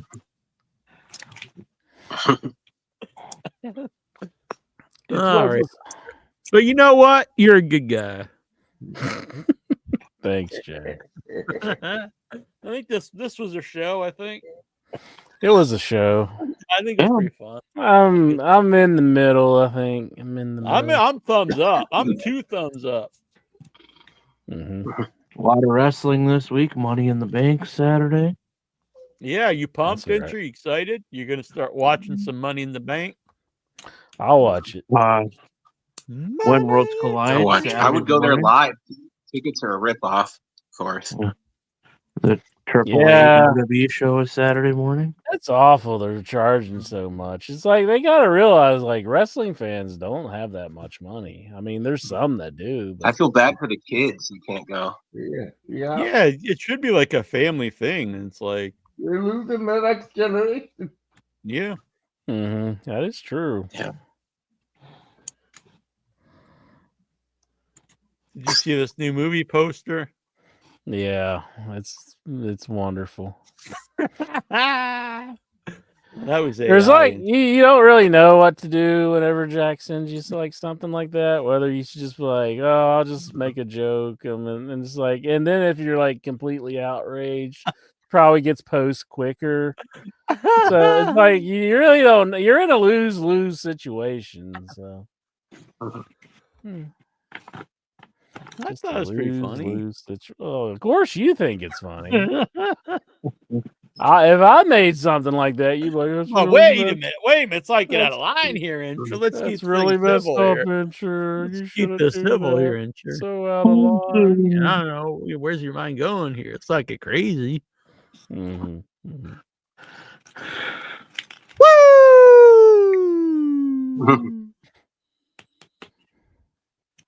All right, Ric Incher. Flair.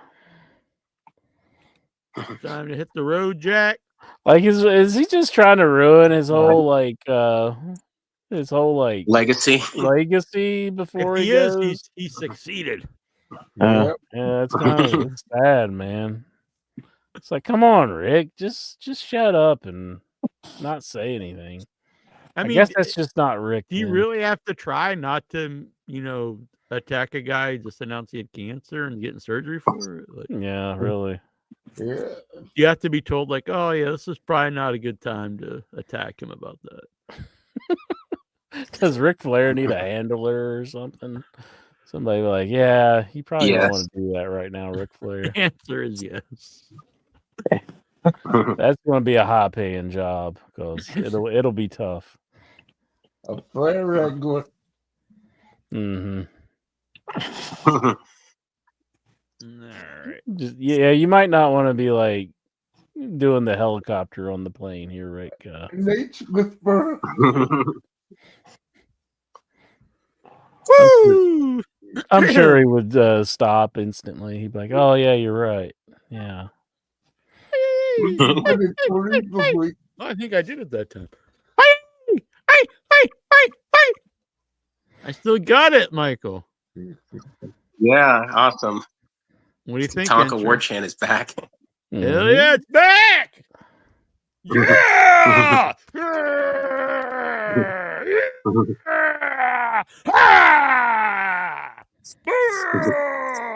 Second win, Incher. We're going for another 4 hours now. Well, it was nice seeing everybody tonight, and we'll be back next week. I'll try to watch night. some wrestling. I'll try to set up some guests here soon. Russo, you know I that think he's doesn't good. work when you laugh when you're saying it, Jack. Well, I'll keep you guessing. And then you'll be surprised. We'll pop up and like, holy shit! I can't believe it. The Mahler 3 is finally on. Yeah. The return of Athena Batista. Yikes. We used to talk about like people who was like we would love to get on and like kind of be like a dream guest for us, and now we just know they all have their own podcast. And They either have a podcast or they'll want like $500. It is a little disheartening when everyone wants like $500. They should book -1 for an interview. -1. I mean, when we had Chubby Dudley on, who was a fun guest, and he would like to come back on, which I'd be all for. But he even said that even people like that he knew personally and was in the locker room with, and like ECW, asked him for money to be on his podcast. So it made me at least I feel heard a that. little bit better. I was like, Jesus, like that's pretty shitty. But I realized Like they do it to him. It's like that makes us not feel so bad. Yeah, like they shared an actual locker room together. That's gotta feel real shitty. Yeah. But yeah, the thing is like, and it's not hard to figure out who if you watching this stuff.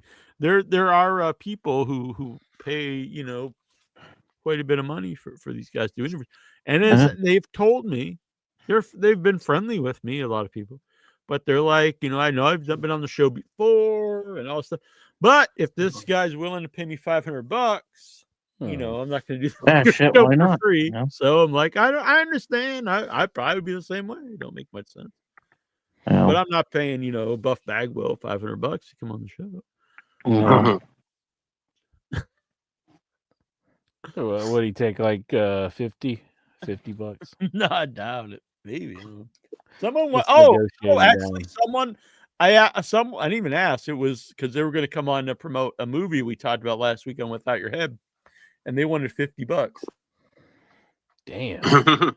You better hope that it doesn't run over to the horror world. And Yeah, I know. Well, actually, I know a couple of people who do charge now, but they don't charge me because they know me. But I do. But I do think it's going to become more of a thing. The thing is, I interview a lot of indie filmmakers and stuff, and they want to promote their stuff, so they wouldn't charge. Although this is person who wanted $50 is an independent film actress, so. I don't know about her, but I can see like a lot of the like the more legend people, because I know two of them, both who have been on the show multiple times, but they charge money now. I always remember when you were interviewing that horror movie actress on Without Your Head, and then New Jack randomly called in. That was pretty funny. That was. Do you remember that? Yeah. It's a blonde girl there. I forget her name now. She's been on a few times. I forget her name, but yeah, that was really weird. Yeah, that was funny. I was laughing so hard. New Jack was. Yeah. Tomorrow though, Brian Usna will be on Without Your Head. That's gonna be really cool. And I don't know if you saw this intro, but Tommy McLaughlin I talked to yesterday. He's gonna be coming on Without Your Head soon. The director of many people's favorite Jason film in the franchise, Friday the 13th Part 6, Jason Lives. That is a great one. You think Living Dead movie's my favorite one. Yep. Yeah, and I Return Living Dead Part 3. And that's got it's doing a live screening this Saturday with a burlesque show beforehand. So we're going to be talking about that tomorrow. That'll be fun. Technically today, I guess. That's cool. Yeah. What did I like a lot anyways? And maybe not I my favorite movie. I just also talked to I got an email today from this film Dick Fingers. Dick Toes. And this is what it was called. Now, I was like, all I read was this, Dick Toes. A kung fu action comedy horror musical about a private eye with 10 dicks for toes. And so I was like, yes, I will interview this man. Absolutely. You rolled out the red carpet. Yeah, please come on. T-Bone, I'm sorry I don't know how long you were there. I'm sorry to not see you. What's up? I just joined right now. All right. How's it going, T-Bone? Oh, how could it go? I don't know. Either good, bad, or indifferent, I guess. Mm-hmm. Well, if you take it hard, they're going to talk about you. Damn. For Right? real. For Are you real. taking it hard or are you taking it soft?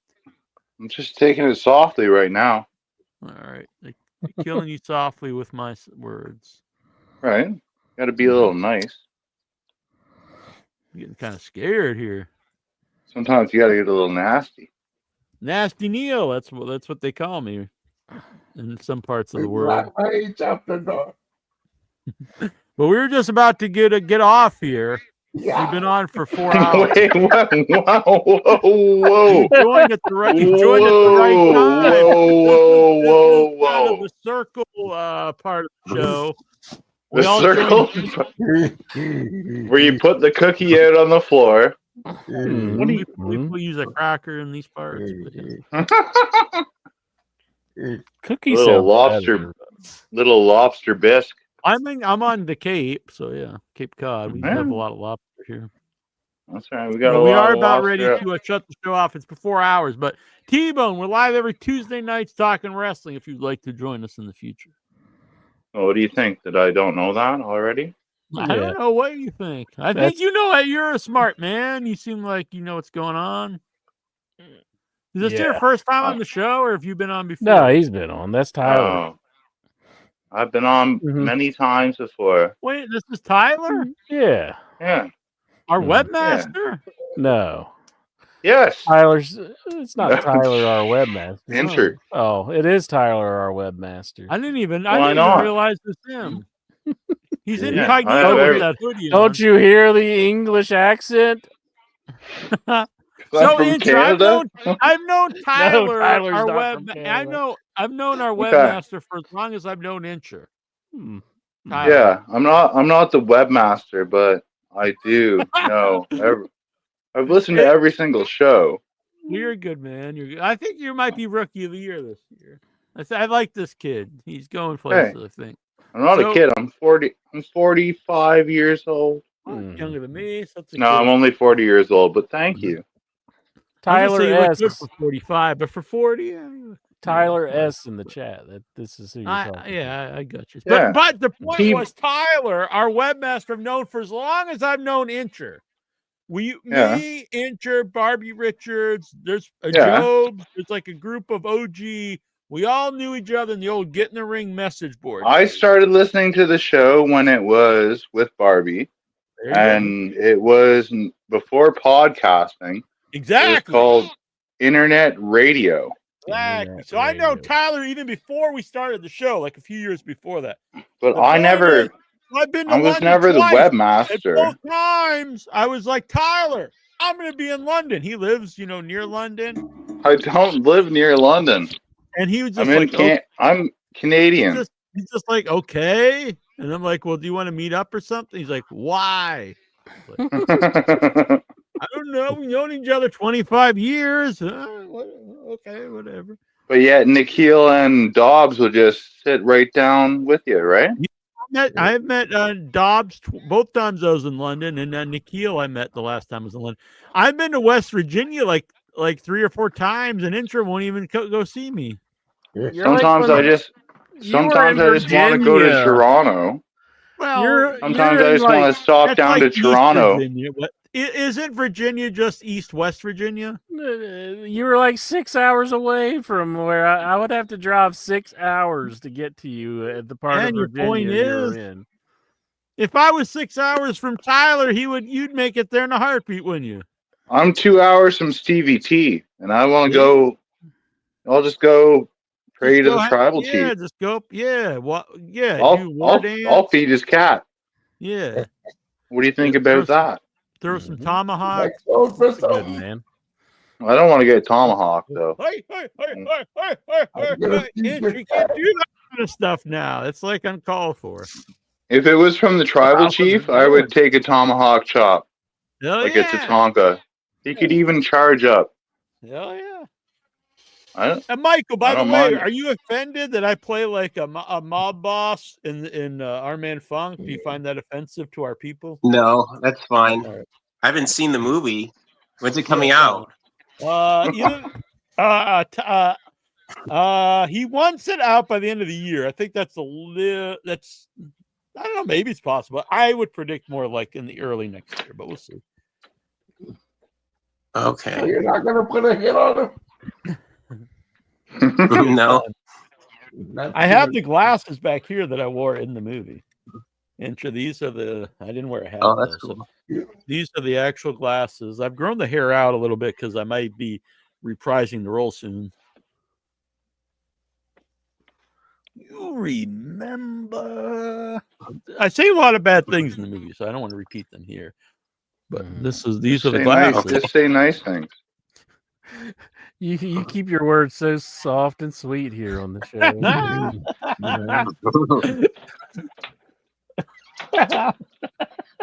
I say a lot of bad things in this movie.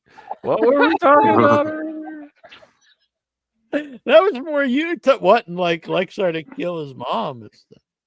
I missed that part. Yeah, I just thought he was gonna, make love to her. Tyler, it didn't go down like that. Yeah, I don't need that in my life. What was he gonna do? Beat her with the slippers and then set her on fire? Well, do regular stuff with her. Like a Dudley Boys match? You got the uncut version? Isn't that like an X version? No, this is not the uncut intro. This is the ultimate cut. This is We're the talking- only cut that Malcolm McDowell has endorsed. It actually Ecuador- took out all the X-rated stuff that was added into the movie without their consent, and it actually has some stuff brought back into the movie. That's not bad. Yeah.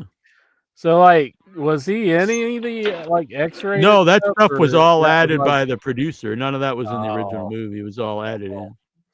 I never. That's knew. why. That's why most of the original cast disowned the movie.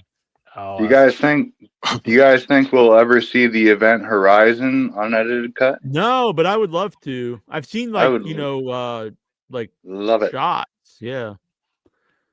Crazy. It sounds like really great. Boy is if you like dark horror movies, Bring Her Back. I saw that with my brother and our mom today. Really good. I would definitely recommend it. But it is very dark and depressing. Dark and depressing. It's been a good year for horror movies, though. It has been. Sinners. Black Phone 2. Yeah, I'm looking forward to that. Weapons looks Cool. Mm-hmm. Final Destination, Bloodlines was really fun, and I'm not really a big fan of the series, but I thought it was really fun. The theater caved in on that broad's head. Yeah, during that's Final crazy. Destination. That's Yeah. crazy.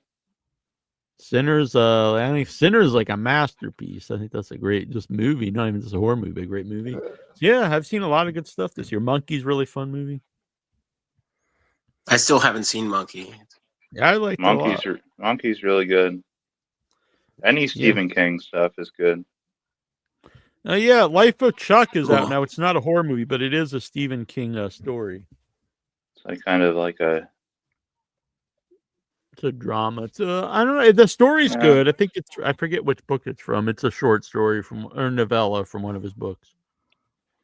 It just came out a few years ago, but the movie's playing now in the theaters. I may go see it if I can work it into my schedule. But this weekend, I'm going to be recording commentary for the upcoming Psycho Ape and Psycho Ape 2. Hey, can I ask a wrestling question? What on a wrestling show? Are you crazy? You guys think that Stephen King likes wrestling? He has Yes, had you like and me. he's put like a few things in like You mean like pro wrestling, or do you want to wrestle around with them? I don't know. We're both quite bony. like but Creep Show. He wrote the Oh yeah, they got script wrestling in the for, background there. and on that his is true. like his character is like a really dumb character, and he turns on wrestling. So Okay. So I don't know if that's a mission that he likes it or not. Yeah, he's from New England, so he probably just knows of it. Like, I think if you're from New England and he's an older guy, like you'd have to have just been around like WWF on some level. Yeah. You certainly used to like it at some point. Maybe. So what do you think that his top 3 wrestlers would be? Stephen King's top 3 wrestlers. Probably of all Jake time. Snake would be up there. Jake the Snake, Kevin Sullivan, And the Boogeyman. No, The Boogeyman? The Boogeyman. I'm the Boogeyman, and I'm going to get you. All right, Jack, have you ever had any thoughts about any merchandise that the Boogeyman could have ever That's had? a good question. That's a good question. I'm gonna save this one for next week. So that's a good spelling point. Tune in next week, Incher, and you will hear my never before aired in public idea for Boogeyman merchandise. You know what? I might work on a T-shirt for this idea. I bet people would buy that. In Your Head fans would love this. I'm on the edge of my seat. Vampiro, that's a good one. That's possible. We just assume that he would only like dark, evil characters. He might be totally into like Santino and. God bless it. Oh, yeah. My brain from AEW. He's you a could big get buff Stone on the Cold. show if you shaved his balls from behind while pretending to be his mom. Damn. I think Jack would be down with that. Enter if you could shave the balls of any wrestler, living or dead.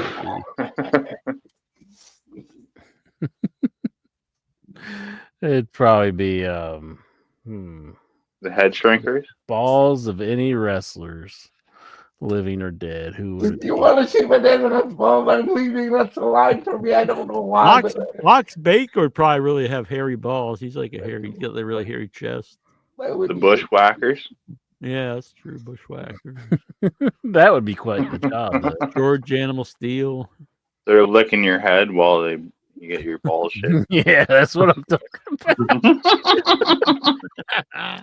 He means your head, not the head of your, ding-a-ling. Skinner. Michael Petrelli's here. He doesn't want this kind of talk. Hello. It's fine. Like to apologize right now to Patrick Howell. Yeah, My whatever happened filthy to toe. Patrick Howell? And who was the guy who used to come on the show and be on like a treadmill and stuff? He was on all the time, and then he just totally disappeared. You mean Marquis? Oh, I don't know. I was thinking it was the other dude, the bubble.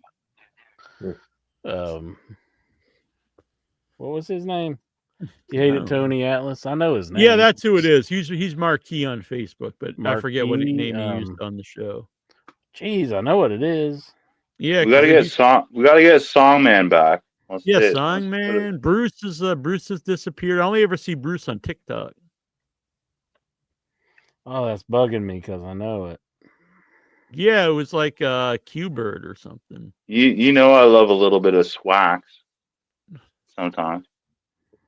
Yeah, we may have lost contact with Swag. Yeah, it's there's all no Jack's more, fault too. You probably made him take it away. You're like, please end Skype so I never have to hear Swax again. He's probably still calling in his swipe to this day. Mm-hmm. Or he's got like an old version of it on his Windows, and he's like, I'm just calling constantly. Oh, what was his name? I know it. Come on, give it. Ludite. It was like something Coast. That's it. You got it. I just couldn't think of it, but that's it. All right. You guys lost contact with Barbie, right? I think Incher talked. I with can him contact him. He's Should on get the him on- PlayStation account, I think. Should get him on for like a 25-year He's on Twitter reunion too. show. Yeah, he's on Twitter too. he might not like us anymore. He'd be like, I don't want to do that. That's too Damn. bad. That's too bad. He's like a MAGA guy on Twitter. No, I He's don't. good. He is. No, He's in England. Can you be MAGA in England?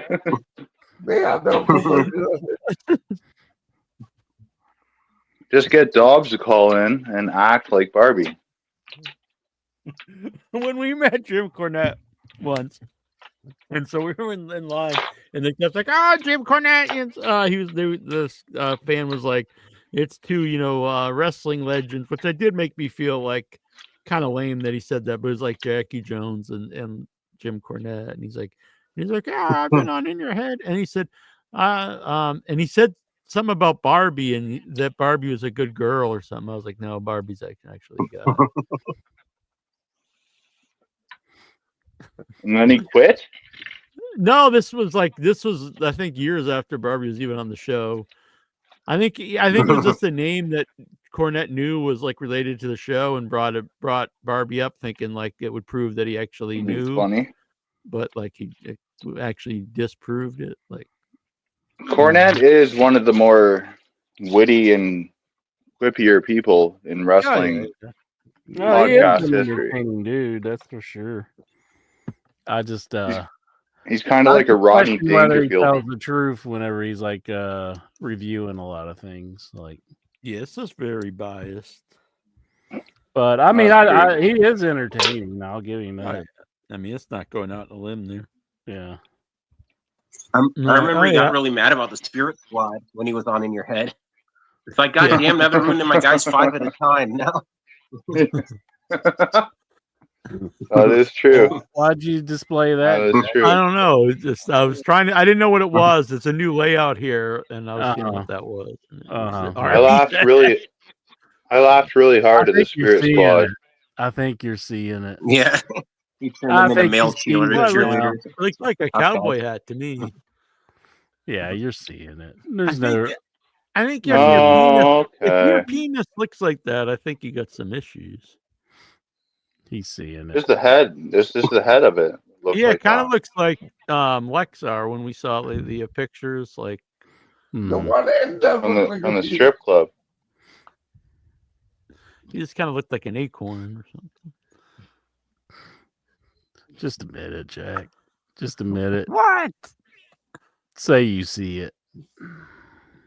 No, I'm not even joking. Like you, that's really like pushing it. That I'm that's out the of penis.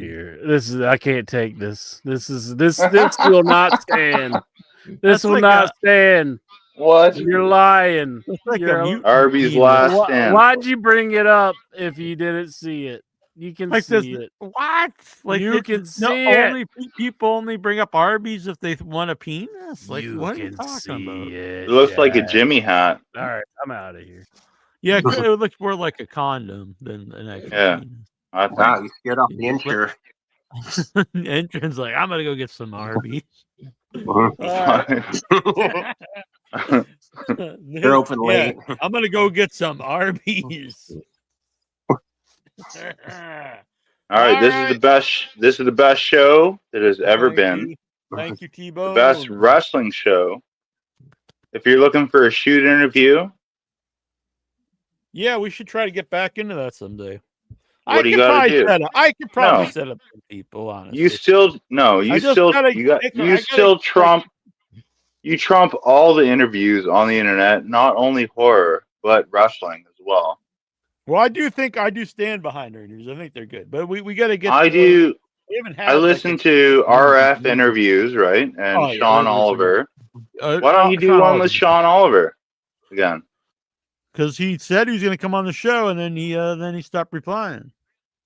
Oh, just get him and Kevin Nash on the show at the same time. Promote that. Kevin Nash would probably. I don't think you do it anymore. That doesn't matter. Just What's scratch the a couple of your taste? scratch tickets and pay for it. No, I'm not paying guests. I've had three. So there's a lot of people lately on In Your Head when I asked. There are. I don't want to say everyone because there are people who said we'll do the show. Russo, George Oh, that's good. Chow, Titus O'Neil. Titus O'Neil for his book, and Teddy Hart. no, don't do that. Oh, Don't. that'd be good. yeah, this I I like could Teddy work on Hart. something, but there are also a lot of people who ask for money, so it's just kind of disheartening. It's just like I don't want to bother with this; it gets annoying. But so there's only been 3 people in the history of Without Your Head who have asked for money. One was last week, and it was not, I guess, anyone would probably know. No offense to her, but no one would know her by name. No, And then no offense taken. the other 2 were guy who played Darth Vader in the original movies, not James Earl Jones, but they got Richard Prowse or David Prowse. Guy. Yes, Prowse, David Prowse. And so David All right, Prowse. try won me money. again.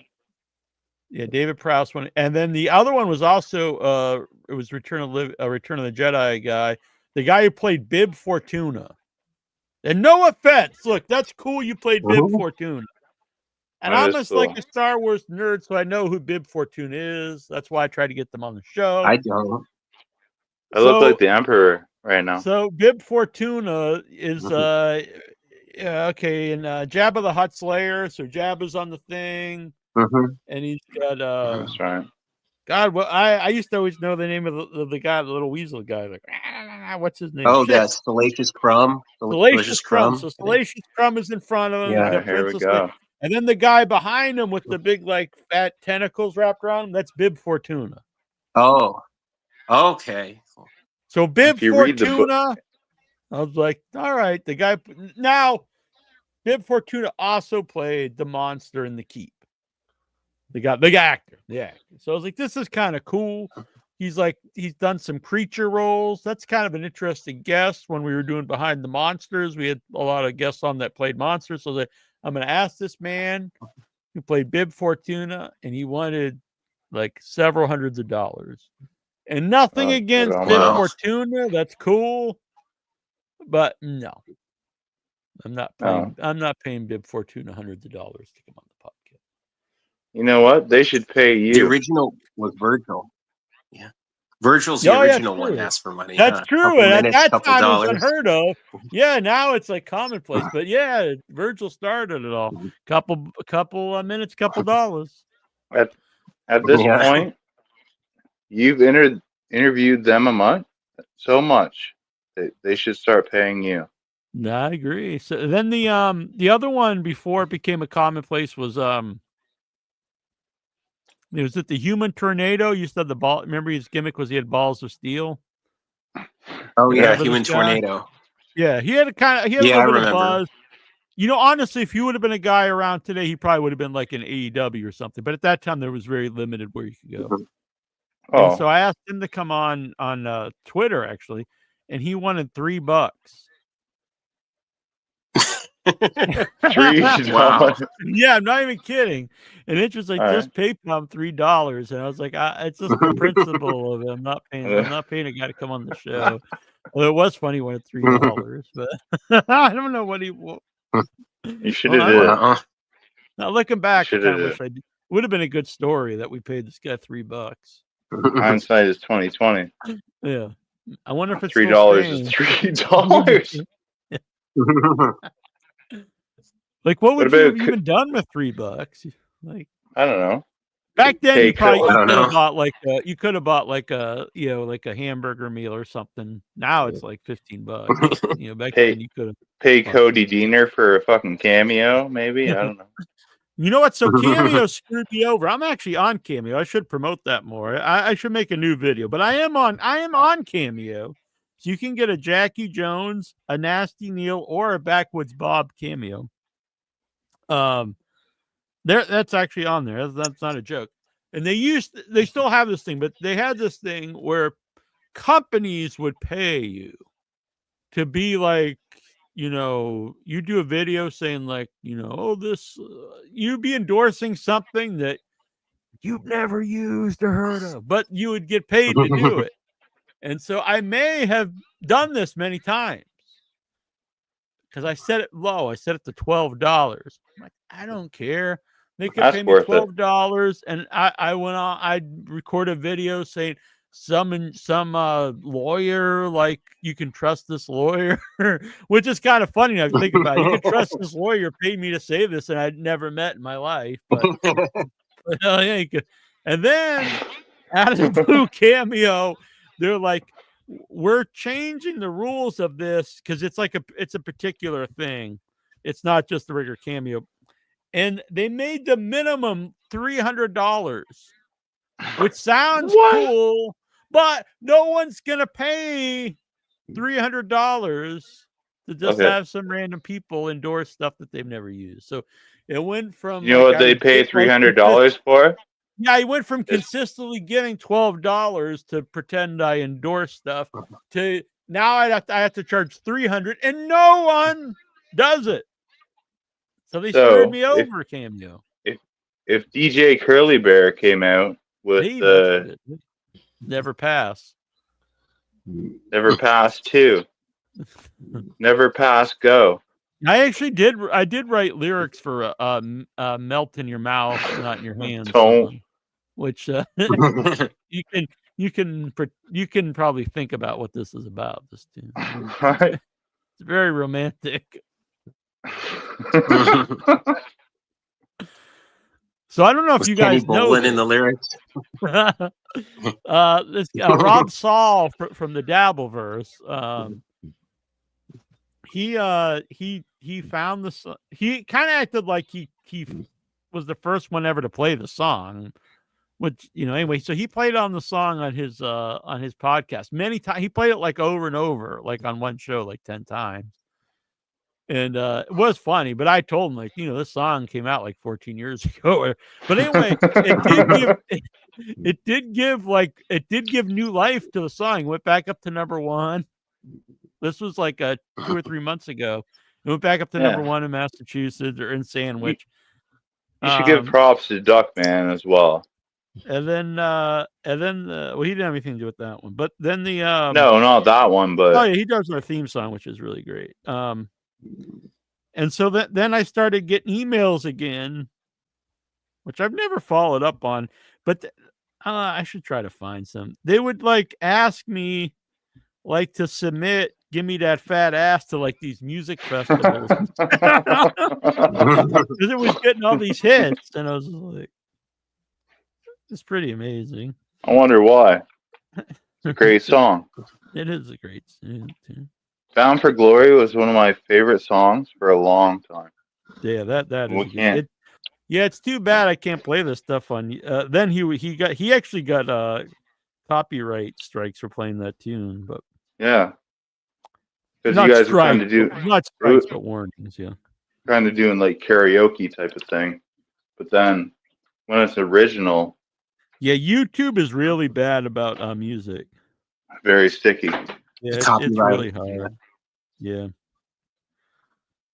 Yeah, become an official mono. I don't know. I just get all these emails, especially when he was playing that song a few months ago from Reverb Nation. Just like, it's either like want me to submit it to festivals or like be part of like some like submit it to like some kind of like music like like I don't know, just all these crazy Publishing things. company. Yeah, just a label like it's like a they're gonna growing sign artist you. record. They're looking for like new artists. You gotta like sell your You gotta soul away follow for it a up. YouTube channel. We need a full album. Yeah. Yeah. They do. Rob, when they're playing on there, they do think it's from the full like White Chocolate album, which I don't tell them it's really just in one song, but yeah, whatever. All right. Well, It's this just has for been fun, right? Yeah, no, it's a fun tune. I like it. It's I've had friends that won't listen to it. Is Push It and Pull It by Kamala copyrighted? Because you could do that. Probably. You ever heard of that? I mean, song? I sometimes get warnings for like the Without Your Head song that's completely original that was written for me. and then it's original music, and say, and then I have to like put in this thing that it's like I have to put it in forum saying, and it's over and over. It's like, don't I do this once and that's it? No, I got to do it over and every time we decide that. That's They kind of like muted all- Shahi, Yeah, like it gets- Shahi drawing pictures. Yeah, I like, get oh, muted all the time sorry, on I that. drew a picture of you.